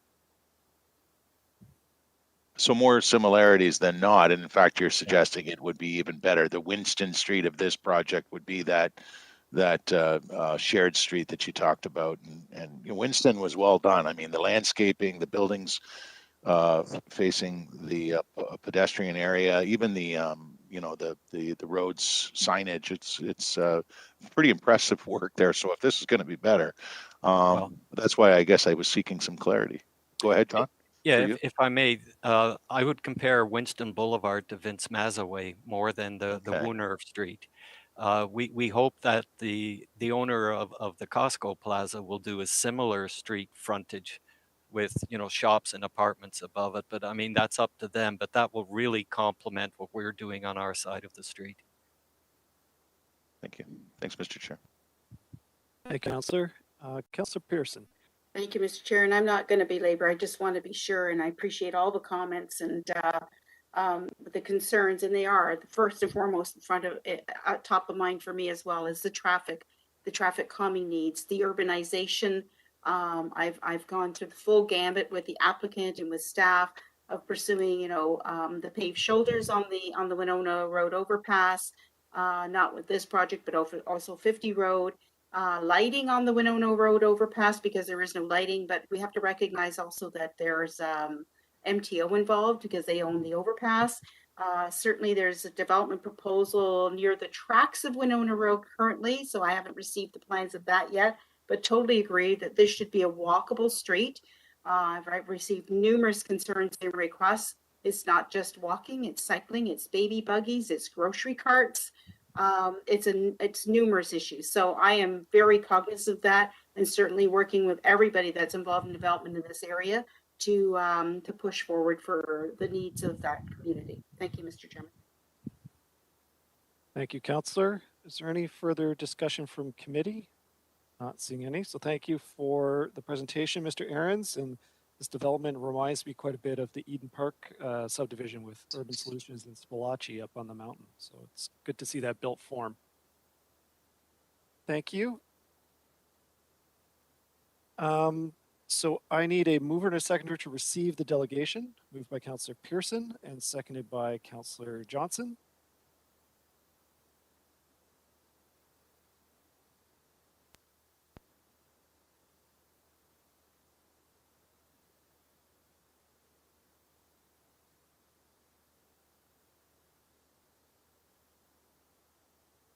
I don't see Councillor Ferguson's happy smiling face. So that's unanimous. Thank you. Jeff So and on- Tina are down to less than 200 Your mic's live, Councillor Johnson. Whispering your cat again. Delegations, we have Viv Saunders from the Lakewood Beach community. Viv, if you are able to activate your, there you are. Good afternoon. Can you hear me okay? Yes. Thank you. Viv Saunders, speaking on behalf of the Lakewood Beach Community Council. We wrote because residents are paying greater attention to what is written or not written in the zoning bylaws in our communities. And we no longer quietly accept what is proposed in a preliminary conceptual rendering. This proposal will set a precedent on how we grow.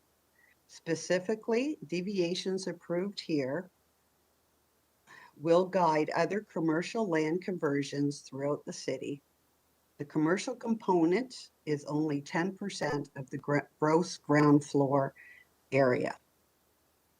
We believe the zoning bylaw as written could be improved to ensure our city standards for residential are written into the bylaw, such as front lawns, minimum long-term parking, and the others that were listed under issue 4 on the last page. We had intended to say more today. However, I received a rather disturbing message early this morning and another one at around 11 a.m. this morning. I need to think this through and speak to my lawyer. So we're going to wrap up. You have our core issues, and the Lakewood Beach Community Council is respectfully asking committee to table this application for further review and consideration. Thank you. Thank you, Ms. Saunders. Is there any questions from committee? Not seeing any, so I need a mover and a seconder to receive the delegation. Moved by Councillor Pearson, seconded by Councillor Farr. Thank you.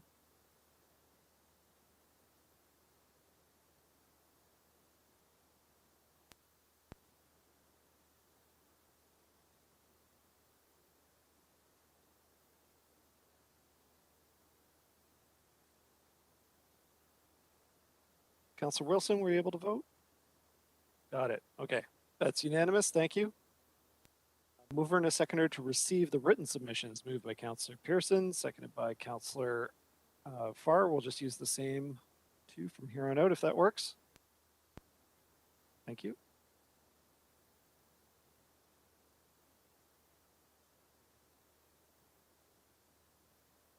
That's unanimous. Moved by Councillor Pearson, seconded by Councillor Farr to close the public meeting.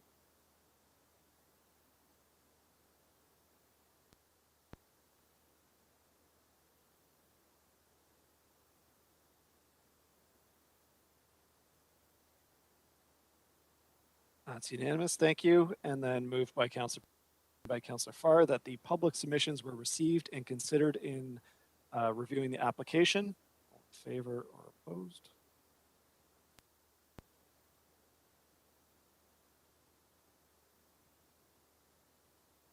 That's unanimous. And then finally, report itself, moved by Councillor Pearson, seconded by Councillor Farr, and then I will come to you, Councillor Pearson.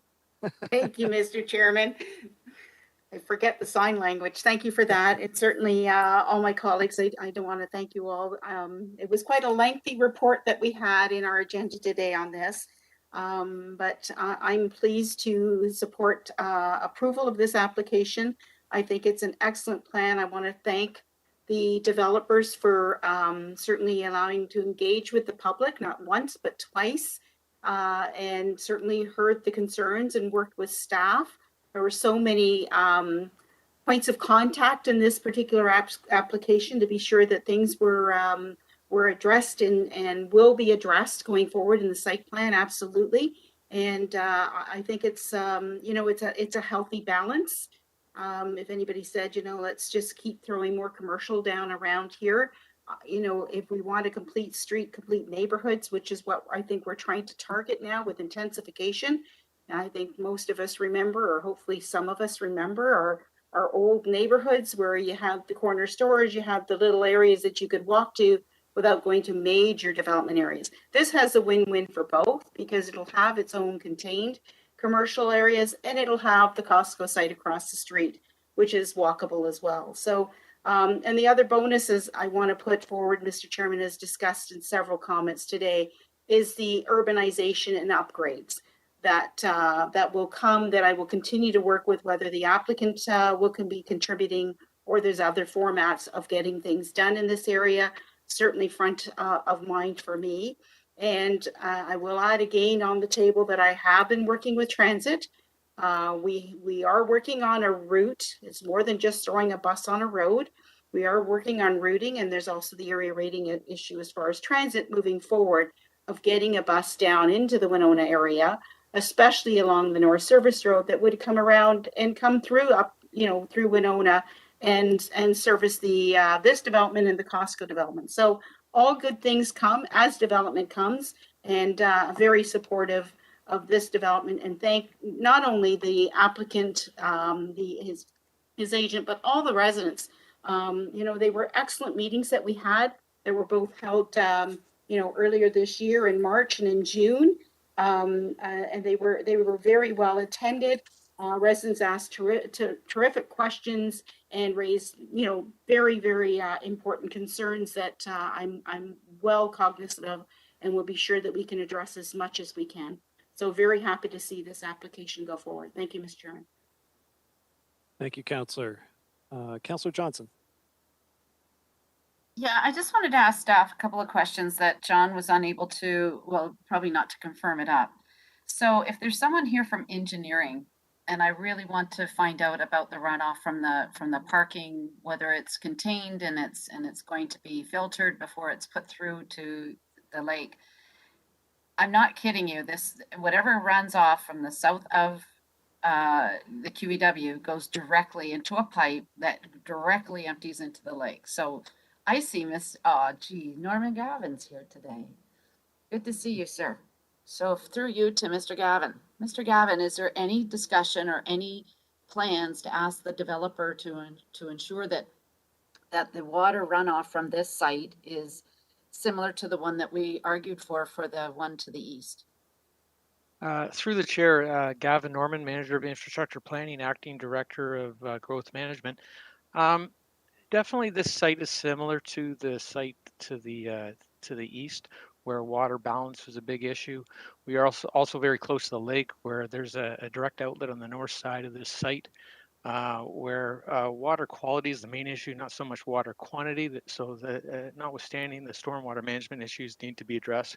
One thing for clarity, if I understand correctly, parking garages are actually part of the building and drain to the sanitary system. So they get the water from a parking garage gets treated differently. So all the stormwater in the site, the surface runoff will be treated in accordance with the requirements of the city and the Conservation Authority, and outletted to the existing outlet on the north side, on the north side of the North-South Service Road.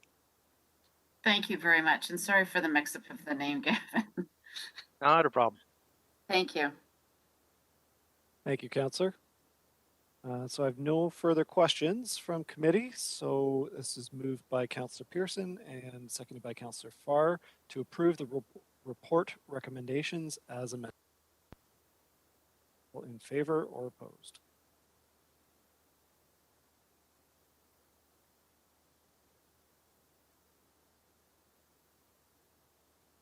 And that carries unanimously. On to discussion items. We have item 10.1, application to deem lands at the rear of 65 Seabreeze Crescent. For the purposes of subsection 50, section 3 of the Planning Act in Stony Creek in Ward 11. Mover and seconder to put this on the floor, moved by Councillor Pearson. Want to speak to that? Okay, go ahead. Mr. Chairman, it is Ward 10, but thank you. Yeah, I'll move to put it on the floor, and I'd like to speak to it. Thank you. Okay, so moved by Councillor Pearson, seconded by Councillor Johnson? Johnson. Thank you. So Councillor Pearson, go ahead. Sure. Thank you, Mr. Chairman. And I think this report is actually pretty straightforward. It looks like this is a piece of land that has been sitting for a long time, and it's just putting it all together so that residential development can now proceed on there. I believe it could be at possibly 5 lots, but it completes two existing neighborhoods actually. And again, we'll see an improvement of infrastructure on the Seabury side. So very supportive of this, and thanks staff of bringing this forward to address this concern. Thank you. Thank you, Councillor. So it's been moved by Councillor Pearson, seconded by Councillor Johnson to approve the recommendations in the report. Favor or opposed?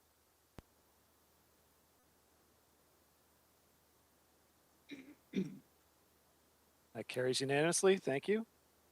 10, an amendment to the off-road vehicle bylaw.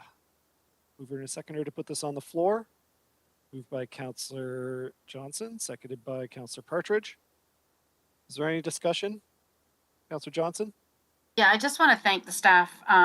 When we were looking at ATVs way back in 2013, we made up brochures, we made up information, and we set it off on everybody's front porches, and it really helped with the ATVs staying off property. What we neglected to do was to include snowmobiles. I'm going to tell you right now, we had a gentleman who had a snowmobile, went through a farmer's field, landed in the man's irrigation pond, and wanted to sue the farmer because the farmer did not label the irrigation pond so he could go around it. That's when we opened our eyes that it's any motorized vehicle actually that's not off. If it's off your property, you're trespassing on someone else's. So I'm glad we're finally including snowmobiles. We may have to come back and amend it again if the manufacturers come up with a brand new vehicle, but this satisfies everybody. Thank you. Thank you, Councillor. So it's been moved and seconded.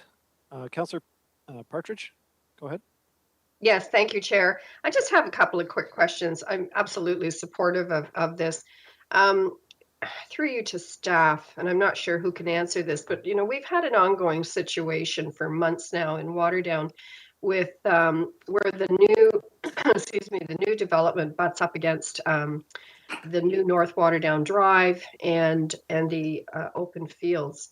There's ATVs, dirt bikes, you name it. Now that winter's here and snow covering, I'm sure there's going to be the snowmobiles, and they literally race up and down the street, up and down sidewalks, through people's gardens. We have reported it repeatedly, and they continue to get away with it. And it's been months and months and months, and the neighbors are just beside themselves.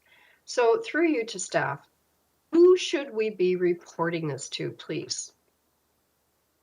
So through you, Mr. Chair, it's Jason Thorne, General Manager of Planning and ECDEV, and I appreciate the question because it gives me actually an opportunity to introduce our new Manager of Licensing, Dan Smith. So I'll ask Dan to respond to that question. Welcome, Manager Smith. Thank you, Jason, and then through the call chair. you Mr. Smith like in the Matrix, but I won't. I'll take it. Thank you very much. And yeah, to answer through you, Mr. Chair, to answer your question, Councillor. It would be reported to our municipal law enforcement office in order to address those issues. We would be able to investigate them more consistently now with this motorized snow vehicle piece within this bylaw, while also addressing other motorized vehicles such as dirt bikes and ATVs, things like that. So it continue to be reported through our office here. So, Chair, I appreciate that answer, and welcome, Dan. Nice to meet you. I think this is your first official meeting of the Planning Committee. So, my office reports it to police. We report it to bylaw. It's still going on. When it happens on a Sunday afternoon and a Saturday afternoon, how do we report that? Because I know my staff have been reporting it, and it just continues. So I'm just looking for some help here, because the residents, I mean, they shouldn't have to put up with this. Through the chair, I would encourage the residents to continue to report it to our office. This new bylaw that was passed recently with this amendment does give us some flexibility. It gives us a few more enforcement options related to gaining some information from residents, from complainants, where we can address matters after the fact. Okay. And we would be able to address them in that sense, where we could actually go to individuals' homes if we know where they're coming from, with some supporting information from complainants. So I would encourage them to continue to report it through our office with these additional measures that we have in place. And when it happens on the weekend, Chair, how should we be reporting it when those emails come into us, when the phone calls come in? Where do we report them to? But this is very helpful because we're just beyond knowing what to do. Through the chair, yeah. You can either they can call our line and leave a message, or they can report it online through the online portal. If it's something that's a safety issue at the time, this bylaw does not prohibit Hamilton Police Service from attending and addressing issues as well. I understand that that residents have gone that route as well. This bylaw doesn't give our municipal law enforcement officers the authority to pull vehicles over. We would be addressing it if we have the ability to flag them or either go to their address. But if it's an immediate health and safety matter where it's happening at the time, Hamilton Police Service would also be a avenue for residents to be reporting this to deal with it urgently. Yeah, and I appreciate that, Dan, and I know it says it in the report, but what it says in the report and the actual reality of what's happening, it doesn't happen. And that is the frustration. It's continued property damage. It's continued safety. Little children can't play out in their front yards anymore. And these front yards aren't that big to begin with, but they can't play out there because these dirt bikes tear up and down the sidewalks. They don't seem to care. When you said report it through the portal, Chair, Dan, can you tell me exactly, so is that online at hamilton.ca, through bylaw? What exactly is the route there? Through the chair, yes, it'd be online hamilton.ca through the online complaint form. So hamilton.ca, and there is an online portal. And I apologize, I'm asking because I don't know where it is on the site. Is it underneath bylaw services? Is there something on the main page? Because my staff will be following up to make sure that they understand where to find it. Through the chair, yes, I believe that there is a link on the main page that will direct you to this location. And please excuse me, I'm still within 4 months of beginning my role here again, but I do believe that would be a location. I can also take this away and send you a direct link to it that you would be able to forward on to the residents in your area as well, if that would be helpful. Oh, God bless you. That would be so helpful just to be able to give that directly to residents. It's very frustrating if we just say to them, oh, just do this. And, especially after like literally months and months and months. I think this is now the third summer that they've had to deal with this. So I'll take the rest of it offline, but if you can send the link to my office, Dan, I really appreciate that. Thank you for joining us today, and you'll be hearing from us a lot. Everybody on the planning committee, I'm sure. Thank you, Chair. Appreciate the time. Thank you, Councillor. I did see Councillor Johnson, and then maybe you took yourself off, but Yep. Thank you. And just to let my colleagues know, when we were doing all this work in 2012, 2013, the police actually got a grant from Enbridge to buy 2 fully loaded ATVs, and with training. So I just encourage all my colleagues to call their crime manager and ask them to get the ATV team out there, especially if you know the times and the dates, and if it's a Sunday, say for instance, or it's in the afternoon, let them know approximate times when they're showing up, and they will be there. It's been very successful. The first motor Cross gentleman that they pulled over in Glenbrook got 17 charges. So just wanted to let you know that it's very, very effective. Thank you. Thank you, Councillor. So if there's no further discussion on item 10.2, it was moved by Councillor Johnson and seconded by Councillor Partridge. All in favor or opposed to approve the recommendations in the report?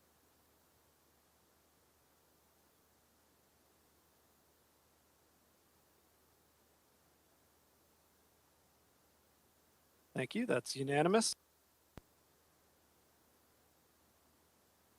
So we are on to item 12, notices of motion. And can I ask Councillor Johnson to take over the chair? Absolutely. So Councillor Danko, would you please introduce your notice of motion? And I need a seconder to waive the rules if you're intending on doing that. Thank you. So this is moved by myself, seconded by Councillor Farr. Thank you. To waive the rules so I can introduce this motion today. And the reason, you know, I really regret having to go the route of waiving the rules.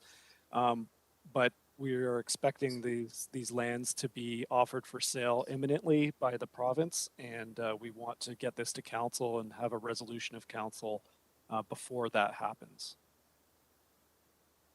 Thank you. So it's a waiving of the rules. So if there's any questions or concerns about the rules, if not, please vote accordingly.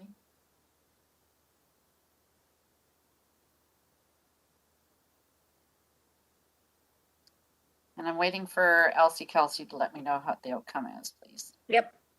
Just Yep. waiting for the vote to close, and it's carried 7-0. Yep, let's go. Okay, thank you. So Councillor Danko, please put your motion on the floor.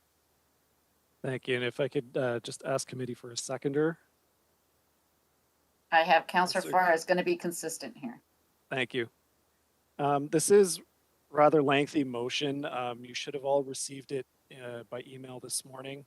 Mayor Eisenberger and I had a meeting with our senior staff last week to put this together, but I would like to read it into the record in its entirety, just because I think it's important just to make sure that the whole thing is on the public record. So just bear with me because it is quite lengthy.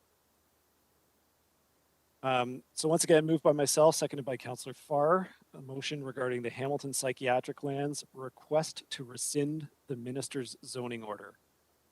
Whereas the former Hamilton Psychiatric Hospital lands at West 5th and Fennel are owned by the province of Ontario, and the provincial government is intending to sell the lands for redevelopment.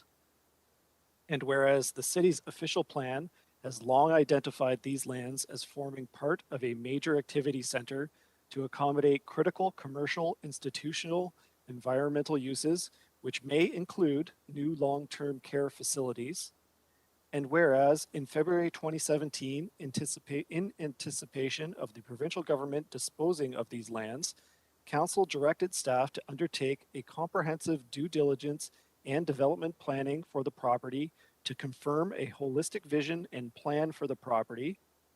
And whereas in the spring of 2017, city staff undertook extensive community consultations, including stakeholder interviews with 7 major local institutional leaders, community information meetings, and stakeholder and community design workshops to explore potential land use concepts for the redevelopment of the subject lands.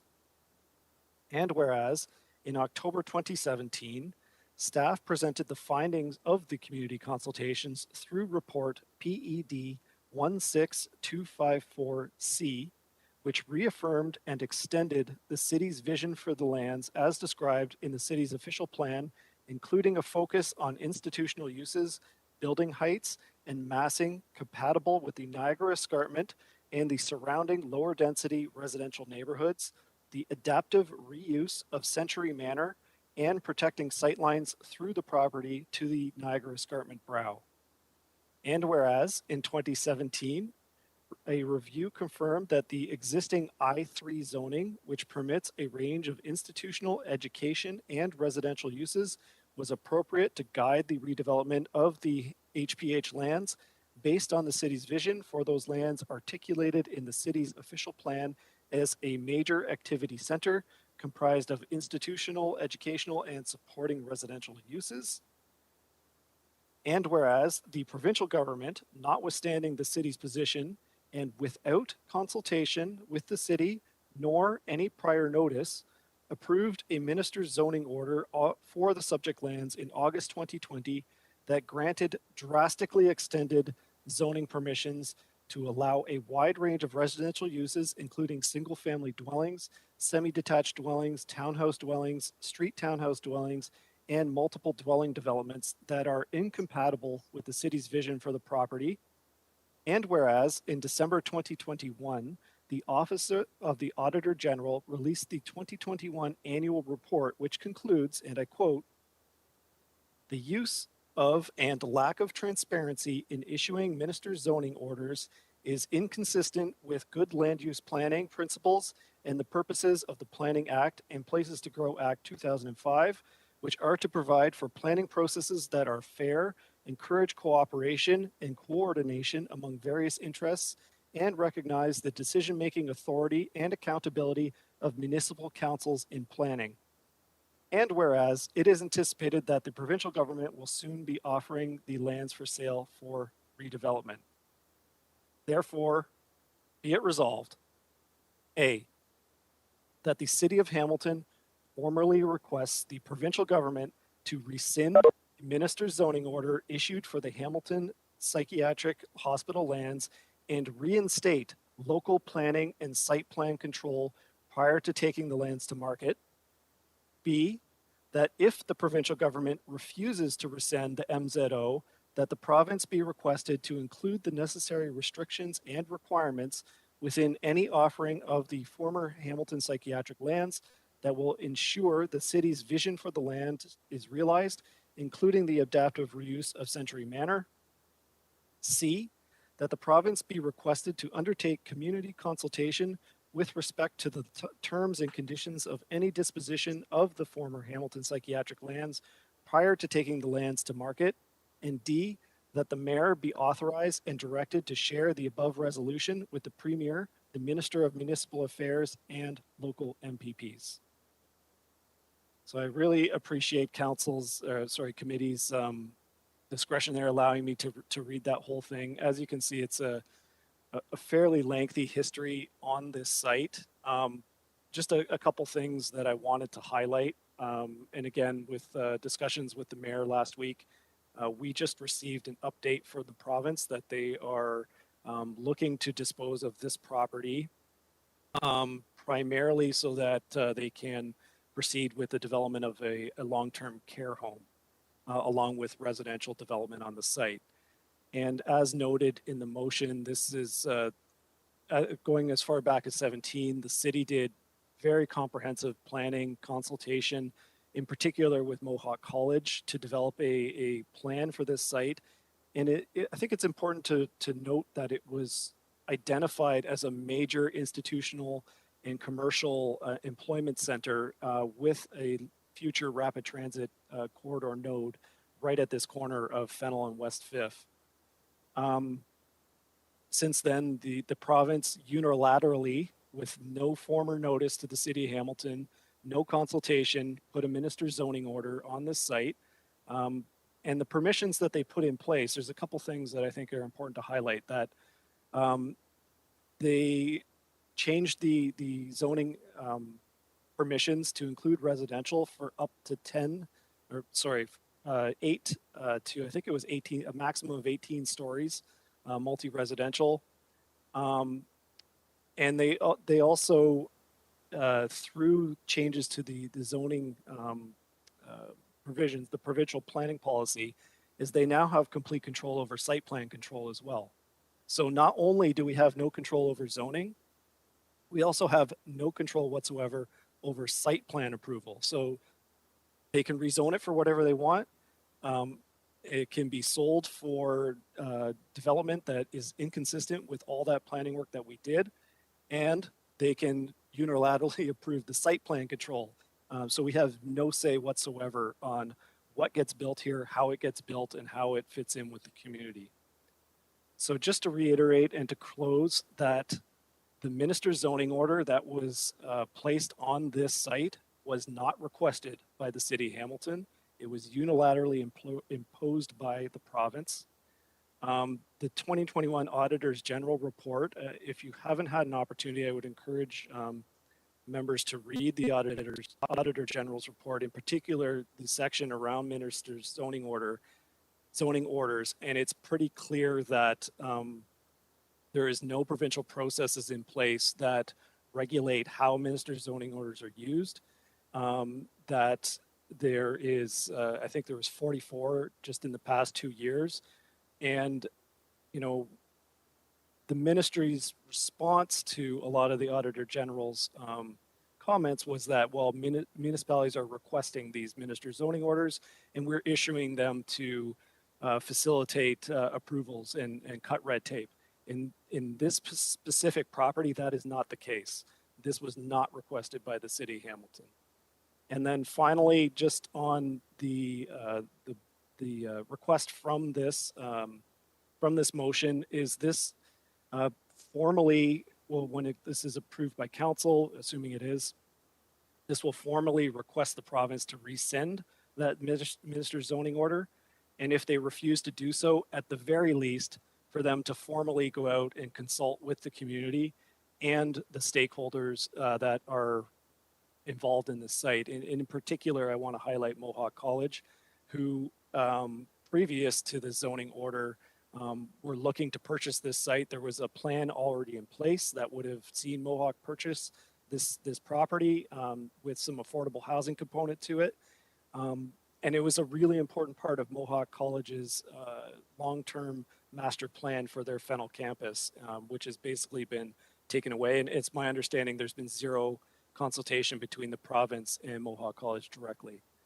So that is the motion in front of you. Again, I really appreciate the leniency from committee, but it's a really important issue, and I think it's becoming a province-wide issue, really. So thank you, appreciate it. That's it? That's it. Okay, you can mute yourself. I think we have Councillor Farr, unless this was from before. Is it a No, while ago? this is a very key issue, and I had all sorts of leniencies, and the previous speaker and mover has hit on just about every one except the potential for a monorail, but probably he left that out on purpose. Regardless, it was a great spot. Should that ever come to fruition in this city, something I believe in, and I never did ask the mover his thoughts on it. Regardless, the B line, the A line, the rapid transit, the just so much consultation and all of the things mentioned. I don't need to reiterate. I do hope, though, that this does get the attention of the media and as a direct result, gets the attention of our current leaders at the province. This is a problem, a big one.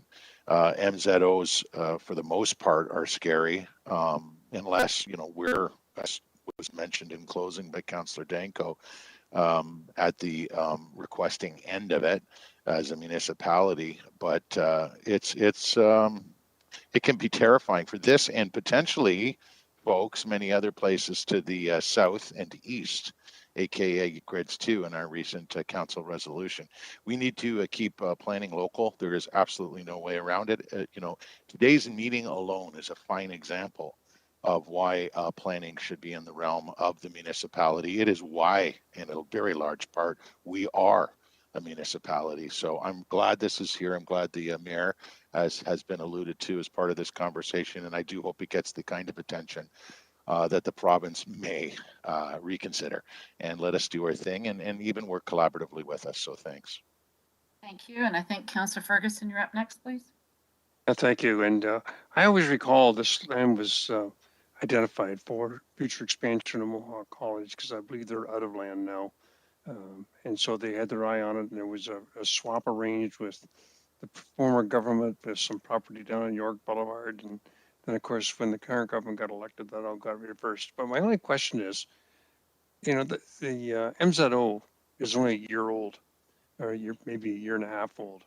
What makes you think that they'll change their mind that quickly? Have you had some sort of a tip from the province, or has the mayor been in touch with the Minister of Municipal Affairs and got some kind of idea that they may consider this? Or is this simply to goat them to, as Councillor Farr said, to get some media attention, to try to get them to allow us to have input on this? Because I too would like to see a part of Mohawk College. And this question is to the mover of the motion. Correct. Thank you. Councillor Danko? Thank you. Mayor Eisenbarger and I just had an update from staff that the province is looking to move quite quickly on putting this market out to, this property out to tender. My understanding is that, again, their goal is to build a long-term care facility on the property. So we've had no indication that they're interested or even willing to rescind the minister's zoning order. However, we've never officially, as a council, put in that request to the province. And with the current Auditor General's report on the misuse of minister's zoning orders, it's a province-wide issue that has come to the forefront, and we happen to be caught up with what the minister has been doing throughout the province. Councillor Ferguson, you still have the floor. They've made a lot of changes. So we just had our first appeal to the Ontario Land Tribunal by the Conservation Authority. And so there's lots of changes happening. And so I think it's a bit of a shot in the dark, but it's worth a try to get a location where Mohawk College can have room for growth, because that facility is well used by students and others. And so I'll support the motion. Thank you. Okay, thank you. And I believe, Councillor Danko, did you want to be put back on again, or are we ready for voting? I just had one further comment. The institutional I3 zoning that was already in place on this property, and that the city had as part of our vision for this site as a major commercial and institutional hub, would have allowed for the construction of a long-term care facility without the minister's zoning order. So there is no reason, if their goal is to build long-term care facilities, which of course we as a municipality would support, there is absolutely no reason why they had to put a minister's zoning order on this property in order to facilitate that. Thank you. Thank you. And seeing that there's no other questions in the chat, I don't see anybody waving frantically. Please vote accordingly. The motion is in front of you.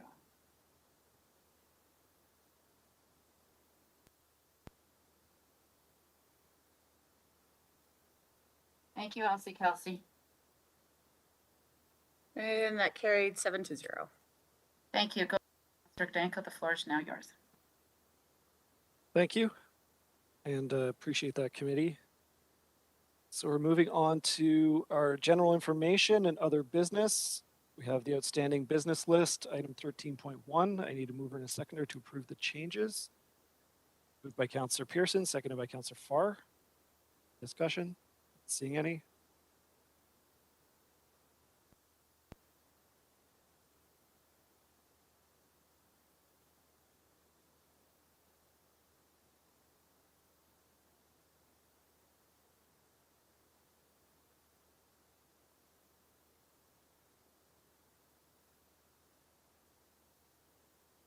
Sorry, Councillor Farr, on the outstanding business list? Yeah, just a quick question. When is that? Just a quick question. When is that St. Giles file coming back? I could ask General Manager Thorne perhaps to ask. My understanding is there's nothing on the OBLs. It kind of depends on the property owner, but go ahead. Through the chair, Jason Thorne, General Manager, Planning and Economic Development. Yes, we don't have a, there was a timeline or deadline put to that deferral or referral, I guess. Committee approved having it go back for the councillor to do some additional consultations in the community. Jason, did you just say there was no timeline? Through the chair, I can double check, but my recollection is that there wasn't a, that council didn't put a timeline to it for when it would have to come back. Through you, Chair, just real quick then, have you received any update, or have we, I know there was some consultation that took place, just curious. Maybe someone from the Heritage Committee knows, I don't know. Do we know if anything has taken place in terms of what the referral motion intended in terms of the engagement? I'm pretty sure there's been at least one meeting. Councillor Pearson, you're at the Heritage Committee? I'm on Heritage Committee, but Mr. Chairman, appreciate Councillor Farr's questions, but I don't believe anything has come back to Heritage Committee. I think the last involvement was that the ward councillor would be involved and, involved with the neighborhood and applicants, etc. But that's the last information point that I've been involved on. Okay, thanks. Thank you, Councillor. I can't remember who moved and seconded this, but Elsie Kelsey, do you have that? Yep. Okay. All in favor or opposed? Oh, we already voted? Oh, we're one step ahead.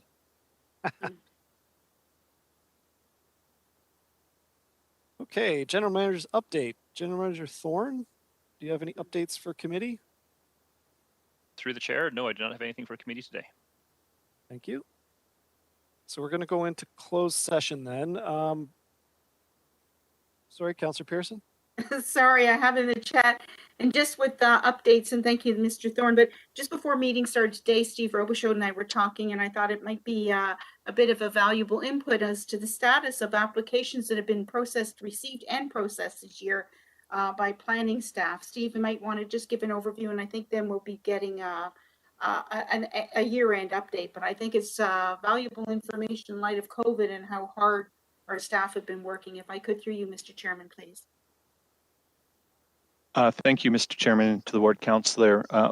Every year, the general manager does provide a more comprehensive update as part of the budget update, but just for the information of committee, today, the committee held their 46th public meeting under the Planning Act. So there's been 46 statutory public meetings as they relate to development applications. In addition, there's been 42 other planning committee reports that have been brought forward to planning committee. So that's a total of 88 reports that have been generated by the planning division and reported to planning committee. In addition, there were 7 reports that went to Municipal Heritage Committee that inform part of the minutes that don't get included in that total of 88. And then in terms of the delegated authority, there's 17 applications for exemption from part law control have been reviewed and approved by staff, and the bylaws presented to council for adoption. And an additional 14 applications to remove the holding provision have been approved by staff and the bylaws adopted by council.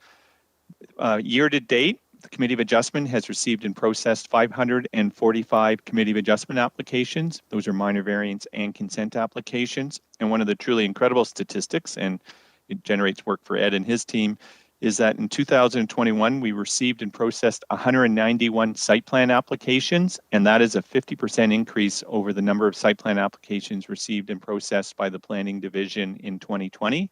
And those site plans, we always can say, are quote unquote our real projects because ultimately they lead towards the building permit applications and help Ed achieve his $2 billion a year in construction value of building permits.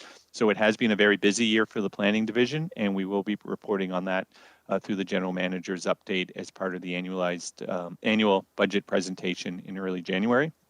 But I just thought that those 46 public meetings represent an average of 2.42 public meetings per planning committee, or approximately 5 statutory public meetings per month that committee and council deals with in terms of that. So those are pretty significant and impressive numbers for the organization of what the city has achieved and through the planning committee as well. So thank you very much. Thank you.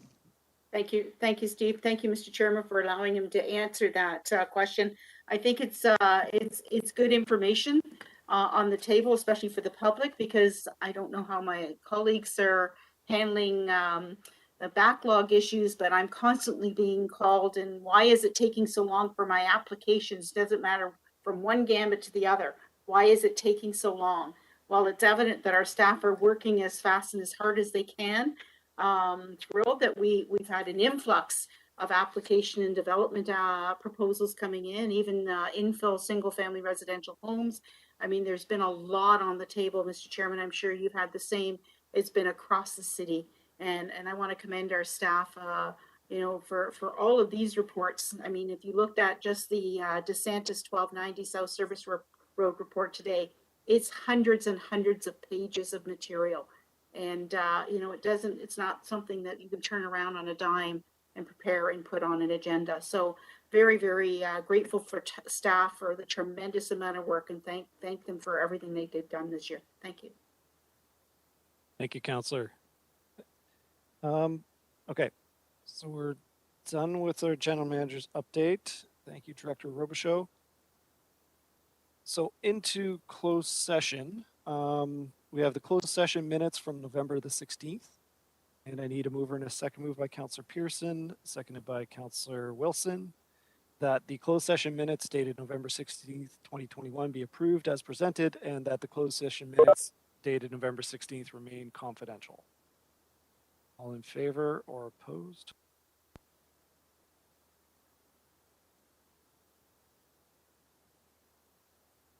Is unanimous.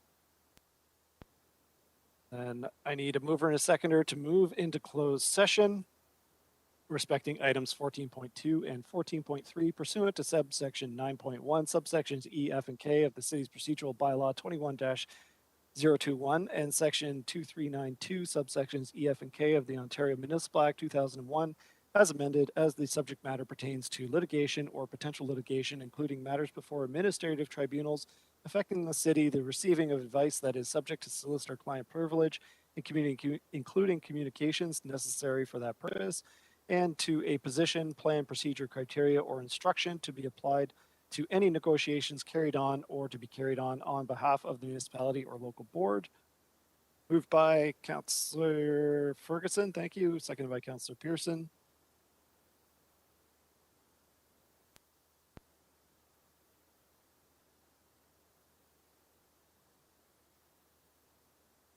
That's approved, unanimous. Members of the public, the meeting will continue following the closed session portion of the meeting. When you see the members of committee rejoin the meeting, the committee will wait up to 5 minutes upon reconvening in open session before proceeding with the meeting to provide members of the public and the media time to return. So at this time, we're going to go into closed.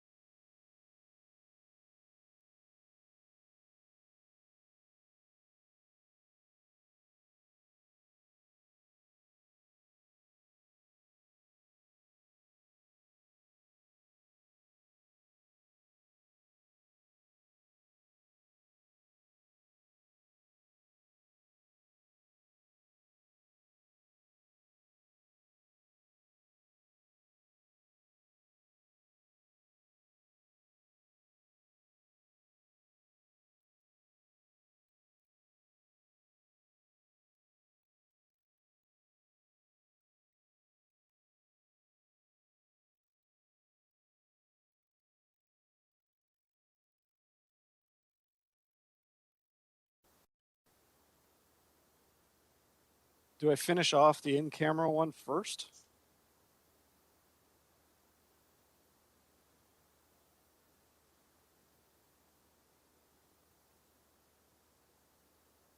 Yeah.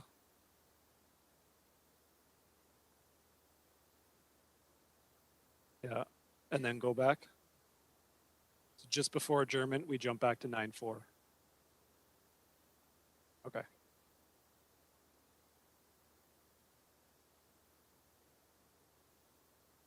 So I'm starting right now on page 34.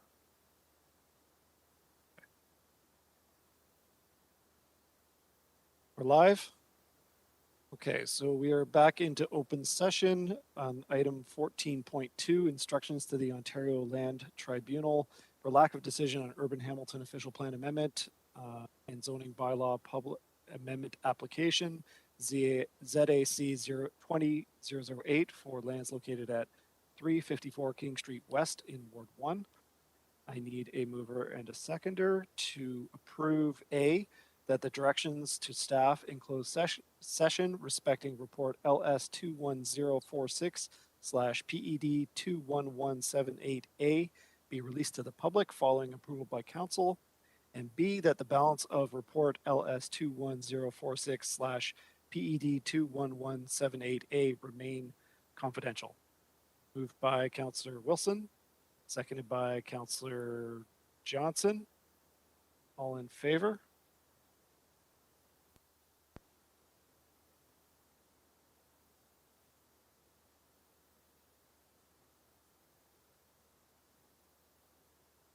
If you didn't catch that running commentary, we're going to finish the 14.3 in camera and then go back to 9.4 to finish that off. Councillors Farr and Ferguson, are you able to vote? Thumbs up. Councillor Ferguson's having a chat about Sir Johnson's cat. That's unanimous. Thank you. Point 3, update regarding appeal to the Local Planning Appeal Tribunal of the Urban Hamilton Official Plan, site-specific appeal for 1313 Stone Church Road East by Descenzo Construction Limited on the Urban Hamilton Official Plan and legal direction LS 210018A/PED 20124A. I need a mover and a seconder to approve the following. A, that the directions to staff in closed session respecting report LS 2018A/PED 20124A be released to the public following approval by council, and B, that the balance of the report LS 20018A/PED 20124A remain confidential. Moved by Councillor Johnson. I saw you wave. Seconded by Councillor Partridge. Thank you. All in favor or opposed?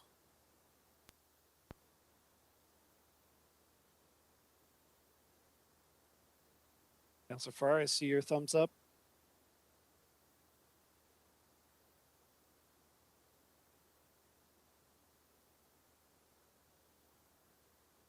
Got everybody? That's unanimous. Thank you. Going back to item 9.4. Bear with me while I find the right page. Is it page 19?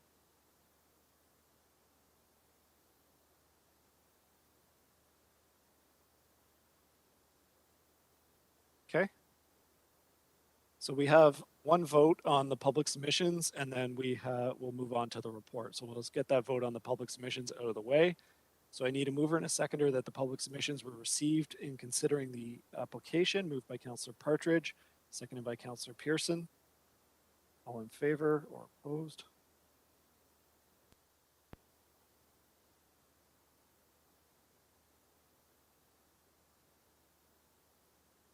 Thumbs up from Councillor Farr. It's unanimous. Thank you. And then the report recommendations. Who'd like to move and second this? So to put it on the floor. Moved by Councillor Pearson, seconded by, I'll second that.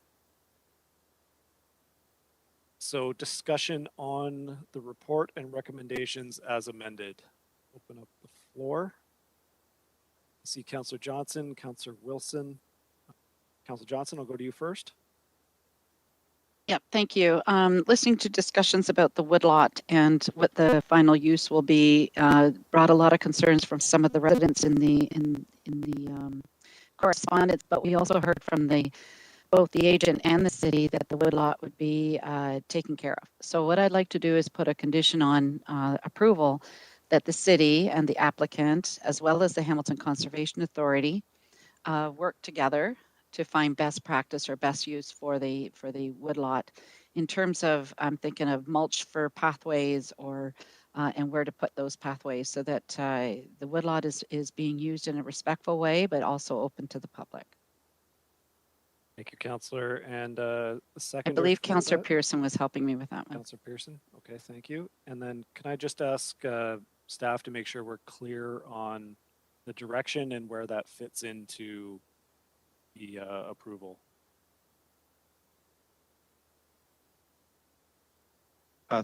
You, Mr. Chairman, we will incorporate that into the appropriate conditions of draft plan approval relating to the development and implementation of the stewardship plan for the woodlot. So it would also include the development, tri-party development of the management plan, and then there'll be to be implemented through the stewardship plan that will be required as a condition that the developer has to meet at the time prior to registration of the subdivision. Thank you.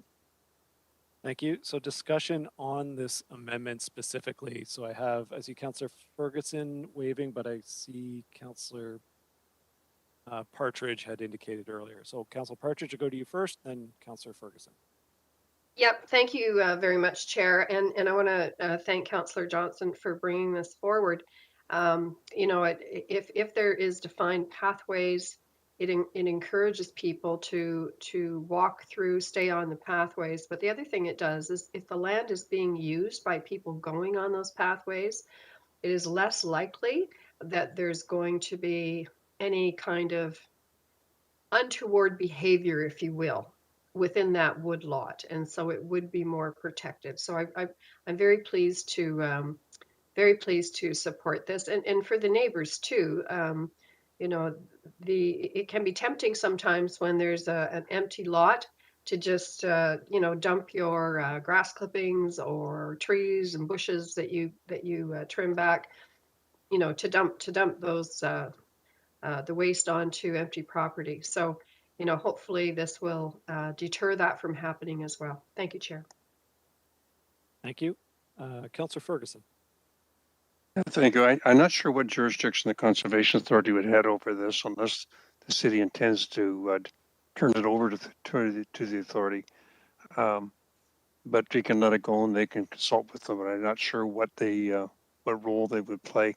Also, you know, it's great to put the trails in. I just wanted to caution, because I bumped into it over my years of work here, is that the city has our landscape section has very specific design details for pathways, and it's very thorough but also very expensive. I'm not sure using wood chips would be satisfactory to our landscape group, but we can sort that out again also at the site plan section.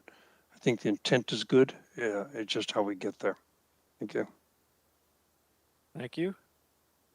Councillor Johnson, did you have something to follow up? Yeah, it was really to clarify something. It wasn't really to ask the Hamilton Conservation Authority to take over operations and maintenance. It was really to give their expertise advice, because they have so many good trails and they do such a good job that they would be probably our best resource. Thanks.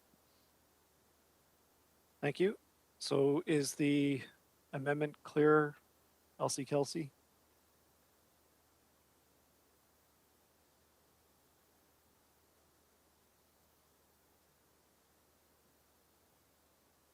Is it, that's the wrong question. Is it clear enough?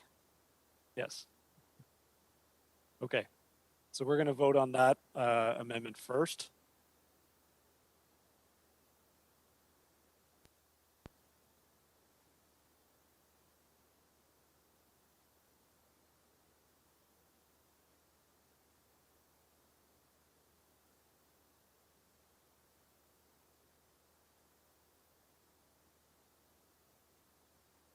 Councillor Farr?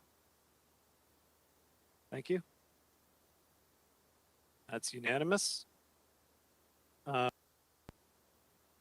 then, are there any other amendments or discussion on the report? Councillor Wilson.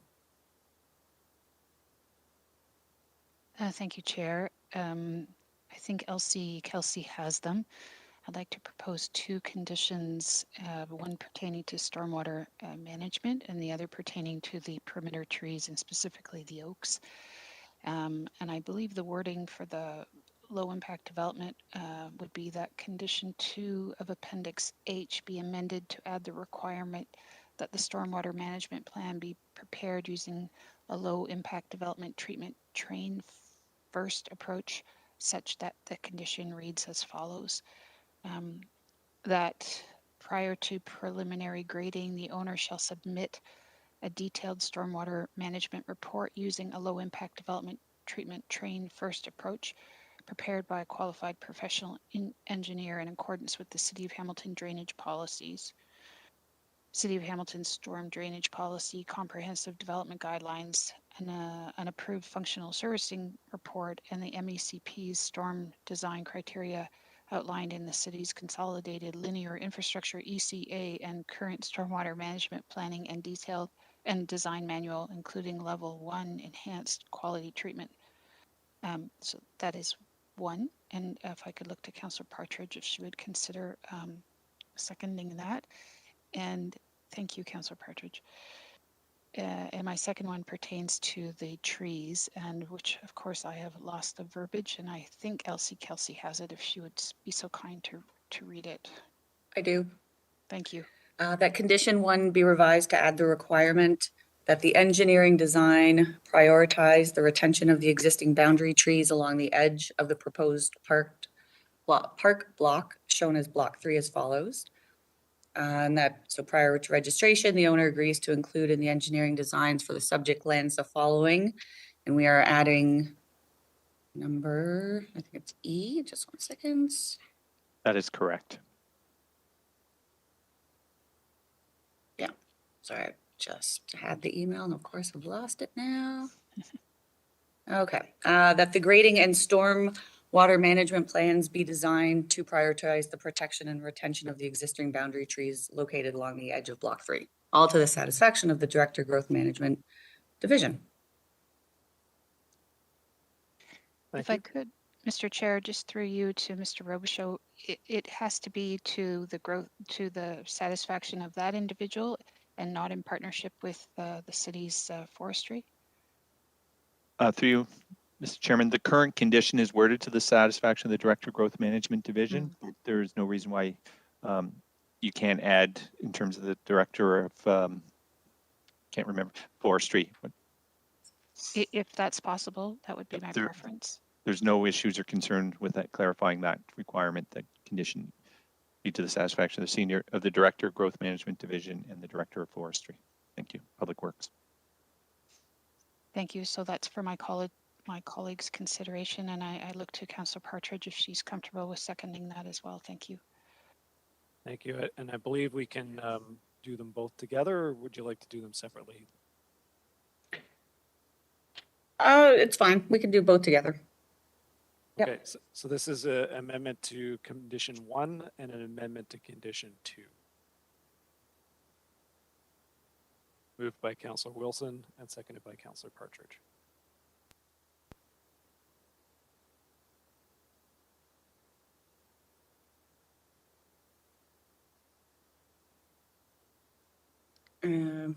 Anybody notice if Councillor Farr was a thumbs up? I'm assuming. I'm in eScribe and it's just not popping up for me, but thumbs up. I think I know why. You probably, Sorry, thank you. yeah. Thank you. That's unanimous. Thank you. And final,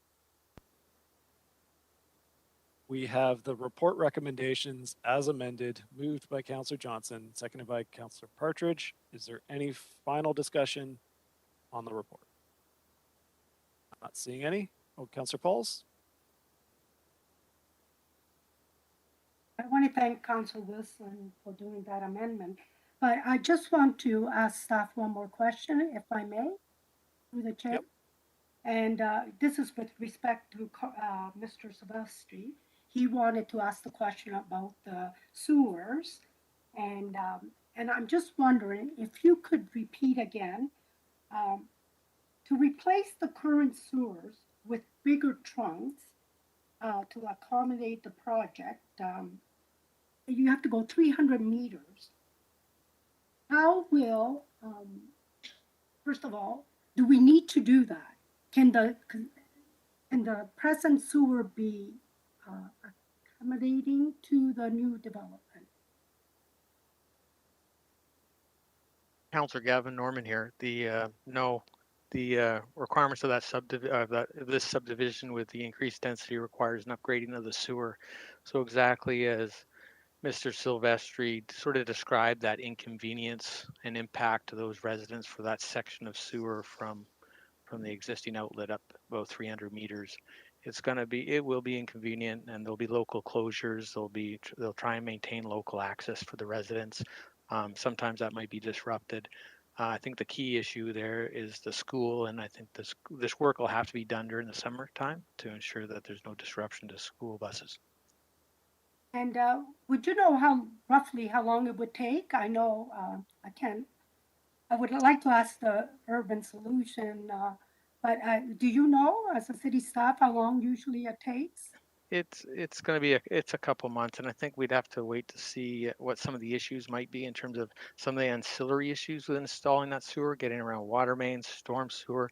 There's also the different drain connections to each of the homes that need to be considered. But the intent would be the day school is out is that day that project needs to start.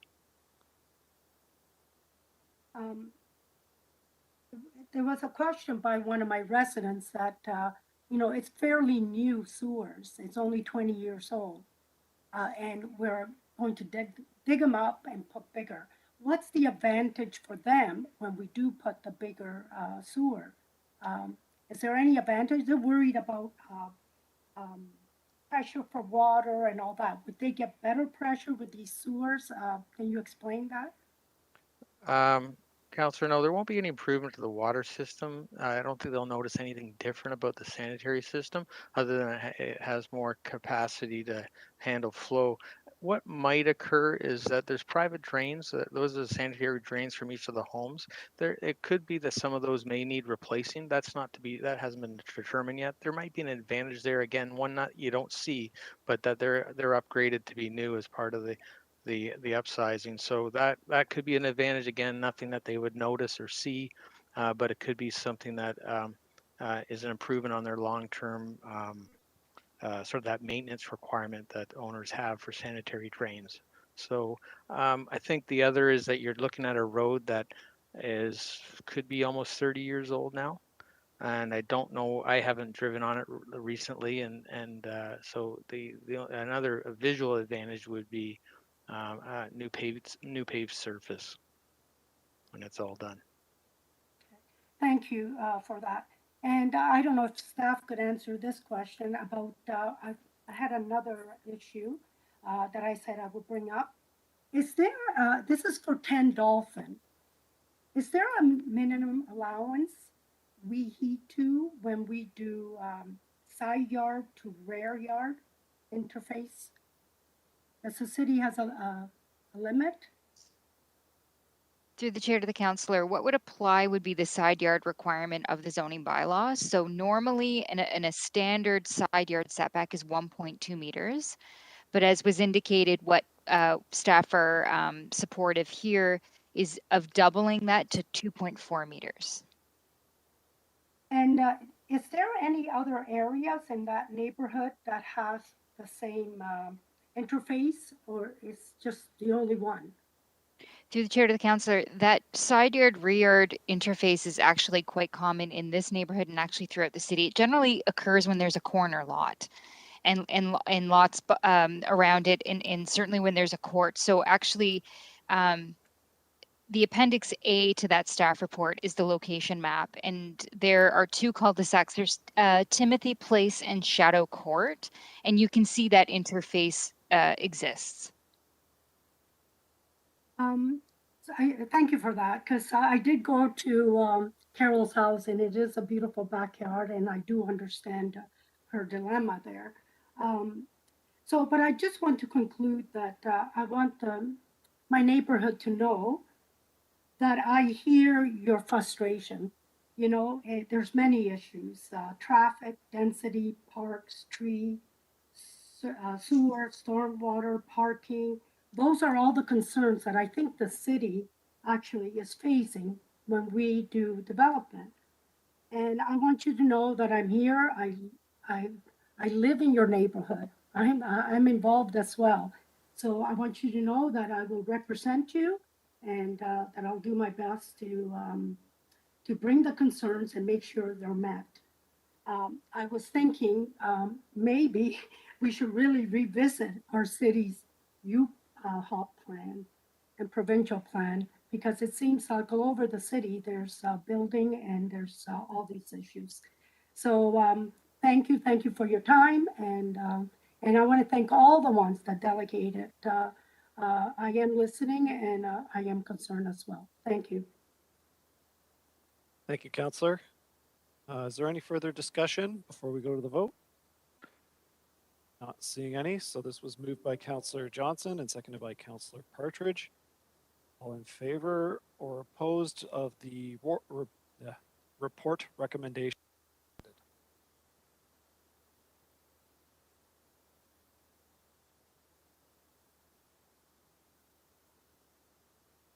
What did I tweet? It was much needed medium density infill. Something like that.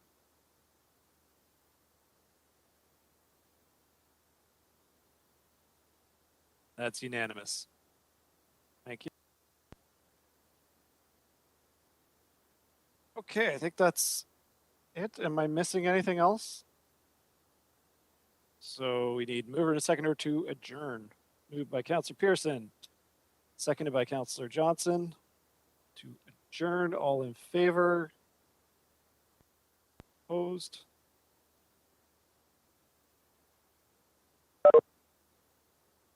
Excellent job, Chair. Well done. Thanks, everybody. Take care.